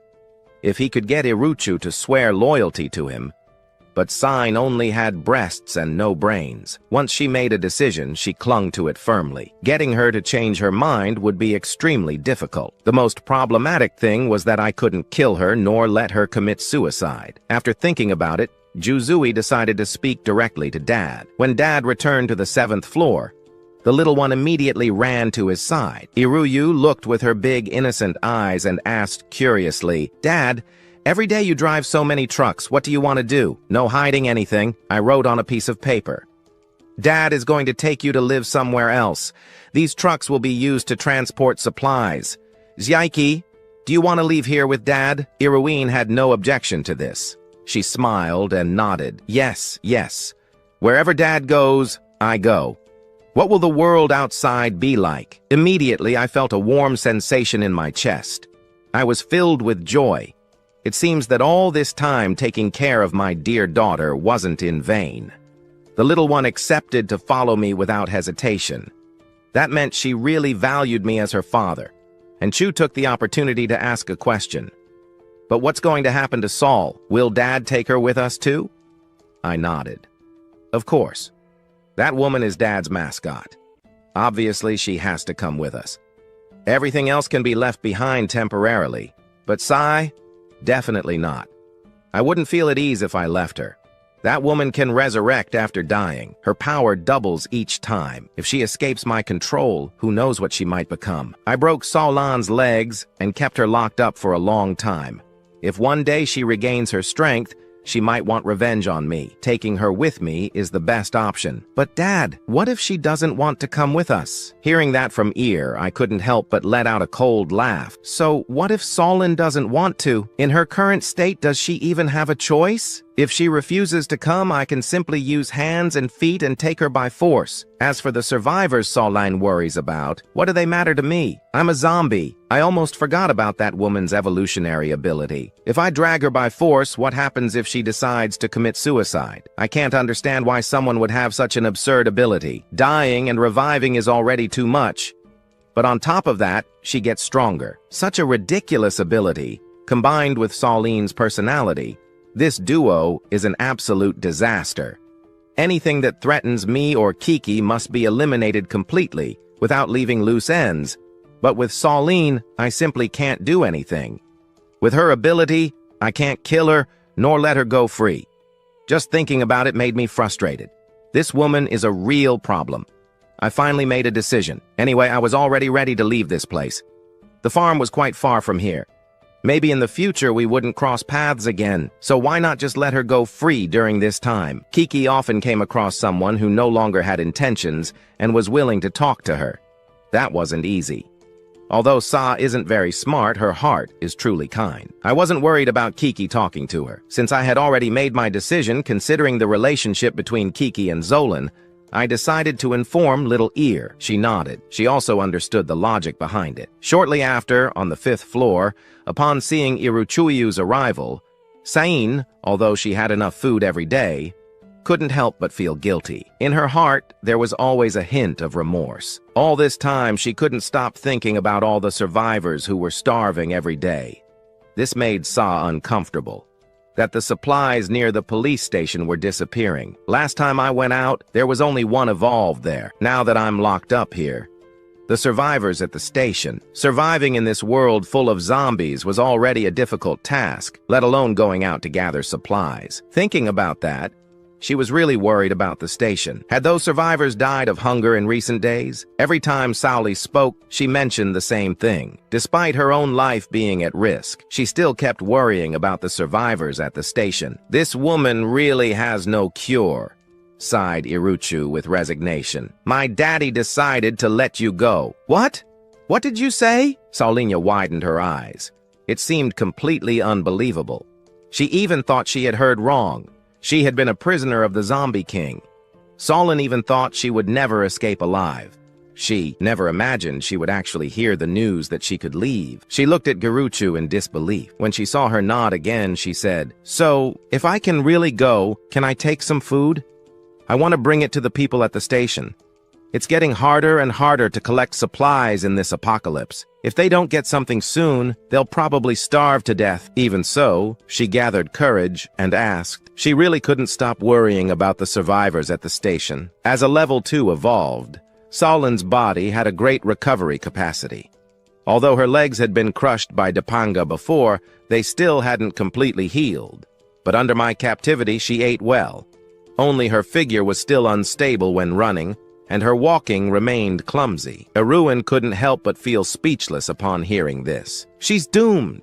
I'll answer on Daddy's behalf. I'll let you take some food with you. Anyway, there's too much here. Daddy won't be able to take it all either. Upon hearing this, Shaolin was filled with joy. She began to suspect that it was all just a dream. Why were so many good things suddenly happening to her? Iruyu spoke. Do you remember our previous agreement? Upon hearing this, Sa remembered her promise with Irui. At that moment, her gaze became serious and determined. She had made a decision in her heart. Don't worry, Kiki. I will definitely get you out of here. I'll take you to a place where humans should really live. Then Jiru Shu made a sign to Aul. The two skillfully blocked Lightning Ning On's view. Taking the opportunity, Jiru Shu slipped a small paper into San's hand. She immediately understood and didn't open it at that moment. She held it tightly in her palm and then put it in her pocket. Through Lightning One, I was able to witness the farewell between Giru and San. Then I controlled Lightning One to lift Sane. He quickly carried her away, toward the entrance of the complex. With the other hand, Lightning Van held a backpack. Inside was the food that S wanted to take to the precinct. When she crossed the door of the Yangang Wang complex, Sai couldn't help but turn her head to look at Panga. Her heart made a decision. Kiki, I will definitely come back. After walking away and reaching a deserted corner, Sao took the small paper that Iruchuyu had handed her. There were only 4 words written on it. Granha King Shui. From the top of the building, I watched from afar. Sao was limping away from the door. I hope we never meet again. Suddenly, I received a message from my puppet spy. He had discovered the whereabouts of an evolved zombie. That woman really brought bad luck. Just as she left, good news arrived. After so many days of searching, there were finally signs of an evolved zombie. I immediately sent my puppets there. But to be safe, I decided to also send someone from Panga. Lightning Onein stayed in the CCO building to protect Kiki. Dad made another discovery. Giruksu was standing on the building and soon noticed the movements of all the zombies in the complex. At that moment, they were all quickly following her father outside, running toward the door. Jiru saw that Lightning W, who had previously been assigned by Lu to watch over Saul on the 5th floor, had now been reassigned to watch the entrance. Iruchuyu's heart warmed. She felt touched. Dad really never stopped worrying about her. But Dad, I think you underestimate me too much. With my current power level, I doubt anyone could hurt me. Shortly after, I saw a level 2 tyrant, a zombie stuck to the wall, unable to get out. He was moving his arms frantically forward. At the end of the corridor between the 2 buildings, there was a human trapped there, trembling with fear. His face was completely pale. His legs were shaking uncontrollably. Upon seeing the state of that tyrant zombie, I shook my head with resignation. This big guy is undoubtedly the dumbest zombie I've met. Without hesitation, I successfully controlled him using my mental power, just because he had the ability to resurrect after dying, and his power doubled each time. But I broke his legs. When Sai arrived, limping at the precinct, "Officer S, you're alive!" Upon learning of Sane's return, everyone looked at her strangely. Sane noticed that everyone seemed to have gone quieter. They remained seated, barely moving. Even when she approached, people kept their distance, but Sei didn't give it much importance. She took out all the contents of her backpack. There was bread, bottled water, cookies, even dried meat, chocolate, and more. All of them were valuable resources in the apocalypse. The survivors who previously mocked Sa suddenly showed a glint of greed in their eyes. Instinctively, they began to surround her. How strange. Where are Laolu and the others? She felt a bit confused. Only then did Sai notice that not only her companions, but also the other survivors at the precinct. There were far fewer people than when she left. Where did the others go? Upon hearing this, Saor began to hesitate, stammering for a while without saying anything concrete. "Officer Sound, what happens is, there were almost no supplies left in the precinct. If people had no food, they couldn't survive." Upon hearing this explanation, Solin couldn't help but let out a bitter smile. All the food in the surroundings had been transferred to the Yandan Heng complex by the Zombie King. It would be a miracle to find anything. Upon seeing the people devouring the food ravenously, Shaolin showed a genuine smile. After so long without supplies, it was clear that everyone was starving. Seeing them eat the food she had brought, she felt deeply satisfied. In the end, her effort had really been worth it. The fatigue from the journey finally overcame her. She threw herself onto a bed and fell into a deep sleep. In her dream, Choi vaguely heard the sound of a knife being sharpened. She slowly opened her eyes and realized they had tied her up. In front of her were the same survivors who had eaten the supplies she had brought. They had lit a bonfire inside the police station and were sharpening knives. They looked at her with eyes full of cruelty. That look was the same as that of a wild wolf when it finds its prey on the plain. "What are you doing?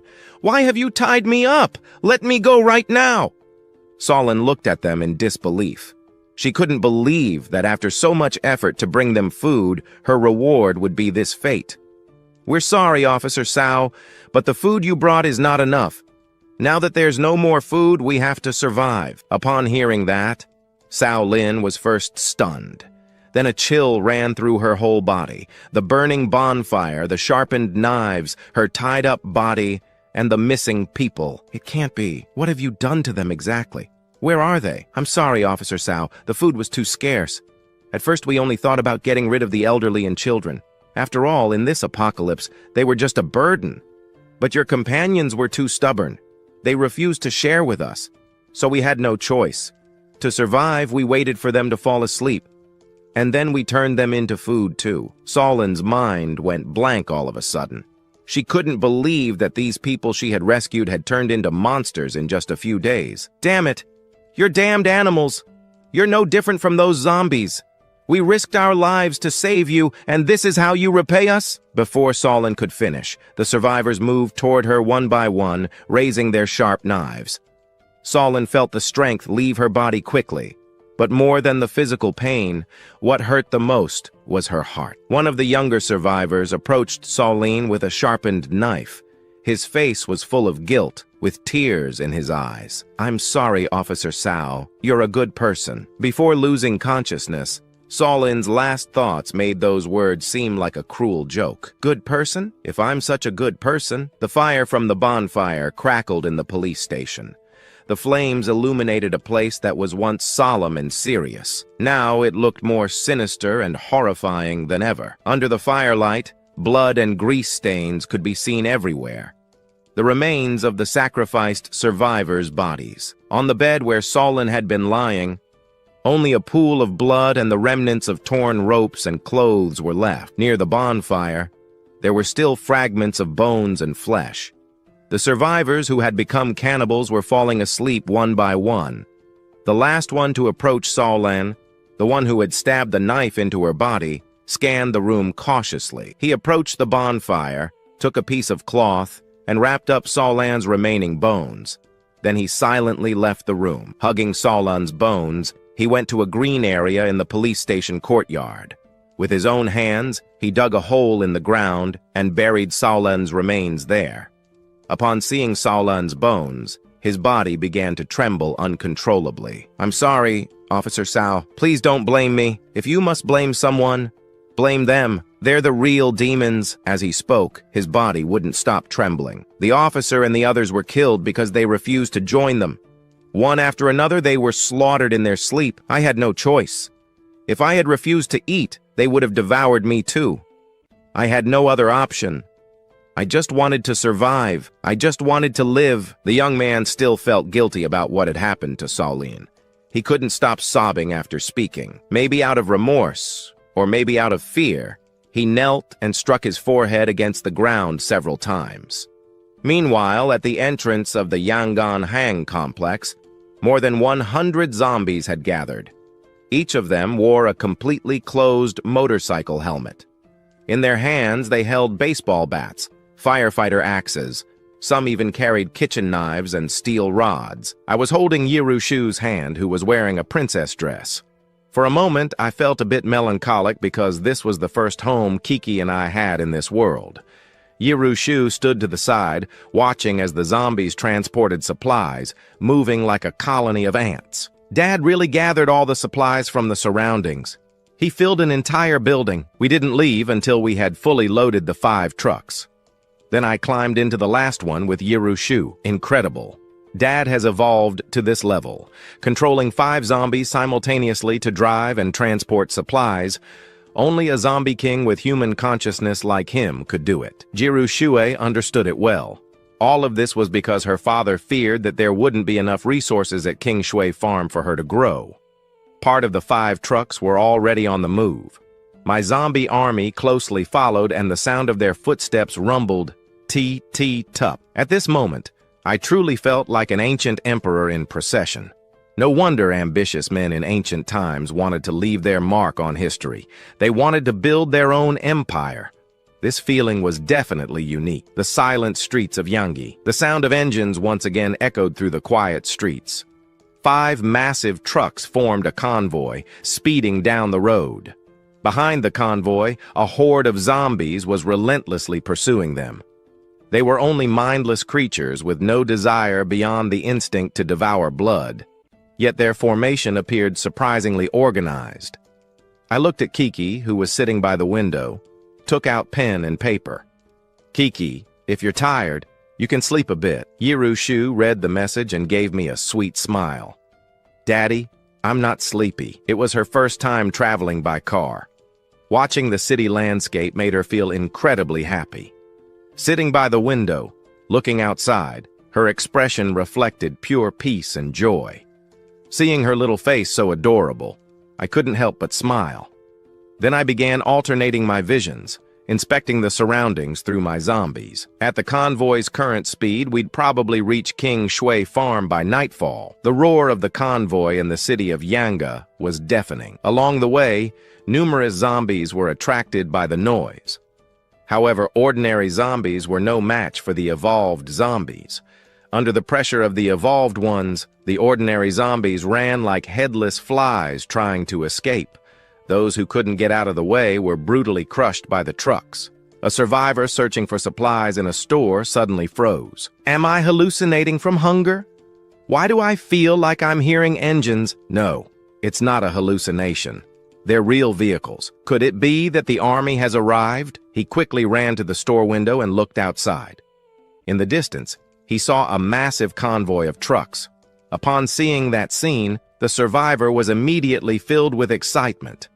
He wanted to run out and meet the convoy, but as he got closer, he realized it wasn't a human army. He couldn't believe what his eyes were seeing. In the driver's seats of the 5 trucks, there were no humans, but terrifying, deformed zombies. I'm seeing things. Zombies driving trucks? The survivor inside the store gulped down big sips of water. That was the only way he managed to calm his disturbed mind. Meanwhile, I kept focused on controlling my zombies at the wheel, unaware that this zombie convoy had caused a huge impact on the survivors of J. Shortly after, the zombie leading the convoy suddenly detected an obstacle ahead.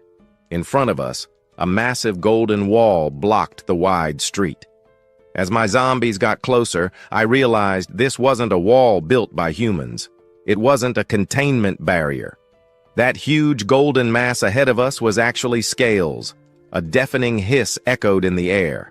The colossal golden body in front of us began to move. 2 of my scout zombies were devoured in a single bite. The gigantic creature coiled in the street finally revealed its true form. It was a massive golden python. Its length was immense, reaching at least 20 meters, equivalent to the size of 2 trucks combined. The fact that such a colossal beast had appeared in the middle of the city left me stunned. I quickly checked my map. That's when I realized we were near the largest zoo in Yangi. There was no doubt. This golden python had mutated after escaping from the zoo. Damn it, this mutant beast seemed even fiercer than the evolved zombies. I immediately commanded my evolved zombies to attack. Herpan moved to the front. Dapan led the tank-type zombies and deployed them on both flanks. Meanwhile, the agile zombies leapt from rooftop to rooftop, steel swords in hand. The agile zombies quickly approached the central body of the mutated golden python. Herpan forcefully swung his steel rod over a ton in weight and smashed it fiercely against the giant python's head. With an impact of more than a ton of force, even this enormous creature staggered from the blow. Taking advantage of the opportunity, the rest of the zombies unleashed a frenzied attack. Among them, the most powerful in terms of pure attack was undoubtedly the second-phase Tyrant Zombie.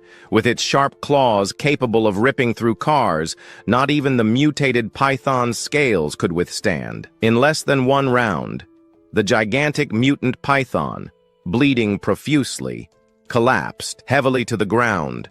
It would never move again. After extracting the crystal from its core, Yirushu, from the truck cabin, looked at the corpse of the mutated beast with shining eyes. Meat. I want to eat meat. She had gone so long without tasting meat that Yirushu had almost forgotten what it was like. Looking at the massive mutated python in front of her, her eyes lit up with overflowing joy. I've been drinking powdered milk for so long. Today I'm finally going to eat meat. She grabbed my clothes excitedly and exclaimed, "Daddy, I want to eat snake meat." However, this time, when I heard the little one, I didn't respond immediately. Instead, I hesitated. Yirushui, upon seeing my expression, quickly understood what was going on. That's why I was so indecisive. Humans can not only eat the meat of these mutated beasts, but it's actually very nutritious. Later on, techniques for breathing and absorption were even developed based on this principle. It involved consuming the flesh and blood of mutated beasts. However, even though Jusue knew all of this, he didn't know how to explain it. "Daddy, let me eat snake meat." This truly caught me by surprise. I immediately took out pen and paper and wrote, "Shaokiki, we don't know if the meat of mutated animals has side effects. Let's wait and test if it's safe before you eat it." Seeing how much she longed for the meat, I decided to use a few survivors as test subjects. If, after eating the meat of these mutated beasts, humans show no strange changes, then the next time we encounter one, we can eat it together. Inside, I understood clearly. A child's growth requires a varied and indispensable diet. Powdered milk and eggs alone weren't enough.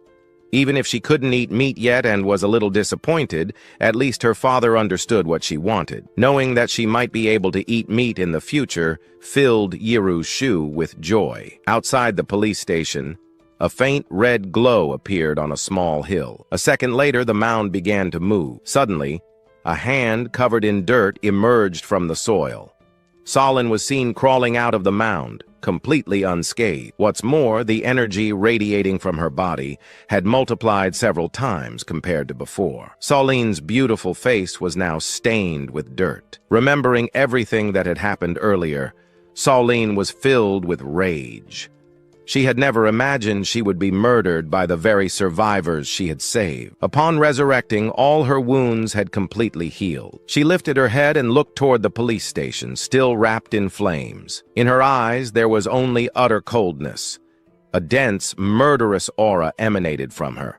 The policewoman who had always been kind and gentle, the air around her now grew noticeably colder. Solin walked straight toward the interior of the police station. When she kicked the door open, she saw a group of survivors gathered around, enthusiastically devouring a roasted corpse. Even though the body on the fire was torn into pieces, it still had certain features that allowed one to recognize it as human. Solin also noticed that another person in the room was missing.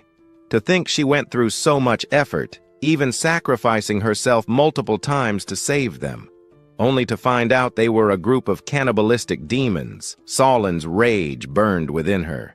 Even when she was captured by the zombie king, she had still worried about the safety of those in the police station. But the only thing she received in return was a knife in the back. After the apocalypse broke out, she and her colleagues had risked their lives to save them. And in the end, they didn't die at the hands of zombies, but at the hands of human-shaped demons.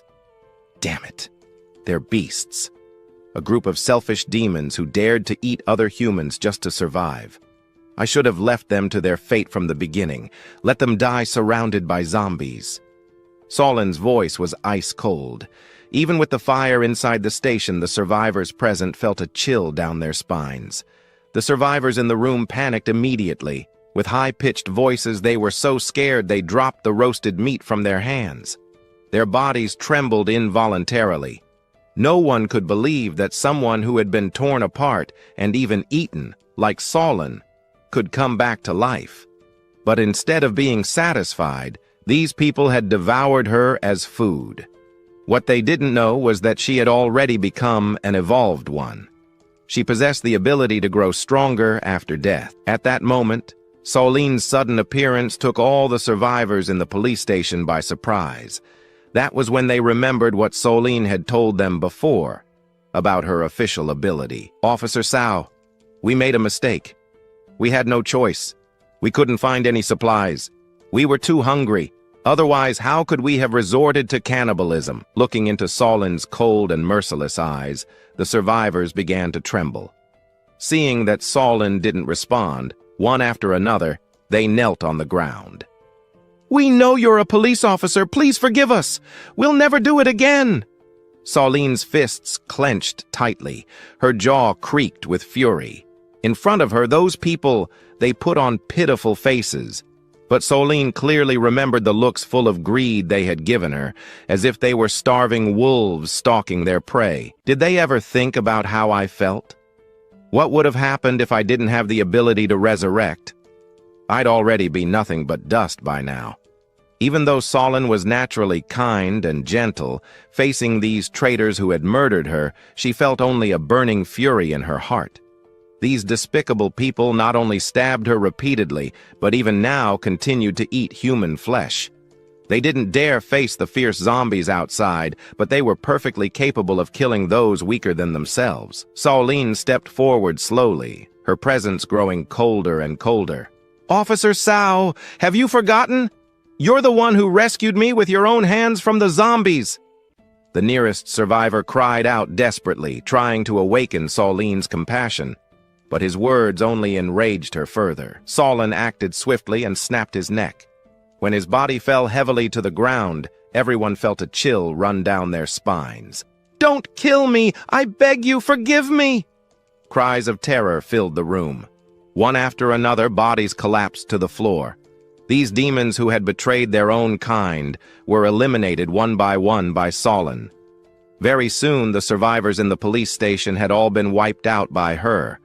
All but one. "Officer Sao, you're a good person, really. They forced me to do it. I had no other choice. Please forgive me." Solon recognized the person in front of her. He was someone naturally timid who had always been bullied before the apocalypse. He was originally a kind-hearted person. Looking into his pleading eyes, Solon hesitated for a moment. After a brief pause, she didn't have the heart to kill him. Just as she turned to leave, she heard the sound of a gun being cocked behind her. Her eyes turned cold in an instant. She launched herself at the survivor with incredible speed, snatched the gun from his hands, and delivered a brutal punch to his chest. The force of the blow shattered his ribs instantly. The broken bones pierced his heart, killing him on the spot. Why did you betray me?" Solon looked around the room filled with corpses. She screamed in anguish into the empty room, her heart consumed by pain. Solon couldn't understand why the people she had risked her life to save ended up betraying her. How ridiculous she had been. For the sake of these survivors who meant nothing to her, she had even gone without food herself. Looking at the corpses on the ground, Solon finally understood. The peaceful and harmonious world she remembered was gone forever. And if one day you discover that this world isn't as beautiful as you thought, and you no longer want to protect others, then come protect me. That promise echoed in Solon's mind. Lost in confusion, her gaze suddenly regained clarity. That's right. There's still someone in this world worth protecting. Xiaokiki is waiting for me. Even though this world is no longer what it once was, and human nature has been pushed to its limits in the apocalypse, Xiaokiki is different. The little girl is so sweet and adorable. Her shiny black eyes are full of purity and kindness. She's barely arrived in this world, and she deserves to have a wonderful life. Only the pure and kind deserve to be protected by a police officer like me, even with my life. After understanding this, Seo Lin took one last look at the place where she planned to dedicate her life. Then, disappointed, she turned around and left, but when Sain returned to the Yanghang residential complex, he discovered that it was completely empty. The zombies that previously filled the area had disappeared. Even all the supplies from Building C had been looted. Where is Xiaokiki? At that moment, he suddenly remembered the note that Xiaokiki had given him before leaving. Haikun Farm. Xiaokiki has moved to Haikun Farm. I looked at the second-level evolution crystal in my hand. I have already reached the third level. This second-level crystal is no longer useful to me. After hesitating for a moment, I decided it would be better for her Pang to devour it. However, I did not allow him to do it immediately. After all, the most urgent thing was to reach the Haikun Farm as soon as possible. I could take care of that once we settled in our new home. Quality is more important than quantity in the army. What I need are more powerful high-level fighters. If in the future I find third-level crystals, I could keep them to use myself. As for the lower-level crystals, it would be more profitable to leave them for the evolution of the zombie puppets. Over time, I might be able to form a complete army composed exclusively of evolved zombies. Just imagining that possibility was overwhelming. If that really happened, I could move through the apocalypse without restrictions. Along the rest of the way, from time to time, evolved zombies appeared, but most were low-level. As soon as these first-level evolved zombies appeared, they became new members of my army of zombie puppets. The evolved zombies that I captured along the way far surpassed those I had obtained in the Yangon Hang community. I opened the map and checked the area where I was. If we continued advancing at this speed, the convoy would reach the Aikun farm in a short time. I finally saw the sign at the entrance to the Kinsui farm. The main gate of the farm was about 3 meters high. The width of the entrance exceeded several meters. On both sides of the gate were the walls of the farm, built with thick wooden posts and wire fences. Inside the wall, there was a vast expanse of farmland. There was a variety of buildings and large cultivation fields. Observing the enormous expanse of land of the farm, I nodded with satisfaction. The King Shui farm was on the outskirts of Yangi. It was a quiet and inconspicuous place to others. Moreover, the vast territory of the farm was more than enough for Xiaokiki and me to live. It was much more spacious than the Yangonhang community. It also had plenty of space for my army of zombie puppets. The most important thing was that it was not a closed urban environment, so it did not feel so oppressive. From the outside of the farm, one could see that inside there were still many modern buildings. It was a completely suitable place for the daily life of Xiaokiki and me. "Dad, we have already arrived." And Yiru Shui stretched, looked at the sign of the King Shui farm, and asked curiously after being so long in the vehicle. I nodded. First, I sent a group of zombie puppets to explore the surroundings. The wire fence was already damaged. The puppets under my control easily entered the King Shui farm. Under the vision of the puppets, the silent interior of the farm was covered in blood. The passage of time and the wind had dried it, making it appear a dark brown tone. The scene was terrifying. There were signs of a fierce battle. The cultivation fields where vegetables once grew were destroyed. There were remnants of crops trampled and crushed on the ground. Also, in the fields, there were many giant footprints. They were deep, which indicated that their owner had great physical strength. By the shape of the footprints, they seemed to belong to animals like cows or sheep. It seemed that there were also mutant animals on the farm. It was very likely that the fields were destroyed by these mutated creatures. If I wanted to obtain fresh vegetables, I would have to use my puppets to till and sow again. I discovered that, in addition to the bones of human survivors, there were also corpses of mutated zombies that had been killed. Even their corpses had been brutally torn apart. Limbs were scattered everywhere. The place had a terrifying appearance. The scene before me made me feel alert. It seems that this King Shui farm is not as peaceful as it appears. If they have been able to destroy zombies like this, their strength should not be underestimated.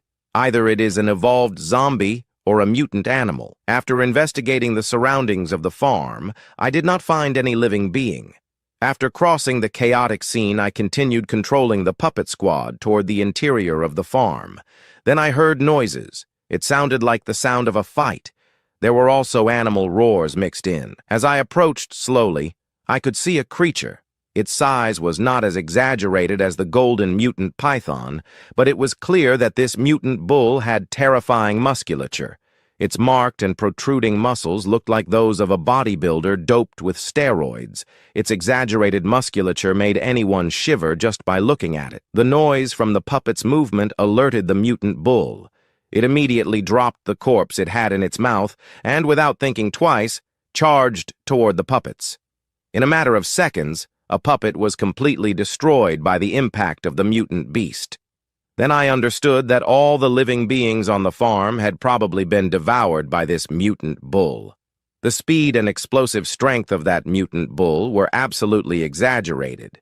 It had definitely reached the second phase level. With the situation already assessed, I controlled Air Pang and the Tyrant to quickly head toward the interior of the farm as reinforcements.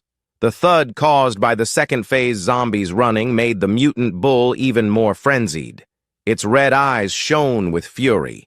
It looked like a crazed bull. Air Pang swung his metal bar weighing over a ton and smashed it against the bull's head. The bull was instantly stunned. Taking advantage of the opportunity, the tyrant quickly moved forward. His sharp claws moved rapidly and opened a huge wound in the mutant bull's body. Shortly after, the bull fell dead. When Tyrant Number 1 handed me its energy crystal, together with the energy crystal from the second phase Golden Mutant Python, I now had 2 energy cores. Their energy should be enough for Herp to evolve to the third phase. With the threats inside the farm already eliminated, I began to send a large number of puppets to explore the inner area of the farm. The body of the mutant bull would not go to waste. I stored its meat, just like I had with the golden mutant pythons. Although I could consume its meat without problems, I would wait to find a human survivor to test whether the mutant meat was safe for them. Once verified, I could make use of it. If the mutant meat was edible, I could finally practice my culinary skills. After scanning the farm from top to bottom, exploring every corner, I finally felt relieved. Inside the King Shui farm, the only living being was that mutant bull. The surroundings were surrounded by high walls. On the south side of the King Shui farm, near the main gate, is the cultivation zone. Here, various crops can be planted. There are also numerous vegetable gardens. On the east side was the poultry and livestock breeding area. However, there have been no living beings here for a long time. Only pools of blood and excrement remain. On the north side of the farm is an extensive fruit grove, while to the west, there is a fish pond. After exploring the whole area, I discovered that I did not leave empty-handed. In the northern grove, there were still many fruits hanging from the trees. Great. I never imagined that in this apocalyptic world I could still find fresh fruits. Now the little one will be able to get enough vitamins. Searching for life on land was no longer an option. I could only focus on the water. If there were still some fish in the pond that had not been infected and had not been hunted either, then I could get some fish meat for the little one. However, when I arrived at the pond, I realized the water was completely murky. It was almost impossible to see what was inside the pond. The most worrying thing was a huge dragging mark on the shore. I controlled my puppet to approach slowly. Just at that moment, the surface of the water began to stir. Instantly, a gigantic turtle emerged from the murky water. The size of this monstrous turtle surpassed anything I knew. Its body was enormous, at least 2 or 3 meters long. Even the largest sea turtles would look tiny next to it. There was no doubt that it was another mutated beast that had evolved after the apocalypse. However, its evolution seemed to have taken a different path. Without thinking twice, the giant turtle lunged and bit the puppet's leg. The sound of bones breaking was sharp and chilling. Damn, what a huge turtle. Seeing this gigantic turtle suddenly emerge from the water left me stunned. I never imagined that such a massive monster was hiding in these murky waters. The most incredible thing is that, despite its colossal size, it remained completely stealthy underwater. If it hadn't suddenly emerged, I wouldn't even have noticed its presence. The incredible strength of its bite caused the puppet's ankle to break instantly. This giant turtle is incredibly strong. Its bite is terrifyingly powerful. They say turtles live 1,000 years, and this one must be an extremely nutritious delicacy. If I later find out that the meat of mutated animals is edible, I could save it for Okiki to eat and grow stronger. But considering how dangerous it is, I assigned 2 puppets to constantly watch it from the shore to prevent this giant turtle from coming onto land. After confirming there were no more threats on the farm, I began sending a large number of puppets to King Shui Farm. The main task was to clean the residential area. The puppets also started moving supplies into the farm. Once all these preparations were complete, only then did I take Xiaoqiqi's hand and slowly enter the farm. Now the farm and Luchuan were clean. The scattered remains and fragmented flesh on the ground were also collected by the puppets. The dark bloodstains on the walls and other traces were completely cleaned. Now the whole farm looked prosperous and full of life. It seemed like it was truly a good place. Yiru Shui looked around with curiosity. She discovered that this farm, at first glance, really was better than the Sunshine Complex. King Shui Farm had a much wider area, and being in the countryside, offered various natural views. Feeling the beauty of her new home, Yiru Shui suddenly began to feel hopeful for the future. She had never imagined that her new life partner would be a zombie king. Yiru Shui had never tried to live with zombies, much less in an area completely infested with them. It was something she couldn't even imagine back then. She had only two options: die or kill zombies. She would never have thought of a shared life with them. But now, after being reborn in the body of a baby, this strange situation had somehow found its way to me. Not only are there tyrant zombies guarding the entrance, but there are also countless zombies producing non-stop on the farm 24 hours a day. Besides that, I adopted a human baby. But what I never imagined was that this baby was the reincarnation of the Empress from her past life. When Yiru Shu woke up, the fruit was already cut, and breakfast was prepared for her. Yiru Shu's eyes sparkled. She could barely remember how long it had been since she smelled fruit. Even though today's breakfast was the same fried rice with egg as always, she had eaten it for a long time during the apocalypse. Now many human survivors could only hide in dark basements, and having something to eat was already great luck. They not only had to stay alert to zombie attacks, but also constantly fear being betrayed by their own companions. In comparison, she lived like a divine being. After eating and drinking until she was satisfied, I took her for a walk around the farm. She saw human figures using various agricultural tools to work. Yiru Shui was stunned. Could it be that there were still living people here? But when she got closer, she discovered that they were all zombies controlled by her father. Farming using zombies. Dad really had creative ideas. The best part is that these zombies never get tired, and they don't even need a salary. They don't even need to eat or drink water. This is a continuous 24-hour non-stop production. Indeed, the best labor option for ruthless bosses. When I finished organizing everything inside the farm, I remembered that I still had 2 level 2 crystal cores, so I decided to let ARP try to evolve into a level 3 zombie. And as expected, after feeding him those 2 cores, he successfully evolved into a level 3 zombie. After this sudden evolution, his size almost reached that of a truck, and his body developed scales. I tested him with my machete, and his defense was truly impressive. Now, Herpan directly became the battle tank of the zombie world. At that moment, I remembered that I still hadn't processed the mutant beast's corpse. So I went to the warehouse and controlled the zombies to cut it into pieces one by one. "Dad, I want to eat meat." Yiru Shu, upon seeing so many mutant beast corpses, couldn't stop drooling. She clung to my leg and didn't want to let go.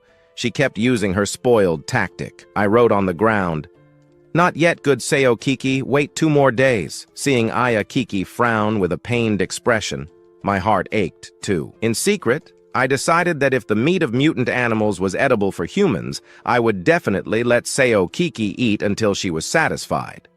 I would raise her until she became a little chubby girl. So, the next day, I controlled Ray 1, carefully dressed him like a human, and had him drive a heavy truck loaded with giant meat into the city. Soon after, I saw a skinny human fleeing in desperation. Behind him, several wandering zombies were chasing him. Seeing Ray 1 suddenly appear, the man saw him as his only salvation. He waved his hands non-stop, begging for help. Ray 1 immediately turned the steering wheel.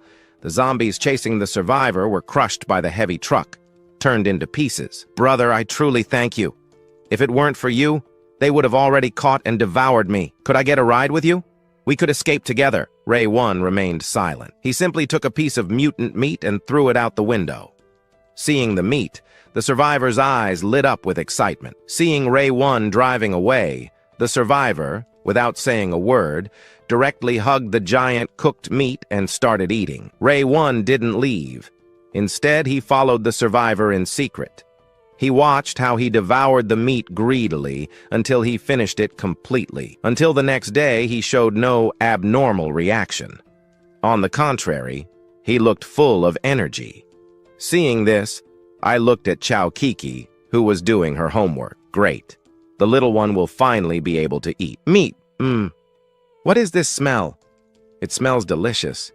In the morning, Yiru Shu, who was deeply asleep, suddenly sensed a delicious aroma at her nose. The smell was so strong that it woke her from her sleep. When she saw me bringing a bowl of meat soup, her eyes opened wide. "Eh? What is this? Today we're not eating fried rice with egg?" Looking at the steaming and fragrant bowl of meat soup, for a moment she felt like crying. She took the spoon from her father's hand and began to devour it eagerly. How tasty! But what is this? This is real food. What kind of life had she been living before? Savoring the delicious meat soup, Yiru's heart was filled with happiness. In the blink of an eye, she finished all the soup in the big bowl. "Dad, I want more." Yiru Shu, excited, grabbed the big bowl in front of her, lifted it toward me, and looked at me with hope. I shook my head and didn't let her keep eating. Xiaokiki is still small. I worry that eating too much meat from mutant animals might be harmful to her health. Seeing that the little one kept looking at me expectantly, I had no choice but to take out paper and pencil to write, "Don't worry. Dad got you a lot of meat. I promise that from now on you'll have meat to eat every day. But promise me something. Oh my God, why did I end up as a baby after reincarnating? I can't even eat all the meat soup I want." Even so, I was quite satisfied. For example, Saolin, who is an evolved one during the apocalypse, couldn't even eat until she was full. After her father took her to the Yangan Hang community, that was the most comfortable time she had since the apocalypse began. Besides, Yiru saw the note her father had left her. Dad was worried that she would eat too much. Thinking that from now on she'll always have meat, Yushu's heart filled with expectations. Eating meat every day. This really is life. This is practically a life. Yue remembered how her life was in her past life. Back then, she was still struggling to survive. She didn't even dream of moving from the Yuan community to the Aikun farm. Being able to walk just a few streets safely already made her feel lucky. As for the life she has now, she wouldn't have even dared to imagine it before. This is simply too comfortable. And that's how, little by little, together with Yiru Shu, our life at Aikun Farm began to stabilize. Meanwhile, a patrolling zombie discovered that Yiru Shu had run toward the pond. I hurried over there, picked her up in my arms immediately, and quickly stepped back to a safe distance. Then I took out paper and pencil and hastily wrote, "Xiaokiki, this pond is dangerous. You can't play here. You can go play somewhere else." After I carried her in my arms, she remained calm and simply pointed at the pond. In the water, an enormous turtle shell had appeared. Then Jirushu looked at the big old turtle that was sunbathing on the water's surface and said, "Dad, I want to raise this one." Rushu looked at the old giant turtle that was sunbathing on the surface of the water and said, "Dad, I want to raise this old turtle as a pet." Upon hearing that, I was completely astonished. This turtle is so ugly. How could it have caught the little one's attention? "Xiaokiki, be good. This old turtle is much more dangerous than you think. Dad promises you something. Later, I'll bring you some cute animals as pets, for example, bunnies or kittens. But as for this turtle, better forget it." "No, Dad, I want this turtle to be my pet. Don't worry, I won't enter the pond. I'll only feed it from the shore. It won't be dangerous." The reason Yiru Shu insisted on this was because, thanks to her memories of her past life, she knew very well that not all mutant beasts lost their minds after the apocalypse. Some had a more docile temperament and maintained a strong bond with their owners even after evolving. Not only did they not harm their owners, but they also protected them from any harm. Besides, she possessed an ancient beast-taming art. Compared to other mutant beasts, this turtle seemed to have preserved part of its intelligence. Taming it would be relatively easier. Upon seeing the expression full of desire on Xiaokiki's face, I had no choice but to nod with resignation. Even so, I remained worried about the little one's safety, so I sent Ryo-1 to follow her closely, just in case. At the same time, Sain, discouraged and hopeless, was looking for Xiaokiki. So she followed the path toward the Aikun farm. Right at that moment, Saolin heard a desperate cry for help. Originally, she had already lost all hope in humans, so she had no intention of intervening, but her legs seemed to move on their own. guiding her to where the people in danger were. To her, these ordinary zombies were no match at all. In a matter of seconds, several zombies chasing the survivors were completely annihilated by the powerful fists of Solin. The unexpected scene left the survivors utterly stunned. "Thank you. Thank you so much for saving us. What incredible strength. Could she be one of those evolved ones spoken of in legends? She's definitely not an ordinary person." Several people approached Sane, repeatedly expressing their gratitude. However, Solin's expression remained completely cold. When she saw them coming closer, she just gave them a cold look, then continued walking in the direction of the Akun farm. However, at that moment, one of the survivors Solin had rescued noticed she was wearing a police uniform. "Wait a moment. If you're wearing a police uniform, then you must be one. Surely you know something about the human survivor bases. If so, escort us there." Sane gave a cold smile upon hearing that. "Why should I?" The survivors who had just been rescued were left completely stunned by her response. Clearly, they hadn't expected Solin to respond that way. "What are you saying? You're a police officer. Isn't it your duty to protect us? Besides, you're an evolved one with great power. These zombies mean nothing to you. We, on the other hand, are defenseless people. In such a dangerous world, we can only rely on police officers like you. You must escort us." The very survivors Solin had just saved were now pointing at her and accusing her. The selfish and despicable faces of these people, so familiar to Solin, reminded her of her colleagues at the station. The vile nature of humanity was revealed in them. Solin ignored those people and turned around to leave. But among the survivors, someone noticed the backpack Sane was carrying. His eyes instantly filled with greed. "Being a police officer, it's already bad enough that you won't escort us. At the very least, you could give us some food and water. In my opinion, you should hand over all the food you have in your backpack. That's what a real police officer would do." Sane came to a sudden stop. Then she turned her head and slowly scanned the people in front of her. Suddenly, she attacked. With a single punch, she struck the man's chest with overwhelming force, sending him flying. He spat blood. He died on the spot. Witnessing the scene, the others were paralyzed with fear. The noise attracted several zombies that began approaching, but Sane simply turned around and left. She completely ignored the cries for help behind her. Meanwhile, I was hunting zombies in the area. In a short time, almost all the evolved zombies in this area were eliminated. I handed the obtained crystal cores to Ryo 1 and Dapon, preparing them for their level 2 ascension. It wasn't long before both zombies successfully evolved at the same time. Meanwhile, Yiru Shu brought meat from a mutant python to the pond. She looked at the old turtle in the pond, calm as always. A smile appeared on Yushu's lips.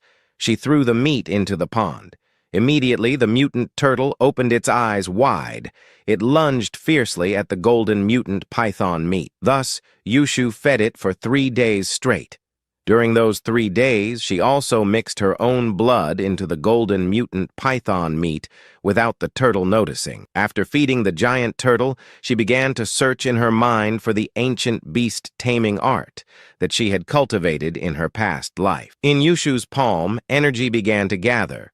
A seal formed. At the same time, on the turtle's forehead in the pond, a reddish mark began to appear. The instant the seal formed, Yiru Shu could clearly feel that a special connection had formed between her and the giant turtle. Now she could give some simple commands to the mutant turtle. Yiru Shu remembered that in her past life, there were many powerful beasts. Among them was a giant mystic turtle, one of the strongest emperor-level beasts. That turtle's size was terrifying. It was as large as an island. With a single move, it could cause earthquakes and tsunamis. That's why Yiru Shu planned to tame this mutant turtle. In the future, she would train it to become as powerful as the mystic Shangu. Having a giant and strong turtle would make it much easier to explore the secrets of the ocean in the Eastern Sea. At that moment, I was standing next to the orchard, watching as the seeds I had planted began to sprout. The soil was already speckled with tiny green shoots. If the growth continued at that rate, it wouldn't be long before the orchard was covered in vegetation. Then Xiaokiki could eat fresh vegetables. While controlling the puppet zombies in their tasks, I constantly switched perspectives to monitor the surroundings of the farm. Xiaokiki went again to play with the old turtle.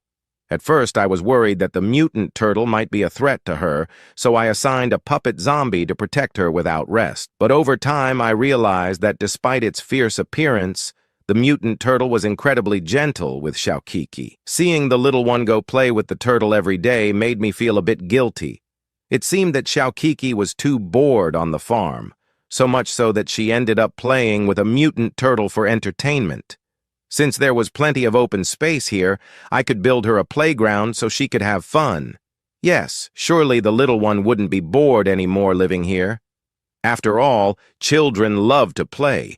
I'm sure Xiaokiki is no different. Thinking about that, I immediately began to prepare. Now that it's the apocalypse, the amusement parks in Jai had long been abandoned. I could send the puppet zombies to dismantle some of the attractions and bring them here. That way, I could build her a personal amusement park. Soon after, the puppet zombies began to bring the attractions from the abandoned parks. Once assembled, the amusement park became a unique sight on the farm. Although most of the rides required electricity, when installing them, I modified the electric carousel so that it would work manually.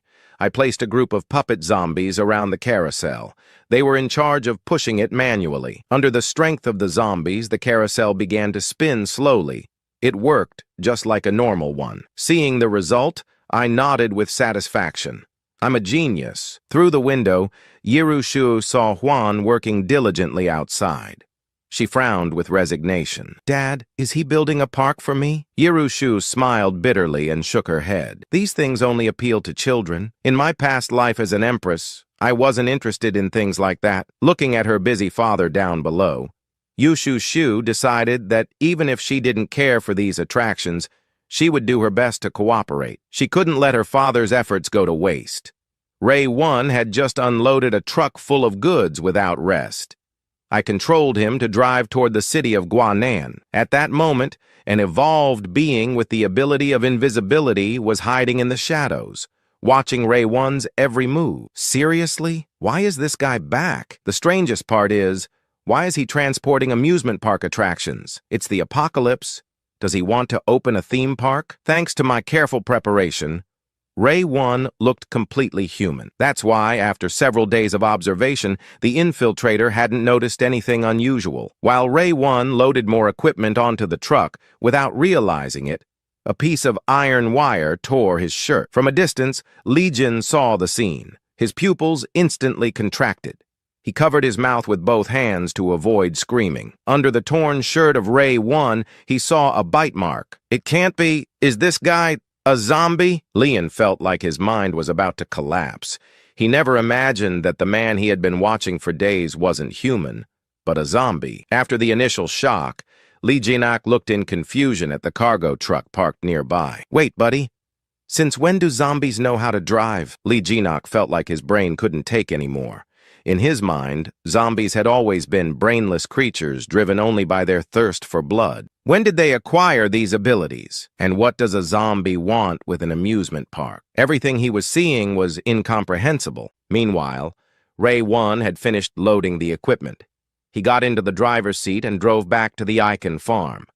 When he passed by Linak, the latter used all his strength to climb onto the roof of the truck. Let's see what the hell this zombie is planning. Trusting his invisibility skill, Lee Jinak had managed to infiltrate the most dangerous places in the apocalypse without being detected, although this zombie seemed completely different from everything he had known before. He wasn't worried at all. Crouched on top of the truck, Linak arrived at the Haikun farm. But when he saw who was at the entrance, his heart nearly stopped. It was Ah Pang, a level 3 tank zombie, standing at the gate like a living mountain. Seriously? Was this farm still that over the top? When the truck entered the farm, Leon was completely paralyzed. There weren't just crops, but the most absurd thing was that those cultivating the land weren't human farmers. They were deformed and terrifying zombies. Li Jin's mind almost collapsed. He couldn't believe what he was seeing. A group of zombies was working on a farm. They weren't humans, but thoughtless creatures that should be dead. Not only were they farming, but the seeds they planted were sprouting. Has the world gone mad? Now even zombies know how to farm? Looking at all this, Leon felt his understanding of reality crumbling. Where the hell had that truck taken him? Was this still the apocalypse he knew? The truck arrived at the ActionToon farm. I controlled Ray 1 and the puppet zombies to unload the goods. Leon jumped off the truck immediately and quickly hid to one side. That's when he saw a small amusement park. What are these zombies planning? Are they seriously building a theme park? This is too surreal. Lee Janok was completely stunned. Along the way, he had considered many possibilities. He had even imagined outlandish theories, like these zombies undergoing some kind of mysterious evolution. But it had never occurred to him that they had transported attractions from an amusement park just to build a real one. The most baffling part of all was, who was this park for? Had zombies, after eating too much human flesh, also started needing ways to relieve stress? Yin couldn't understand anything he was seeing. All of this was completely beyond his comprehension. Just at that, thanks for watching. He couldn't understand anything he was seeing. All of this was completely beyond his comprehension. Right at that moment, from the residential zone of the farm, a girl came out of the house. She was a small and adorable girl. But what surprised Leon the most was, she was a human girl walking on a farm full of zombies. This scene was too surreal. Lee Janok frowned and looked toward the amusement park. Suddenly, he was completely frozen. A bold idea appeared in his mind. Could it be that this amusement park on the farm was built by the zombies for that girl? That's impossible. But if he thought about it carefully, he had already witnessed many absurd things until now. Zombies driving trucks, zombies farming. So maybe this isn't so hard to understand either. At least it's still within what I can accept. However, what intrigued Leon the most was the identity of that girl living on a farm full of zombies. How could she remain so calm? That could only mean that this girl wasn't someone ordinary. That's why Leonot decided to follow her from a distance. I was once kind and let go of the 9 Deaths demon police, but I didn't expect her to smell the trail and return. This time I'm going to break her arms and legs to completely turn her into a pet. Just now, an invisible one infiltrated On's farm and discovered that all the undead here served this little girl in front of him. He thought that the little girl might control all the undead here, so he planned to kidnap Jiru Shu. But he didn't know that Jiru Shu had already sensed the presence of the invisible one. When he approached, she calmly walked toward the room. Leon watched and saw a flash of coldness in her eyes, confirming that there were no undead nearby. Then Lee Janok infiltrated the room. Inside the room, Yiru Shui was playing with a rag doll like a normal little girl. She held the doll and played. "Little girl, now you won't be able to escape from my hands." Leon pulled out a knife from his body and slowly walked toward Jiru Shu. He didn't take her seriously at all. For him, Jiru Shu's main combat power was in the undead, and there were no undead nearby. Then this girl would undoubtedly be an extremely terrifying existence. But the key is that there is no undead in this room that she can control. Just when his steel knife was falling onto Jiru Shu's neck, suddenly his body went stiff, motionless. He felt an immense force being imposed on his body. No matter how hard he struggled, he couldn't move even a bit. Meanwhile, that girl continued playing with the doll on the sofa and had already turned her head to look in Leon's direction. How is this possible? Could she have discovered me? The gazes of Leon and Yi Rushu crossed in the air. This moment made a chill run through his body. At that moment, he finally realized that this girl in front of him didn't seem to be as simple as he thought. Under Leon's surprised gaze, Yi Rushu jumped directly from her place. She gave him a tremendous slap that threw him far away. This blow left Li Yin stunned. Yiru Shui had thought about killing him, but now she had no one to control. Besides, this guy had invisibility abilities. So Yiru Shu decided to use the soul contract technique. With just a thought, she could control his life and death. With the life and death contract, she wouldn't have to worry about a rebellion. With the successful contract, Leon slowly began to awaken. Upon seeing this scene, Yiru Shu thought for a moment. Leon, suffering from pain, had his face twisted. His eyes were wide open, his pupils bulging. He felt like his head was going to explode. Although the pain in his mind was unbearable, he couldn't even let out a single scream. This suffering made Lee Jinok feel it was worse than death. That's my ability. If you want to live, from now on you'll have to follow my orders. Otherwise, I'll make you suffer. However, I can also be merciful. I can make you die right now. Your life and death for me are nothing more than a thought. Upon hearing Yerushu's words, Linux felt on the verge of tears. Why didn't you say that before? Just tell me. I wasn't refusing to accept. Please don't kill me. I'm willing to surrender to you. I'm willing to follow you from now on. Leon, afraid of death, had no doubt, and chose to surrender immediately. So Yerushu sent him to infiltrate the city of Hangai in the human survivors camp to gather information. Every half-month, he had to come to report. Yin, upon hearing this, nodded repeatedly. I promise everything, as long as you spare my life. Under Jirushu's signal with her gaze, he activated his invisibility ability and silently left Aikun's farm. At that moment, he felt great regret. As expected, curiosity killed the cat. If I hadn't been so curious, I wouldn't be in this situation now. Meanwhile, Yerushu calmly looked out the window from the room. Now, with Leon as her pawn, from now on, if there's any movement at the survivors' base, human survivors, I'll be able to find out in advance. I won't have to fall into a passive situation with my father. 2 days later, the Icon farm finally finished building a small amusement park with the carousel brought by Lightning No. 1, the trampoline, the bumper cars, the pirate ship, the small tourist train, the inflatable castle, and the slides, among many other attractions. Holding Jirushu's hand, we arrived in front of the amusement park.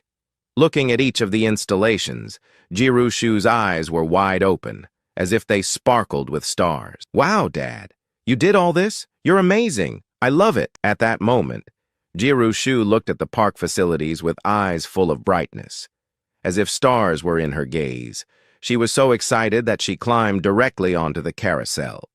Seeing Xiaokiki so happy made a huge weight fall from my heart. I also quickly followed Arush Shu and got on another wooden horse. At that moment, the two of us seemed to forget that the outside world was in ruins. In the end of the world, we forgot that outside there was death and endless danger. Father and daughter had a lot of fun. If one ignored the puppets manually operating the machines, this would definitely be a very heartwarming scene. I wish these beautiful days would never be interrupted. At this moment, Sane looked at the map in his hands. According to the map, the King Shui farm is less than 40 kilometers away from his current location. Considering the possible dangers on the road, the fact that he would be looking for supplies while traveling, those more than 40 kilometers, Sane estimated that he would need a day or more to arrive. Xiaokiki, wait for me. I'm coming. During this time, I had also collected a large amount of supplies, especially gasoline and diesel. After collecting the supplies, I drove Lightning No. 1 in the truck, ready to return to the Icon farm. A huge fireball fell onto the truck. Before I could react, more fireballs began to fall. Lightning No. 1 quickly pushed the truck door and jumped. He looked around carefully and saw that it was a completely red undead. Its appearance was quite peculiar. It was staring in our direction and, moreover, it was spitting flames from its mouth. A flame-spitting zombie. At that moment, I felt my brain couldn't keep up. I couldn't believe that over time, the undead had evolved to create such a strange race. The transformation from melee attacks to ranged attacks. The power demonstrated was also extremely impressive. I must make sure to capture this completely red flame-spitting undead. So I called Lightning 2 and Lightning 3, who were nearby. The three undead began to charge toward the flame spitter. Lightning 1 attracted the attention of the flame-spitting undead. With his striking figure and agile movements, he repeatedly dodged the attacks of the flame-spitting undead. As the distance closed, Lightning 2 and Lightning 3 pulled out two very thick iron chains and tied up the flame-spitting undead, giving it no chance to resist. Lightning One also quickly pulled out a chain and advanced. The agile figures of the three undead moved swiftly. In just a few seconds, they wrapped the flame-spitting undead with the iron chains, tying it up like a bundle and securing it to the back of the truck. Then Lightning One started the truck and headed towards the Ikun farm. Back at King Shui's farm, I went out directly and effortlessly took control of this undead. It was a surprise to discover that this flame-spitting undead had reached level 2. I led it to an open area. It opened its mouth and shot out a line of fire that instantly flew forward. Then I controlled the puppets to extend their hands. In those hands, which were no different from those of common undead, suddenly a fierce flame glowed. And with a strong thrust, a huge fireball flew forward, even causing a violent explosion. What terrifying power! Yes, the power of fire is so strong. From now on, I'll call you Fire Lightning One. I never imagined that in this apocalypse, an undead with such a peculiar evolution would exist. If I could control more of these in the future, I could form a team of puppet mages. I really didn't expect it. Dad actually controlled it so quickly, controlling an undead with elemental evolution. The movement of Fire Lightning One naturally caught Yiru Shu's attention. She immediately recognized the identity of this red zombie. This type of elemental undead, its evolution is different from that of Deepang and Lightning. The body type undead like Lightning One. Elemental undead have many varieties. They can attack with fire. Fire Lightning One is one of them. Seeing the fire undead controlled by her dad, Yiru Shu slightly frowned. Her mind began to recall memories from her previous life. This type of elemental undead in the apocalypse was comparable to modern human heavy weapons. The weapons had no difference. The fire undead in front of me now, although for now it has only fired once, if it continues to evolve, this fire undead will have a much larger attack range and will be able to launch dozens of fireballs at once. The most terrifying part is that those fireballs will also have an explosive effect, making their attack strength much more powerful. I've gained another great ally. I'm very excited. At this moment, I placed the mutant golden scales on Fire Lightning One, a mage with flesh armor. Who can resist that? As long as it doesn't die. It can keep attacking. At that moment, I noticed that Seo Kiki was staring at me. I thought the little one was curious about the noise I had just made, so I quickly raised my hand to call her. Then I pulled out a pen and a piece of paper I was carrying and wrote, Xiaokiki, Xiaokiki, do you want to see fireworks? Yiru Shui was surprised to hear that, but upon noticing the fire undead nearby, she quickly reacted. All right, Dad, I've seen descriptions of fireworks in my machine, learning. But I had never seen something like this. I took her in my arms and placed her on my shoulders. Xiaokiki pointed in a direction. Dad, I'm going to open your eyes. Ha ha ha ha. Dad, shoot. Yiru Shui absent-mindedly pointed toward a clear area nearby. I immediately controlled Fire Ray 1 to shoot a line of fire. Wow! Dad, this guy is amazing! This is what they call special powers! Yiru Shu stared wide-eyed and said with an innocent expression. Hearing the angelic voice of the little one made me feel very happy inside. Controlling Fire Ray 1, I aimed and fired, putting on a great fireworks display right near the King Shui farm. Meanwhile, Solon was searching for supplies in a store. With great enthusiasm, he opened the store's door. But the greater the hope, the greater the disappointment. Damn this apocalypse! Where did the supplies go? Solon looked at the empty store. He immediately stomped the ground in frustration. This chain supermarket, which didn't look small under normal conditions, should have had plenty of supplies. But now the shelves were completely empty, except for vegetables that were already rotted and frozen meat that smelled of decomposition. The vacuum-sealed foods that could have been stored for a long time had now completely disappeared. When opening the door, a strong smell of decomposition hit me in the face. Sane, who was already hungry and anxious, almost fainted from the smell. After the apocalypse crisis broke out, so many people turned into the undead. In such a big city, how come I can't even find a bit of supplies? I spent the whole morning searching.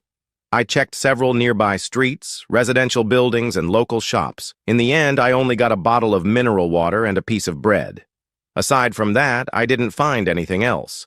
Looking at the miserable food I had in my hands, Sane could hardly hold back tears. Could it be that the Yan'an area doesn't have many evolved undead, so the survivors dared to empty all the supplies? But this is too much. Sane shook her head hopelessly. She could only hurriedly eat what she had struggled so hard to get. After swallowing a few gulps of mineral water, she continued to look for supplies. If she didn't find food soon, she probably wouldn't have the strength to reach the Aikun farm. Sane sighed in resignation. She couldn't help but remember her past life in the Sunshine neighborhood. She really didn't think that the short time when she could eat in peace would be inside the nest of the undead. Wait, it was a team of survivors. Sane suddenly saw some figures across the street. Each one was carrying a large bag of items. That outfit? No, they aren't the subordinates of the King of the Undead. The figures in front of me wore motorcycle helmets. This is exactly like the undead controlled by the King of the Undead. The most important thing is that the previous King of the Undead also controlled zombies to transport large quantities of supplies, gathering all those resources in his house. Sane still remembers that in Building 5 of the Sunshine neighborhood, the whole building was full of resources. Now she understood why she hadn't found many supplies during her search. The family situation in front of her is nothing more than the work of the King of the Living Dead. I also discovered, through the perspective of the puppet, that policewoman who had escaped. Why doesn't this foolish woman stay near the police station? How has she arrived at the Guanyan area when I drove the truck all day to get from the Sunin neighborhood to the Aikun farm? Could it be that this woman came walking on her own? I can't understand why I and Seo Lin keep running into each other. Olin, with her ability to die and resurrect, and her growing strength, really makes me feel very powerless. I can't kill her, and letting her go is not a solution. This woman is incredibly difficult to deal with. I really don't want to provoke her again. When Solin saw the subordinates of the King of the Living Dead, she was so furious that her gums hurt well. No wonder she made me starve for so long. So you also stole the supplies. The King of the Living Dead is crazy. Why are you moving so many human supplies? If you are a bloodthirsty living dead, what will you do with them? Grrr, soon. Shouen's stomach growled with hunger. After so much time traveling and fighting without properly resting, the little piece of bread from before was useless. Looking at all the food the living dead were carrying, Xolin couldn't help but swallow her saliva, then pretended that nothing was happening and walked away. But in reality, she secretly followed the subordinates who were collecting supplies. Solin was sure that all these living dead were following the orders of the King of the Living Dead. She only had to follow these living dead to find Xiao Kiki's location. At this moment, don't worry, Xiao Kiki. I will find Xiao Kiki. I will make you live a normal life like humans. Solin, who had been following the puppet team, thought she had hidden very well, but she didn't know that she had already been discovered just when Solin had turned a corner. Suddenly, she heard two whistles of something flying. When she looked up, Solin immediately realized that Lightning 1 and Lightning 2 with knives in hand were already in front of her in the rush. Solin could only pull out the two tactical blades from her waist to defend herself as a systematically trained police officer. Cao Lin realized that in terms of combat experience, she seemed to be at a disadvantage against these two living dead. Immediately, she began to have a headache every time she encounters the King of the Living Dead. Nothing good comes of it. She doesn't understand how these bloodthirsty living dead have suddenly become martial arts experts. Lightning 1, using his excellent combat technique, struck with his machete, then lifted it and hit Solin's dagger, sending it flying without her defensive weapon. Solin instantly fell into disadvantage. Lightning 2's machete struck directly at Solin's back, leaving her with a bloody wound. Sane, feeling the pain, frowned. But before she could relax, Lightning 1 dropped his knives and with a quick movement of fists, launched himself at her. Those huge fists were strong and powerful under the attack of the two living dead. Solin could not dodge in time. One hit her in the abdomen, with a fist throwing her violently backwards about 4 or 5 meters. She fell to her knees on the ground. Her face, already pale, was now covered in cold sweat. At that moment, Solin's hair, soaked in cold sweat, stuck to her cheek. She looked completely vulnerable. However, I have no intention of being compassionate at that moment. Lightning, too, also approached. Solin gave her a strong kick, launching her about 6 or 7 meters. Taolin was thrown like a sandbag against the building wall. Even the cement wall began to crack with the rebound force. Sane spat fresh blood in just a few exchanges. She was already seriously injured, looking at Solin in front of me. I saw that in her eyes, a spark of rage was shining. Since you insist on coming this time, I will not let you go in the surprised eyes of Solin.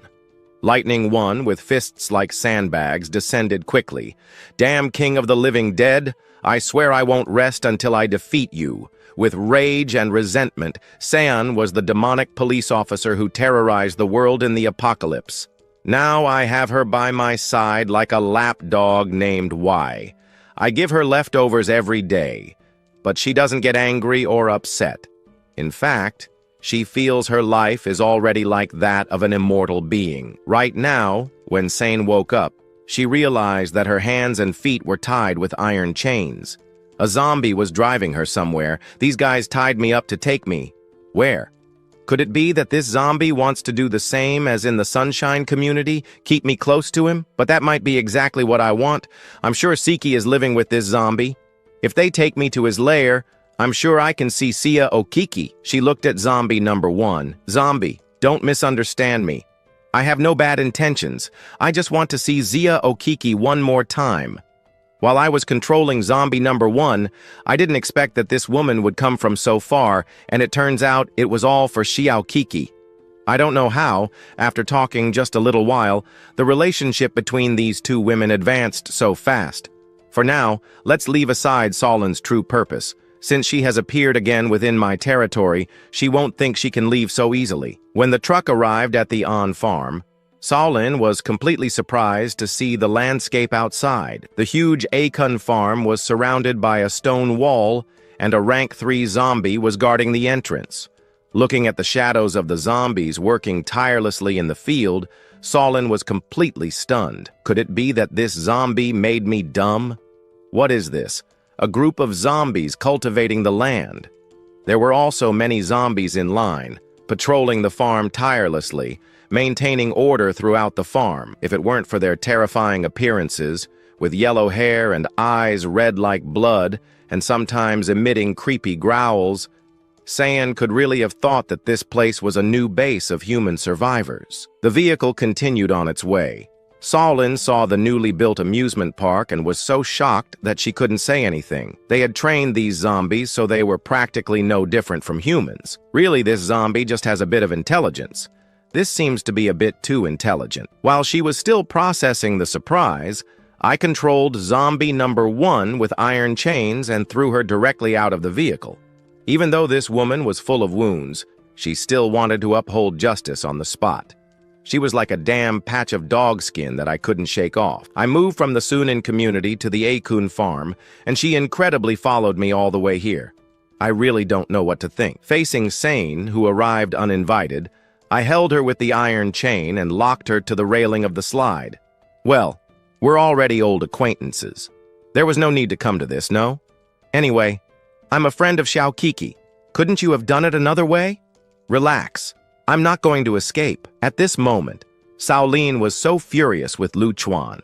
She felt her gums itching from the rage. She was cursing in her mind. Damn bastard, you treated me like a dog and detained me here. Of course. Shaolin only cursed in her mind. She knew the methods of this zombie.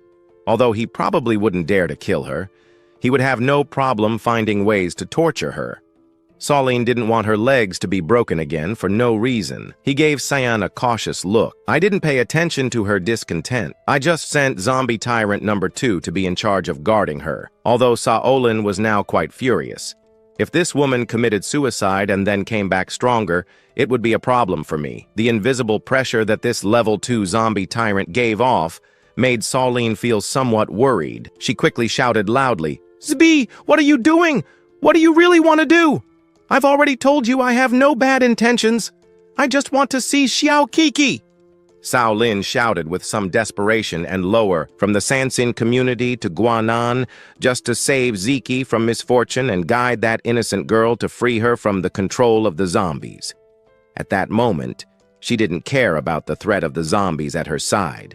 She kept shouting for Ye Rushu loudly, "Xiao Kiki, where are you? Xiao Kiki, it's me, Cao Lin. I've come to find you." Seeing her keep screaming so loudly made me shake my head helplessly. This woman, though a bit scatterbrained, I didn't expect her to be so worried about Xiao Kiki. To be able to walk so far just for Xiao Kui, Xolin really has a sincere heart in this regard. At that moment, Jiru Shui had just fed the old zombie when she heard Sane's screams. Jiru Shui was surprised. She didn't expect to hear her voice inside the Ayun farm. Here inside, it seemed the screams were coming from the amusement park. She really followed me all the way here from the Sunshine community. Realizing that Solene had been captured again by her father, Rue ran quickly toward the amusement park. Soon she saw Solene's figure tied with an iron chain next to the slide like a dog. It was the demonic police officer Solene who had recently been released by her father. "Xiao Kiki knew you were here." At that moment, Solene also saw the figure of Jiru Shui and immediately greeted her excitedly. "How great! You're still alive! That's wonderful!" And it seemed that her face was redder than before. Solon couldn't help but sigh in relief. After the incident at the police station, Sean had already lost all hope in the humanity of the apocalypse. For her, only girls like Xiao Kiki, pure and innocent, deserved to be protected with one's life. San still remembered what Cao Lin had promised to Xiao Kiki, a promise that once made must be fulfilled. Rue arrived at this area and saw Solon tied with a heavy chain like a dog. At that moment, Solon was covered in blood and mud. She looked completely disheveled, her face pale and weak. Her hair seemed somewhat dry. Probably Solon had traveled a long way to get here. During the journey, she endured many hardships and trials. How could this woman be so foolish? She really came all the way to King Shui's farm just by following a piece of paper. Seeing how miserable she was now, it's likely that on the way to the farm, her father severely reprimanded her. If her legs weren't broken this time, it was probably due to her father's mercy. I watched from the side, nodding silently. Although I truly hated this foolish woman, I couldn't deny that having someone like her, with whom Sioiki could communicate normally, was a good thing. I took paper and pencil from my pocket. "Xiao Kiki, Daddy has brought your pet back." Seeing the words on Jiru Shu's paper, Cao Lin immediately became furious. Seeing that this zombie king truly considered her a pet, Solon felt even more enraged. So it turns out it wasn't an accident, but that they really saw me as a dog here. Although she was very angry inside, Solon couldn't help but feel furious. But Solon couldn't do anything against the zombies around her. She could only be upset in silence. A moment later, inside the amusement park, Jirushi and Yolin, the two women, one big and one small, were chatting casually. "Tiao Kiki, how have you been lately?" Saolin's voice was very gentle as she asked. Upon hearing this, Jirushu raised her eyebrows with an expression of resignation, then extended her hand and pointed around her. "Do you see how I am now? Does it seem like I'm not well?" Sane fell silent upon hearing this. At that moment, Jirushi was completely clean and tidy. Her clothes didn't have even a speck of dust. Saolin looked at her own figure, which was in a deplorable state in comparison. Xiao Kiki's life now was almost like that of an immortal being, a treatment all human survivors dream of having. Cao Lian could see that this zombie king really pampered Xiao Kiki a lot. Looking at all the beautiful things around her, Cao Lin fell into deep self-doubt. She realized that she had come all the way from the Sunshine community to King Shui's farm. The only thing she didn't want was for Xiao Kiki to continue living with the zombie king. In the original plan, she was going to take Xiao Kiki away from the zombie king to give her a new life so she could live a truly human life. But now, everything she saw here was completely different from what Shoin had imagined. Compared to Xiao Kiki's life, it seemed that the environment she lived in was the true suffering. And if it weren't for the fact that she had the ability to resurrect, she wouldn't know how many times she would have already died. If she really had taken Sia Kiki with her, could she give her a life like the one she has now? Do I really have the ability to take care of this little girl? By now, Shaolin no longer remembered how many days it had been since she last ate properly. How could she take care of Sia Oiki in this state? From the perspective of the number 2 tyrant zombie, I saw Yiru Shue chatting animatedly with Shoin and felt a deep reflection in my heart. Xiaokiki is still human. She still needs the company of human beings and communication with real humans. It's a pity that now I, even though I retain human consciousness, have become a zombie and can't even speak. I can only communicate with Xiaokiki by writing. Inside the amusement park, Shoin looked seriously at Yiru Shue and in a very serious tone said, "Xiaokiki, the reason I'm here is to fulfill our promise from before. Xiaokiki, from now on, I will be your personal bodyguard. As long as I am here, no one will be able to hurt you. I won't let you fall into danger." Seeing this ridiculous scene and hearing Solin's words, "This woman is so foolish, it's laughable. Clearly, she can't even take care of herself anymore and still thinks about protecting Kokike." I thought Shaolin would try to take Kokike away, but this time, Shaolin really hasn't done anything strange. These days, she has been behaving very calmly. It seems as if she's another person. Shaolin seems to be adapting very well to her current life. Even when I have her tied with a chain next to the slide, she hasn't even thought about escaping. The big change in her surprised me. I don't understand what has happened with this woman during this time. I don't know what this woman has gone through lately. In such a short time, her personality has completely changed.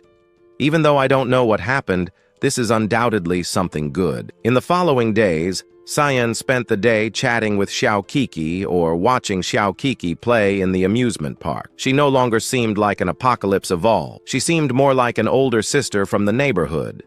Cyan, who hadn't rested well in a long time, even though she was now tied with a chain next to the slide. Undoubtedly, at King Shoi's farm, she didn't have to be on alert all the time. Whatever the case, the most important thing was that she had arrived at Uan Saim's territory. She could finally eat well, eat and drink without fear, and without worrying about backstabbing. It seems that the Zombie King's nest is more comfortable than the human survivor's base. With Solin's arrival, a human, Yer Usui clearly also spoke much more than before. I saw the happy expression on Xiaokiki's face.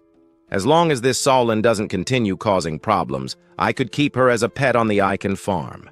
It's already mealtime. Shaolin looked longingly at the houses in the residential area. Every time it was time to eat, Xiaokiki always brought her the food. Even before Yiru arrived, she had already smelled a delicious aroma. A while later, Shaolin saw Jay Rushu approaching with a big bowl of meat porridge, walking quickly toward her. Smelling this aroma, Shaolin's stomach began to growl uncontrollably, and her mouth began to...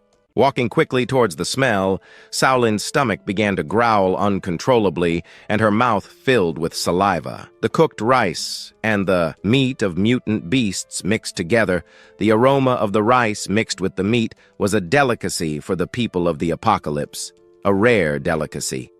Shaolin, who could no longer wait, immediately finished the bowl of meat porridge. She even licked the bowl clean. She could no longer remember how long it had been since she had eaten something like this. "Is the porridge good?" Yeru looked at Shaolin's ecstatic expression and, holding back her laughter, asked softly, It's so delicious. It's really amazing, Xiaokiki. You know, I've never tasted such delicious porridge." "Of course. This is the rice that Daddy cooked with his own hands." Shaolin was completely surprised to hear this.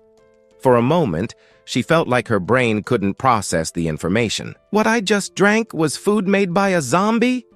Shaolin felt completely stupid. When did bloodthirsty zombies start cooking porridge in the middle of the night? Yiru Shu, who was so considerate, prepared a blanket for her without worrying about any possible attacks. Therefore, at Haikun Farm, Shaolin slept very peacefully.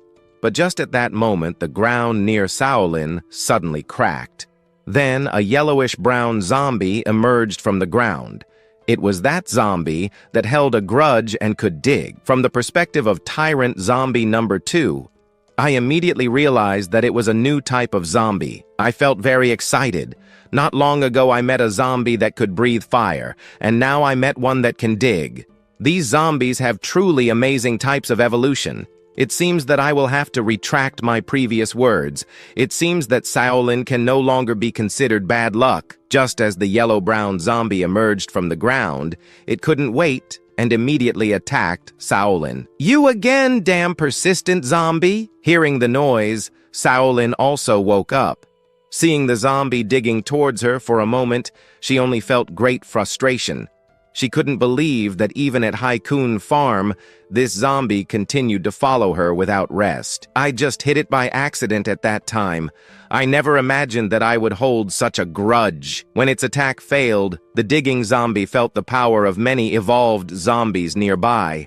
Its hands turned into claws, and it began to tear the ground apart. Zolan shouted loudly around him, "Zombie King, I know you're watching me. Don't say I didn't warn you this zombie will escape soon."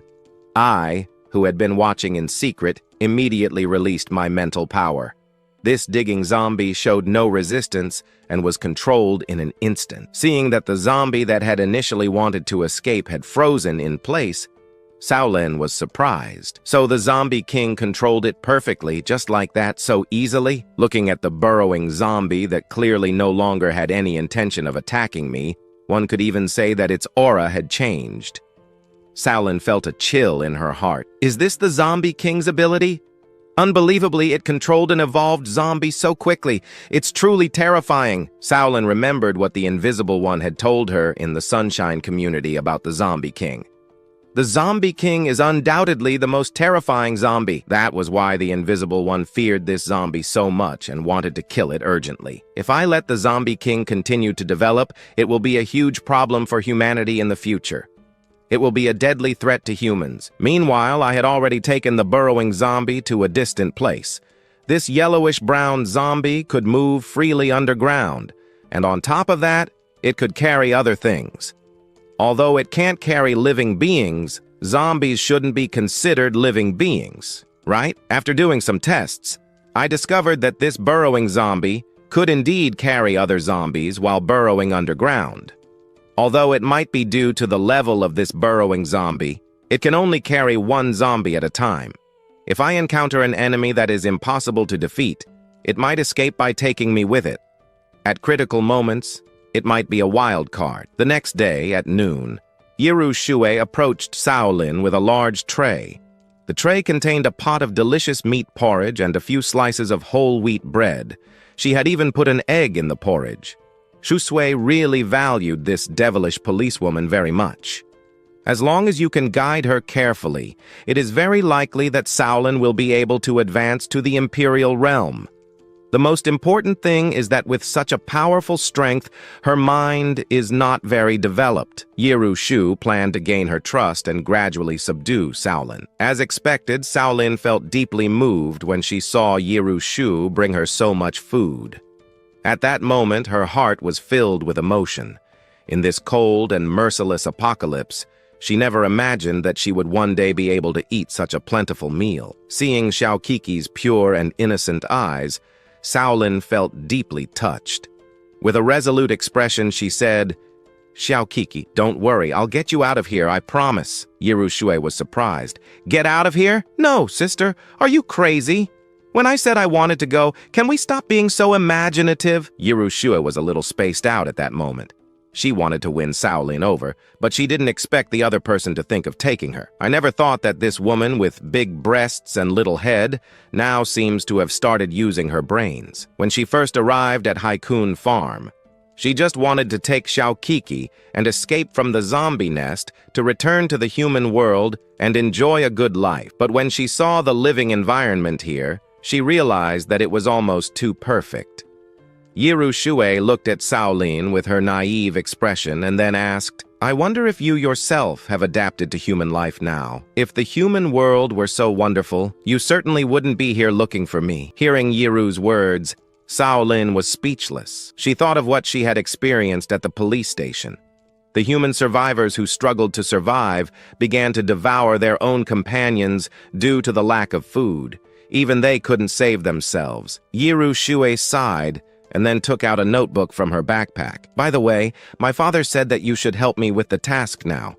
He said that resources are now too valuable. You can't continue eating and drinking for free in our house. You have to work to earn what you eat." Yiru was also a little speechless. In her past life, she was also a graduate of a prestigious university. How could she need this silly woman to help her with elementary school homework? Shaolin was also completely surprised. "Really? It's already the apocalypse and the Zombie King is still concerned about Xiao Kiki's education? It's like you can't make children suffer, you can't be poor. But education can't be poor." Still doing homework at this point? However, Shaolin suddenly felt a chill in her heart. This Zombie King has actually thought of all this? Isn't his mind incredibly detailed? Not only does he take care of Xiao Kiki so meticulously, but he doesn't even want to put education aside. Suddenly, a surprising thought appeared in her mind. Could it be that... Shaolin's stomach began to rumble uncontrollably, quickly walking in the direction of the smell. Shaolin's stomach began to rumble without control, and her mouth filled with saliva. The cooked rice and mutant beast meat mixed. The aroma of the rice mixed with the meat was a delicacy for people of the apocalypse, a rare delight. Shaolin, who could no longer wait, immediately finished the bowl of meat porridge, even licked the bowl until it was clean. She no longer remembered how long it had been since she had eaten something like that. "Is the porridge good?" Hiro looked at Shaolin's ecstatic expression and, holding back a laugh, gently asked, It's so delicious. It's really amazing, Shakiki. You know I had never tasted such a delicious porridge. Of course, this is the rice that Daddy cooked with his own hands." Shaolin was completely surprised to hear this. For a moment, she felt that her brain couldn't process the information. What I just drank was food made by a zombie. Shaolin felt completely stupid. When did bloodthirsty zombies start cooking porridge in the middle of the night? Irichui, so attentive, prepared the blanket for her without worrying about possible attacks. That's why, at the Icon farm, Shaolin slept very peacefully. But just at that moment, the ground near Shaolin suddenly cracked. Then, a yellowish-brown zombie emerged from the ground. It was that zombie that held grudges and could dig. From the perspective of the zombie taking a number 2, I immediately realized it was a new type of zombie. I felt very excited. Not long ago I had found a zombie that could spit fire, and now I encounter one that can dig. These zombies have truly surprising evolution types. It seems I'll have to take back my previous words. It seems that Shaolin can no longer be considered bad luck. Just as the yellowish-brown zombie emerged from the ground, it couldn't wait and attacked Shaolin right away. "You again, damn persistent zombie." Upon hearing the noise, Shaolin also woke up. Seeing the digging zombie coming toward her, for a moment she only felt great frustration. She couldn't believe that even at the Icon farm, this zombie continued to follow her relentlessly. I only hit it by accident that time. I never imagined it would hold such a grudge. When its attack failed, the digging zombie felt the power of many evolved zombies nearby. Its hands turned into claws and it began tearing up the ground. Shaul shouted loudly around, "Zombie King, I know you're watching me. Don't say I didn't warn you. This zombie is going to escape soon." I, who was watching in secret, immediately released my mental power. This digging zombie showed no resistance and was controlled instantly. Seeing that the zombie who initially wanted to escape was paralyzed in place, Shaolin was surprised. So the Zombie King controlled it perfectly, just like that, so easily. Looking at the digging zombie, which clearly no longer had any intention of attacking me, you could even say its aura had changed. Shaolin felt a chill in her heart. Is this the ability of the Zombie King? He incredibly controlled an evolved zombie so fast. It's truly terrifying. Shaolin remembered what the Invisible had told her in the Sunshine community about the Zombie King. The Zombie King is, without a doubt, the most terrifying zombie. That's why the Invisible feared this zombie so much and wanted to kill him urgently. If I let the Zombie King continue to develop, it will be a huge problem for humanity in the future. It will be a deadly threat to humans. Meanwhile, I had already taken the digging zombie to a distant place. This yellowish-brown zombie could move freely underground, and in addition, could carry other things. Although it can't carry living beings, zombies shouldn't be considered living beings, right? After running a few tests, I discovered that this digging zombie really can transport other zombies while digging underground. Although maybe due to the level of this digging zombie, it can only transport one zombie at a time. If I find an enemy impossible to defeat, I could escape taking myself with it. In critical moments, it could be a wild card. The next day at noon, Uruchui approached with a large tray walking toward Saori. The tray contained a delicious pot of meat porridge and some slices of whole wheat bread. She had even placed an egg in the porridge. Josue really valued this devilish policewoman a lot. If he can guide her carefully, it's very likely that Saori can advance to the imperial realm. The most important thing is that with such powerful strength, her mind is not very developed. Uruchui planned to gain her trust little by little to eventually subdue Saori. As expected, Saori felt deeply moved, seeing that Uruchui brought her so much food. At that moment, her heart was filled with emotion. In this cold and ruthless apocalypse, she never imagined that one day she could eat such an abundant meal. Seeing the pure and innocent eyes of Jiki, Saori felt deeply touched. With a determined expression, she said, "Saori can believe don't worry. I will get you out of here." Prometui was surprised. "Get out of here? No, sister, are you crazy? When did I say I wanted to leave? Can we stop being so imaginative?" Uruchui was a little absent-minded at that moment. She wanted to win over Saori but didn't expect the other person to think of taking her away. "I never thought that this woman, with big breasts and little brain, now seems to have started using her brain." When she arrived at the Ion farm, she only wanted to take Sai, who had escaped from the zombie nest, to return to the human world and enjoy a good life. But upon seeing the living environment here, she realized it was almost too perfect. Uruchu looked at Saori with her innocent expression, and then asked, "I'd like to know if you yourself have adapted to human life now. If the human world were so wonderful, surely you wouldn't be here looking for me." Hearing those words from Iru, Saori was speechless. She thought about what she had lived through at the police station. The human survivors who struggled to survive began to devour their own companions due to the food shortage. Not even they were spared. Iru sighed and then took a notebook from her backpack. "By the way, my dad said that now you must help me with homework. He said that resources are very valuable now. You can't keep eating and drinking for free in our house. You have to work to earn what you eat." Iru also felt a little speechless. In her past life, she had also graduated from a prestigious university. How could she need this silly woman to help her with elementary school homework? Saori was also completely surprised. "Seriously, we're already in the apocalypse and the zombie king is still worried about Sheiki's education. It's like children can't suffer. You can be poor, but education can't be poor." Still doing homework at this point. However, suddenly, Saori felt a chill in her heart. Did this zombie king really think of all this? Is his mind not incredibly detailed? He not only takes care of Sheiki with great care, but doesn't even want to neglect her education. Suddenly, a surprising thought arose in her mind. Is it possible that this zombie still retains human memories? Has he not completely turned into a bloodthirsty monster? "This is my homework. Could you review it for me?" After doing her homework with a reluctant expression, handed the homework notebook to Saori. Saori took the notebook and discovered that all the answers were correct. She couldn't help but be surprised. Sheiki is really that smart. Without receiving any guidance, she managed to learn by herself and complete the homework. "Sheiki, you're amazing. You solve all the questions. You're the smartest child I've ever seen." Looking at Sheiki in front of her, Saori hesitated for a moment.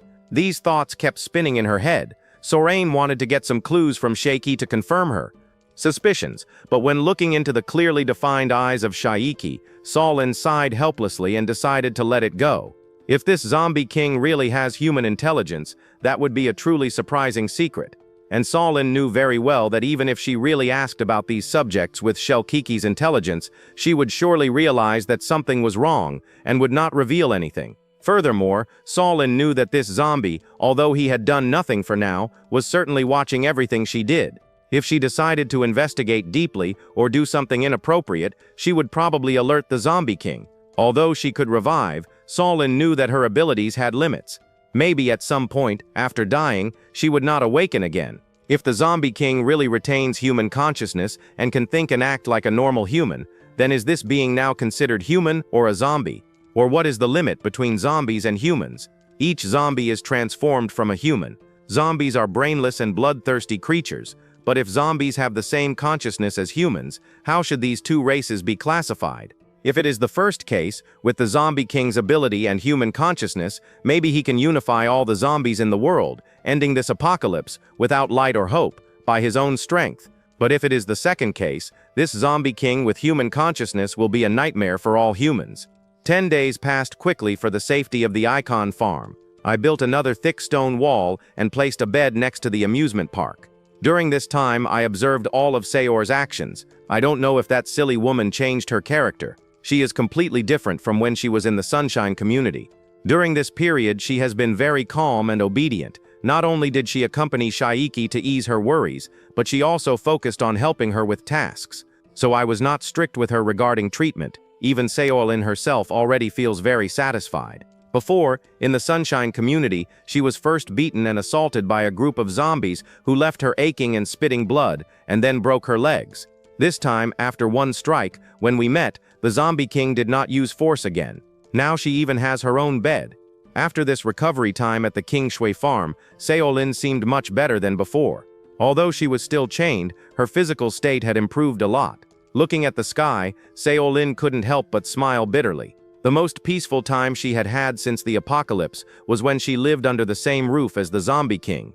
Even after having my legs broken in the Sunshine community, I still had plenty of food, unlike other survivors fighting for a bit of food. And this time, life at the King Shui farm is even more wonderful.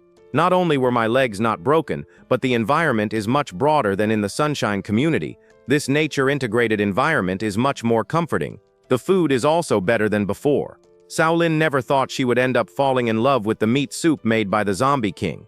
That meat soup was incredibly delicious, and after each meal, Sayor felt completely comforted, as if she had infinite energy. She would never imagine, as a human, and even more as one of the human evolutions, I would end up eating and drinking well among zombies. The most absurd thing is that here at King Shui farm, living together with the Zombie King is surprisingly much more comfortable than when I lived at the police station, where I went through more hardship.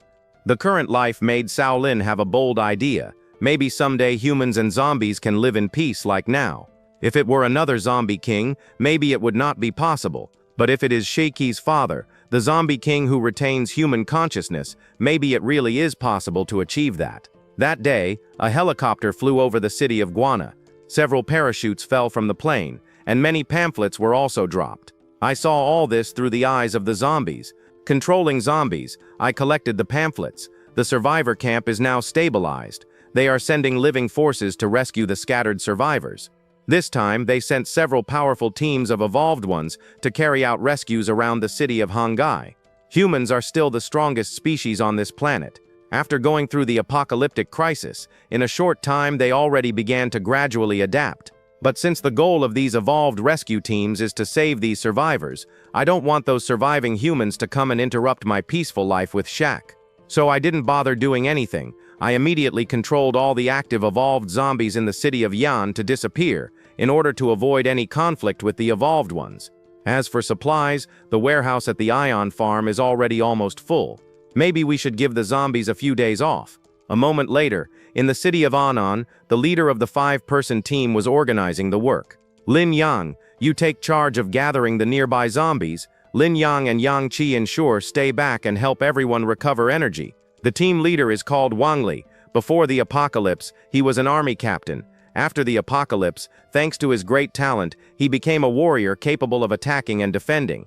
Lin Yang awakened an ability similar to the number 1 flame. Yang Shu comes from a martial arts family. Since childhood he trained martial arts, and upon awakening his ability, his combat power exploded.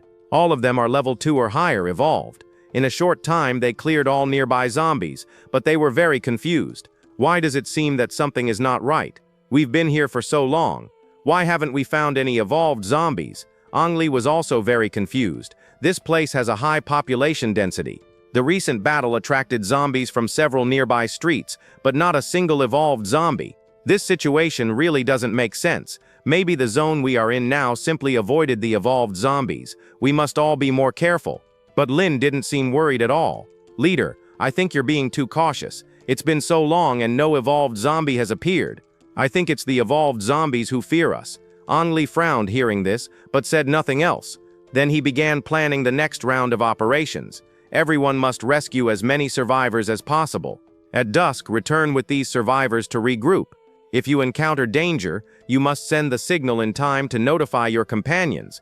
The 5 adjusted their communication equipment and then began to go in different directions to search for survivors. Since there were no more evolved zombies, many hidden survivors were rescued one after another. By dusk, the survivors rescued from this area were only about 20 or 30. Ang Lee took the survivors to a store. Beyond the necessary equipment, Wang Lei's group also carried many supplies. These were from the survivor base, meant to resupply them. Everyone received a ration of mineral water and compressed biscuits, distributed according to the number of people. It didn't matter if they were men, women, or children. Everyone received the same. Everyone lined up in an orderly fashion to receive their portions. Thank you so much. I knew the survivor base would send us help. Thank you all so much. Although what they received were just a few compressed biscuits, for the starving survivors, this was already something very valuable. At least it provided them with the necessary calories for their bodies. However, some survivors weren't satisfied. A robust man received his compressed biscuits and mineral water, and with a look of displeasure, threw them on the ground. How long has the apocalypse been going on? It's been 3 months, and only now do you remember to come save us. What were you doing before? And on top of that, you try to fool us with these compressed biscuits. Is this even human food? Upon hearing this man's words, several other survivors also nodded in agreement. However, just as they were about to chime in, Lin Yang let out a cold laugh. With a swift movement, Lin Yang appeared in front of this survivor and slapped him so hard he fell to the ground. People like you, we entered the city to save you. You should be grateful, and you still dare to complain here? If you say another word, I'll throw you outside for the zombies to devour. Lin Yang's outburst of rage surprised all the survivors present. Everyone fell silent, terrified, not daring to say another word. As for Wang Lei and the others, they were already used to this and saw nothing strange. After saying that, Lin Yang stomped the compressed biscuits into powder and pressed the man's head firmly against the ground. You damned useless bum, clean it all up. If you don't, I'll feed you to the zombies. Wang Lei gestured to Lin Yang. Enough, don't waste any more time with these people. Let's discuss today's situation. The 5 of them gathered and shared everything they had found. After speaking, all 5 had confused expressions. Wang Lei frowned. We've never encountered an evolved zombie. The probability of that is very low. They had spent the entire day without finding a single evolved zombie, and he didn't believe it was just team luck. Hey, you're an evolved one, right? I want to ask you some questions. Has anything strange happened lately in the Guanan area? Where did these evolved zombies go? This evolved one told everything without hiding anything. To be honest, in the Guanan area, there really are evolved zombies, but what I'm about to say might seem unbelievable. I myself saw zombies driving a car. The zombies took the supplies from the Guanan area. Upon hearing this, Wang Lei and the other 4 were stunned. Zombies driving cars. Where did this madness come from? And on top of that, letting them take human supplies. Do these bloodthirsty monsters now also like to eat bread and biscuits? Kid, are you messing with me? Lin Yang, quick-tempered, stepped forward, grabbed the man's neck, and lifted him off the ground. You're taking us for fools. When did zombies start driving cars? You don't even bother to find a good excuse to lie. Seeing that the survivor's face was red from Lin Yang's hand squeezing his neck, his companions couldn't stay calm and came out to defend him. Sirs, my friend isn't lying. The zombies in the Guanan area are really very strange. Yes, many survivors in the Guanan area have seen zombies that know how to drive cars. The reason we couldn't get supplies is because a large number of zombies looted all the stores, taking everything there was. More and more survivors began to come out and give their testimonies. These zombies are completely out of their minds. They took everything they could. They didn't even leave us anything.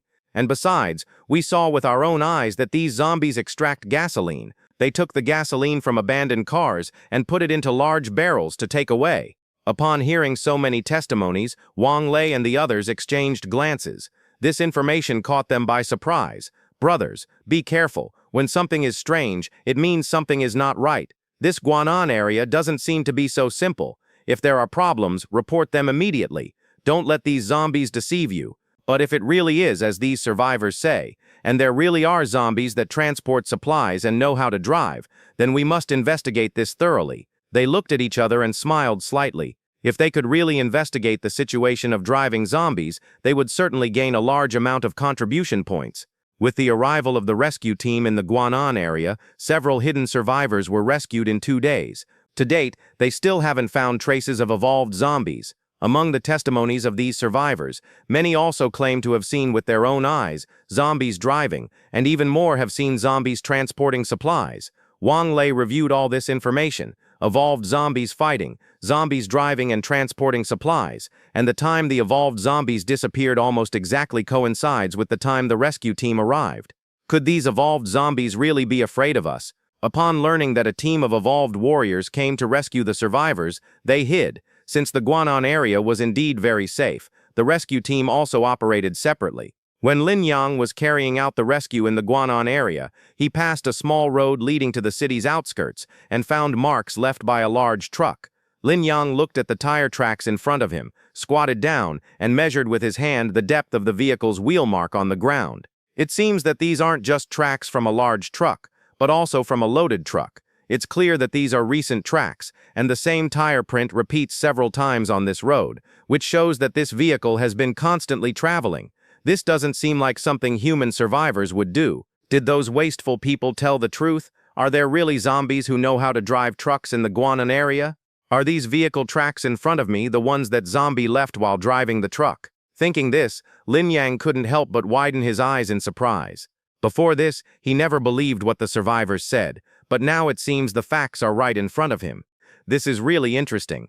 A group of brainless, bloodthirsty monsters, and they still know how to drive. If I can confirm this information and take it back to the survivor base, it will be a great achievement. If it were before, Lin Yang definitely wouldn't have dared to act alone. After all, no one knows what could happen in the apocalypse. But lately, the entire Guanan area hasn't had any evolved zombies. For Lin Yang, it must be that these zombies are scared. This significantly boosted his confidence. After thinking, Lin Yang didn't inform Wang Lei or the others and went alone, following the vehicle tracks toward the outskirts. When Lin Yang moved away from the city center, Flash 1 suddenly darted out from the shadows. The sudden sound surprised Lin Yang, who quickly waved his hands and formed a wall of fire in front of him. But after observing him all along the way, he already knew Lin Yang's combat style. Thus, the wall of fire was completely expected. He immediately controlled Flash 1 to easily dodge, and quickly approached Lin Yang. Flash 1's explosive speed made Lin Yang's face turn pale with fear in an instant. As an evolved being capable of entering the city and performing rescue missions, Lin Yang's combat power is indeed formidable, but being overly confident, he underestimated his own strength. Fire attacks are certainly strong, but he is just a mage, and now he faces an agile evolved zombie, Flash 1. Half an hour later, at the gate of Icon Farm, Flash 1 returned to the farm. In his hands he still carried a body that had already lost all life. This corpse was none other than that of Lin Yang, from the team of 5. Looking at the evolved one in front of me, a flash of coldness passed through my eyes. Heaven has its way, but you don't follow it, and hell has no gates, yet you enter. Didn't your mother tell you that curiosity kills the cat? The war began. Although I am the king of zombies who leads millions of them, I have no intention of completely breaking with humanity. I just want a place where I can live in peace with Chao Chi. But I didn't expect these humans to be so shameless, to the point of daring to lay their hands on Icon Farm. After secretly executing Lin Yang, who infiltrated here, I plan to give them a warning. I hope they know what's good for them. Don't be foolish. I've already ceded the entire city of Guanan to you, and yet you still dare to tread on my territory. Moments later, a zombie with underground abilities took Lin Yang's body and then stealthily slipped into Guanan City. At the same time, Wang Lei and his team tried to contact Lin Yang by radio many times, but received no reply. Although they hadn't encountered evolved zombies in the past few days, Wang Lei felt that the entire city of Guanan was covered by an ominous shadow, especially after learning about the strange occurrences with the zombies. He had ordered everyone to return before nightfall, but now it was already midnight, and Lin Yang still hadn't returned. Most likely, he had run into trouble. As Captain, Wang Lei, noticing that the atmosphere around him was becoming increasingly tense, immediately spoke. "The city is too dangerous in the middle of the night. Let's wait until dawn. Tomorrow we'll look for him together." The night passed without incident. The next morning, Yang Shu was awakened by some noises. Following the sound, he sleepily approached the window, but the scene he saw left him completely stunned. "This isn't right." Yang Shu's surprised cry immediately woke Wang Lei and the others. Everyone rushed to the window, followed Yang Shu's gaze downward, and in an instant they froze. Right in front of the tent where they were camping hung a human corpse that had been dead for some time. It was none other than Lin Yang, who hadn't returned all night. It had been 3 months since the apocalypse began. Human flesh was now an extremely scarce resource. His fresh body hanging on the street attracted countless zombies. Damn it, isn't that Lin Yang? What's going on here? Liu Yang couldn't help but curse under his breath, furious. We can't leave Lin Yang hanging like this, Sang Gao, who had studied at the same university as Lin Yang, said furiously. Upon hearing this, Wang Lei nodded. The four of them immediately acted to retrieve the body. These ordinary zombies were no match for their slaughter. In a short time, they completely eliminated all the zombies gathered around and then took Lin Yang's corpse back to the shelter. Seeing Lin Yang's inert body on the ground, everyone's faces darkened to the extreme. Wang Lei crouched down to examine the body and discovered that Lin Yang's fatal wound was on his neck. It was evident that it had been caused by a sharp weapon with a powerful blow. Are there evolved ones in this city? Why would they attack us? Yang Xiu's face was grim. He knew that zombies don't use weapons to cut people. Moreover, if these bloodthirsty monsters had killed Lin Yang, they would have devoured him completely. Zombies never leave a corpse intact after killing it, much less hang it with a rope outside the shelter. Damn bastards, what in the world are they plotting? Are they challenging us? Liu Yang slammed the ground in fury. At that moment, his rage was uncontrollable. Damn it, the streets are already full of zombies, and these idiots are still causing internal conflicts. We came to rescue people, and they think we're here to take their territory. Sang Gao was furious. We can't let this go unpunished. I'm going to avenge Lin Yang and kill these bastards. No, don't act impulsively. Seeing everyone's emotions intensifying, Wang Lei quickly intervened to stop them. This person hung the corpse outside our shelter. The entire process occurred in absolute silence. Placing Lin Yang's body out there was clearly a warning to us. We came here to rescue survivors. We should avoid unnecessary conflicts, finish the mission as quickly as possible, and leave. Yang Xiu and Liu Yang nodded upon hearing this. Only Sang Gao looked at Lin Yang's corpse with an expression of frustration. Because of this, he went to ask the survivors that Lin Yang had rescued. He then discovered that Lin Yang had gone to the outskirts. Unable to contain his rage, he disobeyed Wang Lei's order and headed to the city's outskirts alone. So many repeated tire tracks, and they're all recent. It seems Lin Yang also noticed something, which is why they murdered him. Humph, could a zombie drive a car? Clearly these evolved ones are toying with us. Sang Gao let out a cold laugh and began following the tire tracks. Inside Ikun Farm, I was preparing beef and rice soup for Shoki and Solin when I suddenly felt a disturbance. Through my zombie's vision, I discovered another evolved human on a path on the city's outskirts that led to Ikun Farm. I've already given them a warning, and they still haven't learned their lesson. If you insist on seeking death, then I shall grant your wish. Sang Gao cautiously advanced along the path, memories of his university days with Lin Yang flashing through his mind. In this apocalyptic world, Sang Gao had few friends, and Lin Yang was one of them. This was unacceptable to him. Among the tire tracks, he discovered a familiar mark. It was clearly the imprint of Lin Yang's shoes, who had been there before. He immediately called Wang Lei and the others. I've found where Lin Yang was. It's very likely we'll also find the hideout of these evolved ones. Come support me immediately. Upon hearing Sang Gao's words, everyone was astonished. It was then they realized Sang Gao had acted alone again. Damn it, Sang Gao, do you know what you're doing? I order you to return immediately. The evolved ones hiding in the shadows are incredibly strong. You don't stand a chance against them. Return now. Wang Lei was furious. Lin Yang's corpse was still in the refuge. His tragic death was proof of the enemy's power. With only their small group in Guanan City, they had no chance of defeating them. However, the warnings of the others only further fueled the anger in Sang Gao's heart. He decided to turn off the radio directly. Damn insensitive fools. You always talk pretty, saying companions should live and die together, that they should face difficulties united, but now you all show your true merciless faces. He couldn't allow Lin Yang to die in vain. But Sang Gao hadn't walked far when he suddenly noticed a silhouette on the path. However, his expression soon darkened. Were you the one who killed my companion yesterday? However, in response to Sang Gao's question, this figure did not reply, only continued walking silently toward him. Seeing that the other completely ignored him, Sang Gao became even more enraged. Damn bastard!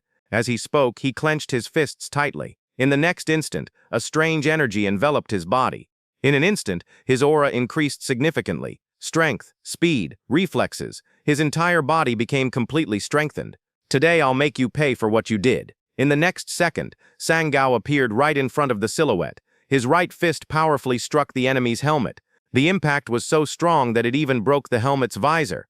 But in the next second, Sangao's smile froze. How is this possible? No, it can't be. You're not human. The one who had been full of determination before now trembled with fear. Sangao's eyes reflected pure terror. Before him was a horrendous creature, its face deformed and terrifying with a pair of blood-red eyes. This wasn't an evolved human. It was a zombie. Could the legends about Guanan City be true? Did a group of human-looking zombies really exist? Sangao, in a state of shock, couldn't react. The zombie, which had been motionless all this time, suddenly appeared before him, and with a single blow sent him flying through the air. In that instant, Sangao lost all will to fight. The only thing he wanted was to run back to the city. But in the next second, his eyes saw something terrifying, a headless body slowly falling to the ground. The black combat uniform was very familiar to him. The zombie from before stood beside it, holding a long sword. The following morning, Yang Shu was awakened again by the roars of the zombies. Remembering that Sangao hadn't returned all night, his heart filled with unease. With a gloomy premonition, he slowly approached the window. Indeed, Sangao's body was hanging outside. This time it was even decapitated. Wang Lei and the others rushed over upon hearing the noise. Seeing the fear reflected in Sangao's eyes, everyone felt a chill run down their spine. We're leaving. We can't stay here another second. In this apocalyptic world, it's survival or death. It's not worth staying and dying for those who are already dead. Wang Lei had a bad feeling. If they didn't evacuate now, probably none of them would make it out alive. Thus, the next day, they began gathering the rescued survivors to prepare for the evacuation of Guanan City. Yang Shu and Lu Yang exchanged a look, then were the first to abandon the refuge. Let's go, let's go. Whoever stays behind will be their own responsibility. Wang Lei waved at the survivors and spoke to them in a low voice. The mission objective is only 50 people. Now the group already has over 70 people. If some die, it doesn't matter. As the group moved through several streets, Wang Lei looked deeply behind them. Yang Su and Liu Yang exchanged glances, then were the first to leave the shelter. Let's go, let's go. Anyone who stays behind is on their own. Wang Lei gestured to the survivors and spoke softly. The mission's target was only 50 people. The group already has over 70. If some die, it doesn't matter. As the group moved through several streets, Wang Lei looked back deeply, a weight in his chest. Damn it, what kind of hellish place is this Guanyan City? Someday I'll return. I'm going to find out what secret this place hides. Not far from the retreating convoy, atop a building, a solitary figure stood firm, observing the group. Well done, you know what's good for you. This area has already been thoroughly explored by humans. The survivors have been almost completely evacuated, which means that now Yan City belongs to me. Inside the Ikun farm, I stretched leisurely. Finally, the situation is under control. With just a thought, a large number of zombies headed towards Guanyan City. Part of the forces protecting the Ikun farm, a dozen evolved zombies, infiltrated the city. It's only been 3 months since the apocalypse, and I've already developed my zombie army to this point. If you give me more time to evolve, I'll soon be able to command an unstoppable zombie army. Don't worry, Shoki, Dad already has enough power to protect you. We're no longer living in terror in a shelter. Humans have grown too fast. Their numbers will surely continue to increase over time. It seems I'll have to act first. Who said zombies can't rule the world? Let's see what happens first, if humans evolve faster, or if my zombie army grows faster. From now on, Guanyan City will be forbidden territory for humans. As life returned to normal, my routine was that of a diligent farmer. Every day, I checked the crops, strolled through the orchards, and spent time with the little ones. Thanks to the continuous expansion of the zombies under my control, the forests near the Ikun farm had been cleared of threats. 7 days passed in the blink of an eye. As I trained with my sword alongside Lightning number 2 and number 3, I felt a sudden change in the zombies I controlled. I headed to the orchard and observed my zombies. What's going on? Is it possible for these common zombies to evolve? Weren't they only supposed to evolve during the blood moon? Why, even though the blood moon ended long ago, new evolved zombies keep appearing? Could it be that the blood moon not only brought that strange moonlight, but also left some kind of energy in the air? I recalled the energy cores in the brains of evolved zombies and mutant beasts. They seemed to be the result of a constant accumulation of energy. If that's the case, then zombie evolution is actually the result of energy accumulating until it reaches a breaking point. After the blood moon night, the air was imbued with a large amount of special energy. It's highly probable that this energy didn't disappear with the end of the blood moon. If my assumption is correct, then even after the blood moon has passed, common zombies can still evolve. This is great. I'll no longer have to worry about a shortage of evolved zombies. At that moment, Yirushu ran towards me from a distance. "Dad, I'm hungry." I smiled and nodded, then headed to the kitchen. While cooking, I looked out the window, watching my little princess running freely through the fields. With time, she was no longer just a baby who spent all day in bed. Now she could run freely through the fields. If common zombies can evolve, it means Shoki could also become an evolved one. As the saying goes, give a man a fish and he eats for a day. Teach a man to fish and he eats for a lifetime. No matter how much I try to protect Chaoki, there will always be unforeseen events. But if Shoki can become a powerful evolved one on her own, then even if someday I'm no longer here, the little one will still be able to protect herself. Soon, I finished preparing the food for both of us. Yirushu cheerfully hopped into the kitchen, took the food from my hands, and then carried Shaolin's portion to where she was. The two began to eat together. The entire amusement park was permeated with the aroma of meat. After devouring the meat rice soup, Shaolin let out a sigh of satisfaction, her face reflecting complete happiness. In this chaotic and devastated world, being able to enjoy a bowl of hot soup was a godlike luxury. After some time of rest and recovery at Ikun Farm, Shaolin's complexion looked much healthier. As Aoki liked being with Shaolin, I worried that her dirty clothes might affect Shaolin's health. Shaolin had the opportunity to enjoy her first bath since the apocalypse began. After satisfying her hunger and thirst, she collapsed onto the bed in complete comfort. As she observed the order of everything around her, she couldn't help but feel a little conflicted. It seemed she had gotten too used to Haikun Farm. Anyway, Shoki didn't want to leave with her, so staying a few more days wouldn't hurt. Eating well and resting without worries was too pleasant. She glanced at Jirushu, who was doing her homework. "Shoki, don't waste your time learning useless things. Why don't I teach you martial arts instead?" Upon hearing this, Yirushu couldn't help but cast a disdainful look. Suranlin inwardly found it incredibly amusing. Me, the great supreme empress, when would I need a woman with more chest than brains to teach me martial arts? Why should I learn martial arts? To Yirushu's feigned innocent question, Suran replied seriously, "Shoi, the world is no longer as safe as you imagine. Only by having enough strength will you survive in this world." After saying this, Suranlin jumped out of bed and took a combat stance in front of Yushu. But to Yushu, the almighty supreme empress, these movements were too clumsy. Such basic and unrefined techniques, even her father was much better. Still, Yirushu decided to be kind and applauded enthusiastically. "Wow, Aunt Suran, you're amazing. Those moves look great." To the side, Tyrant number 2 had been listening to the entire conversation. Although this woman was a bit foolish and her combat skills were nothing special, at least what she said made a lot of sense.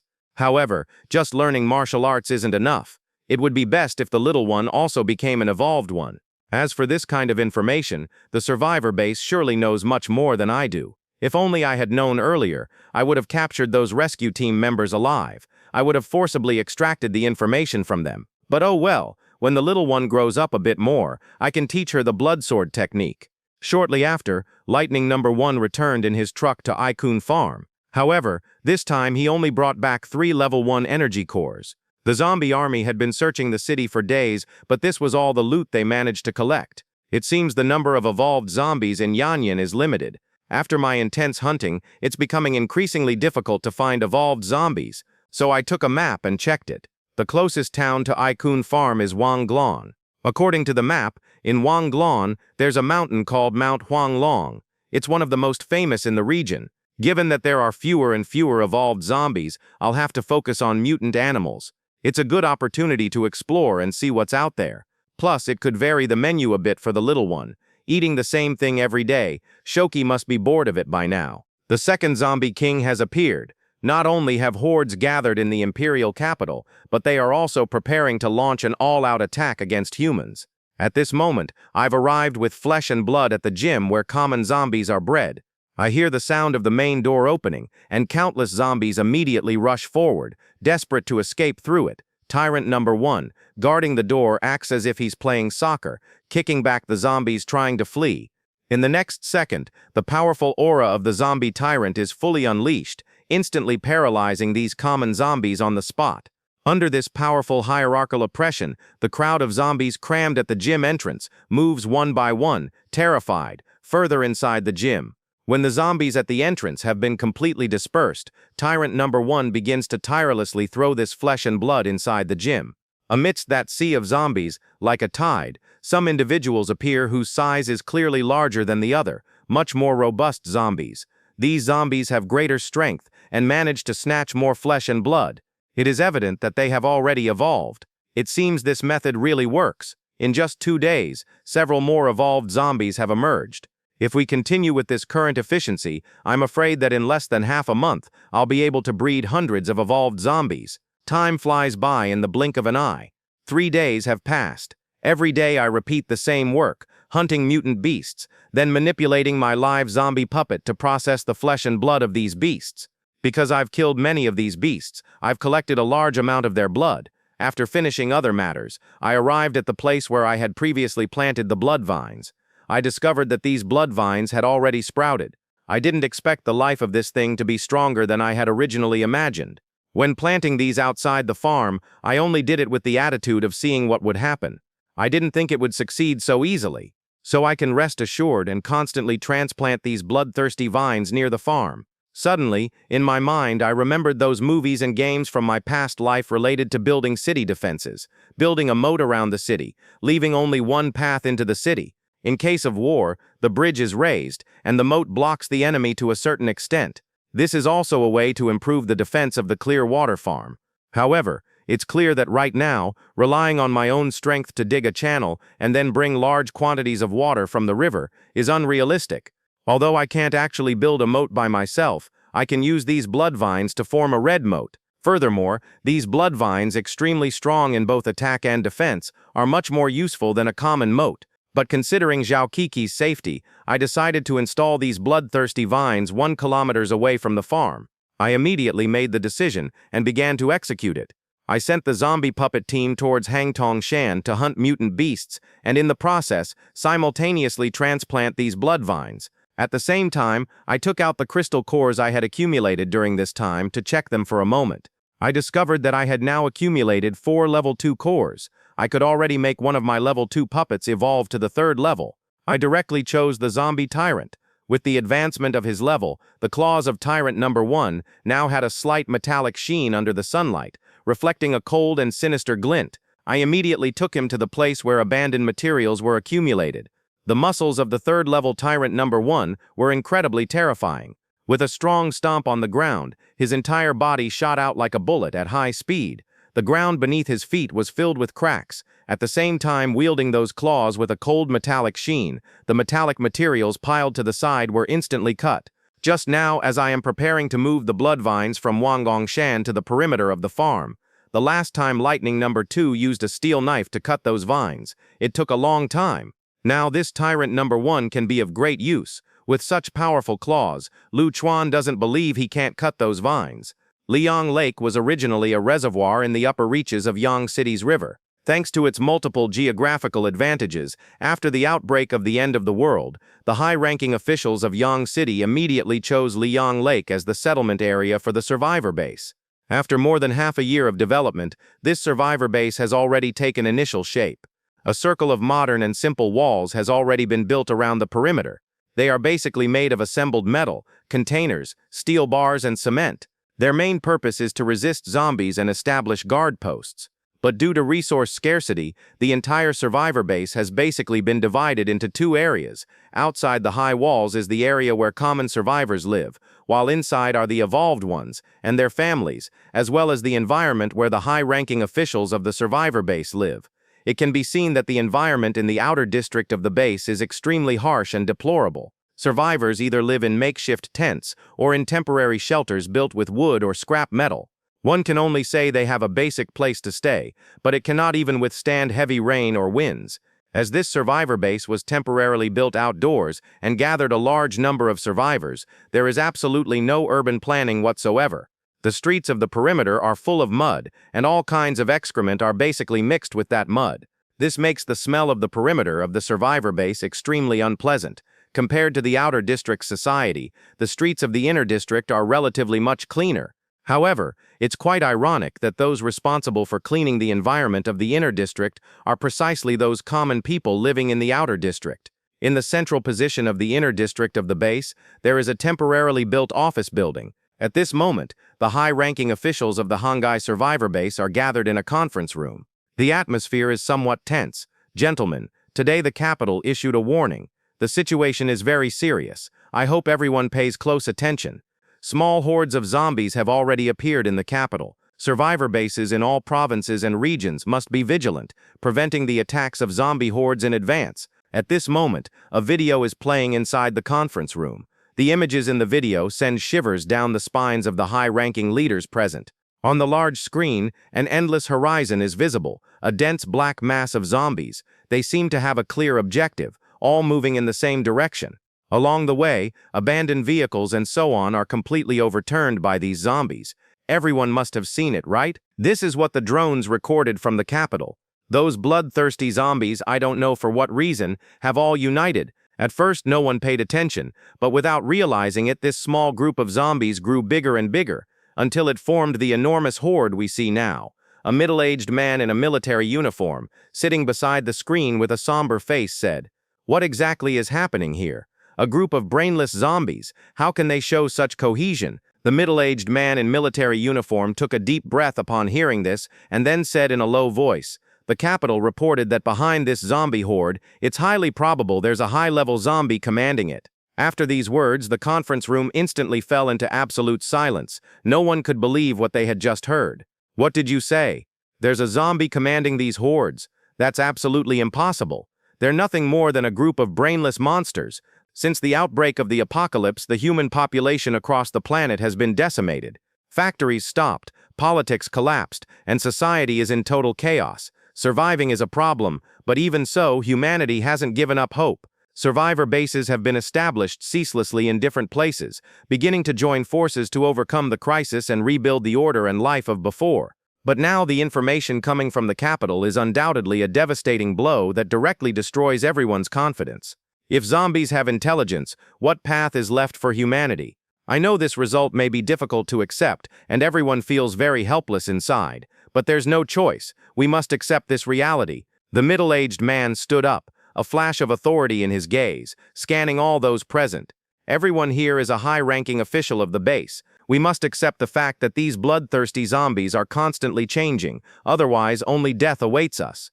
Upon hearing this, everyone present sighed with resignation, then nodded one after another. From the capital, they have named this type of zombie Zombie Kings. Upon hearing this, everyone held their breath in surprise. Just hearing that name, one could feel the terror it inspired.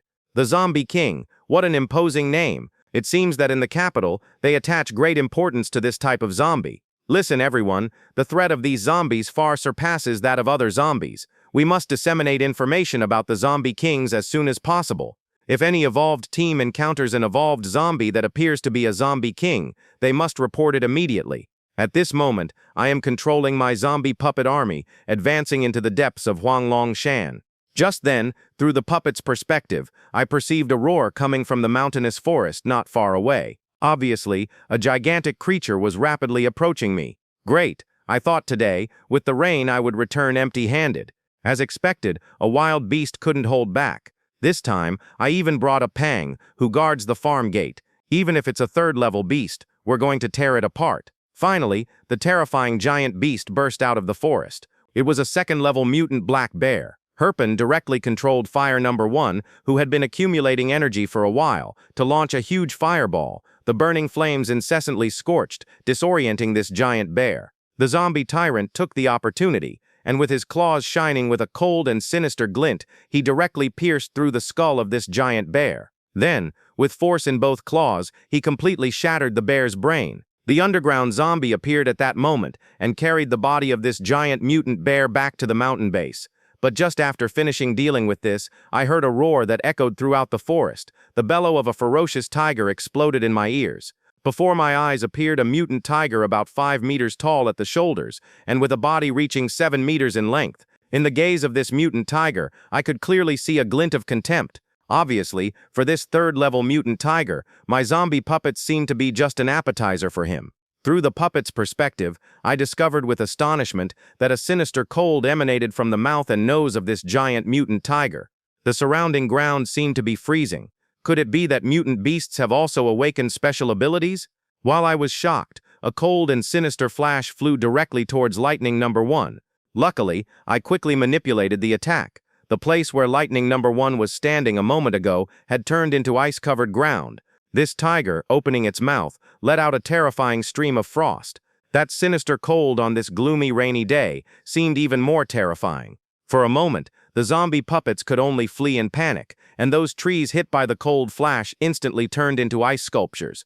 However, perhaps because this tiger wanted to release its frost power, which also consumed a lot of energy, after letting it out a few times and seeing that it didn't work, it closed its mouth again. Then my heart could relax a little. I quickly controlled my zombie puppets to launch into close-quarters combat. Growls and loud thuds were heard. I looked at the battle in front of me with astonishment, filled with caution in my heart. The strength of this third-level tiger was truly too terrifying. Even Arip, a third-level tank zombie, could not resist the enormous force of this giant tiger for long. Tyrant Number 1 was also forced to retreat continuously.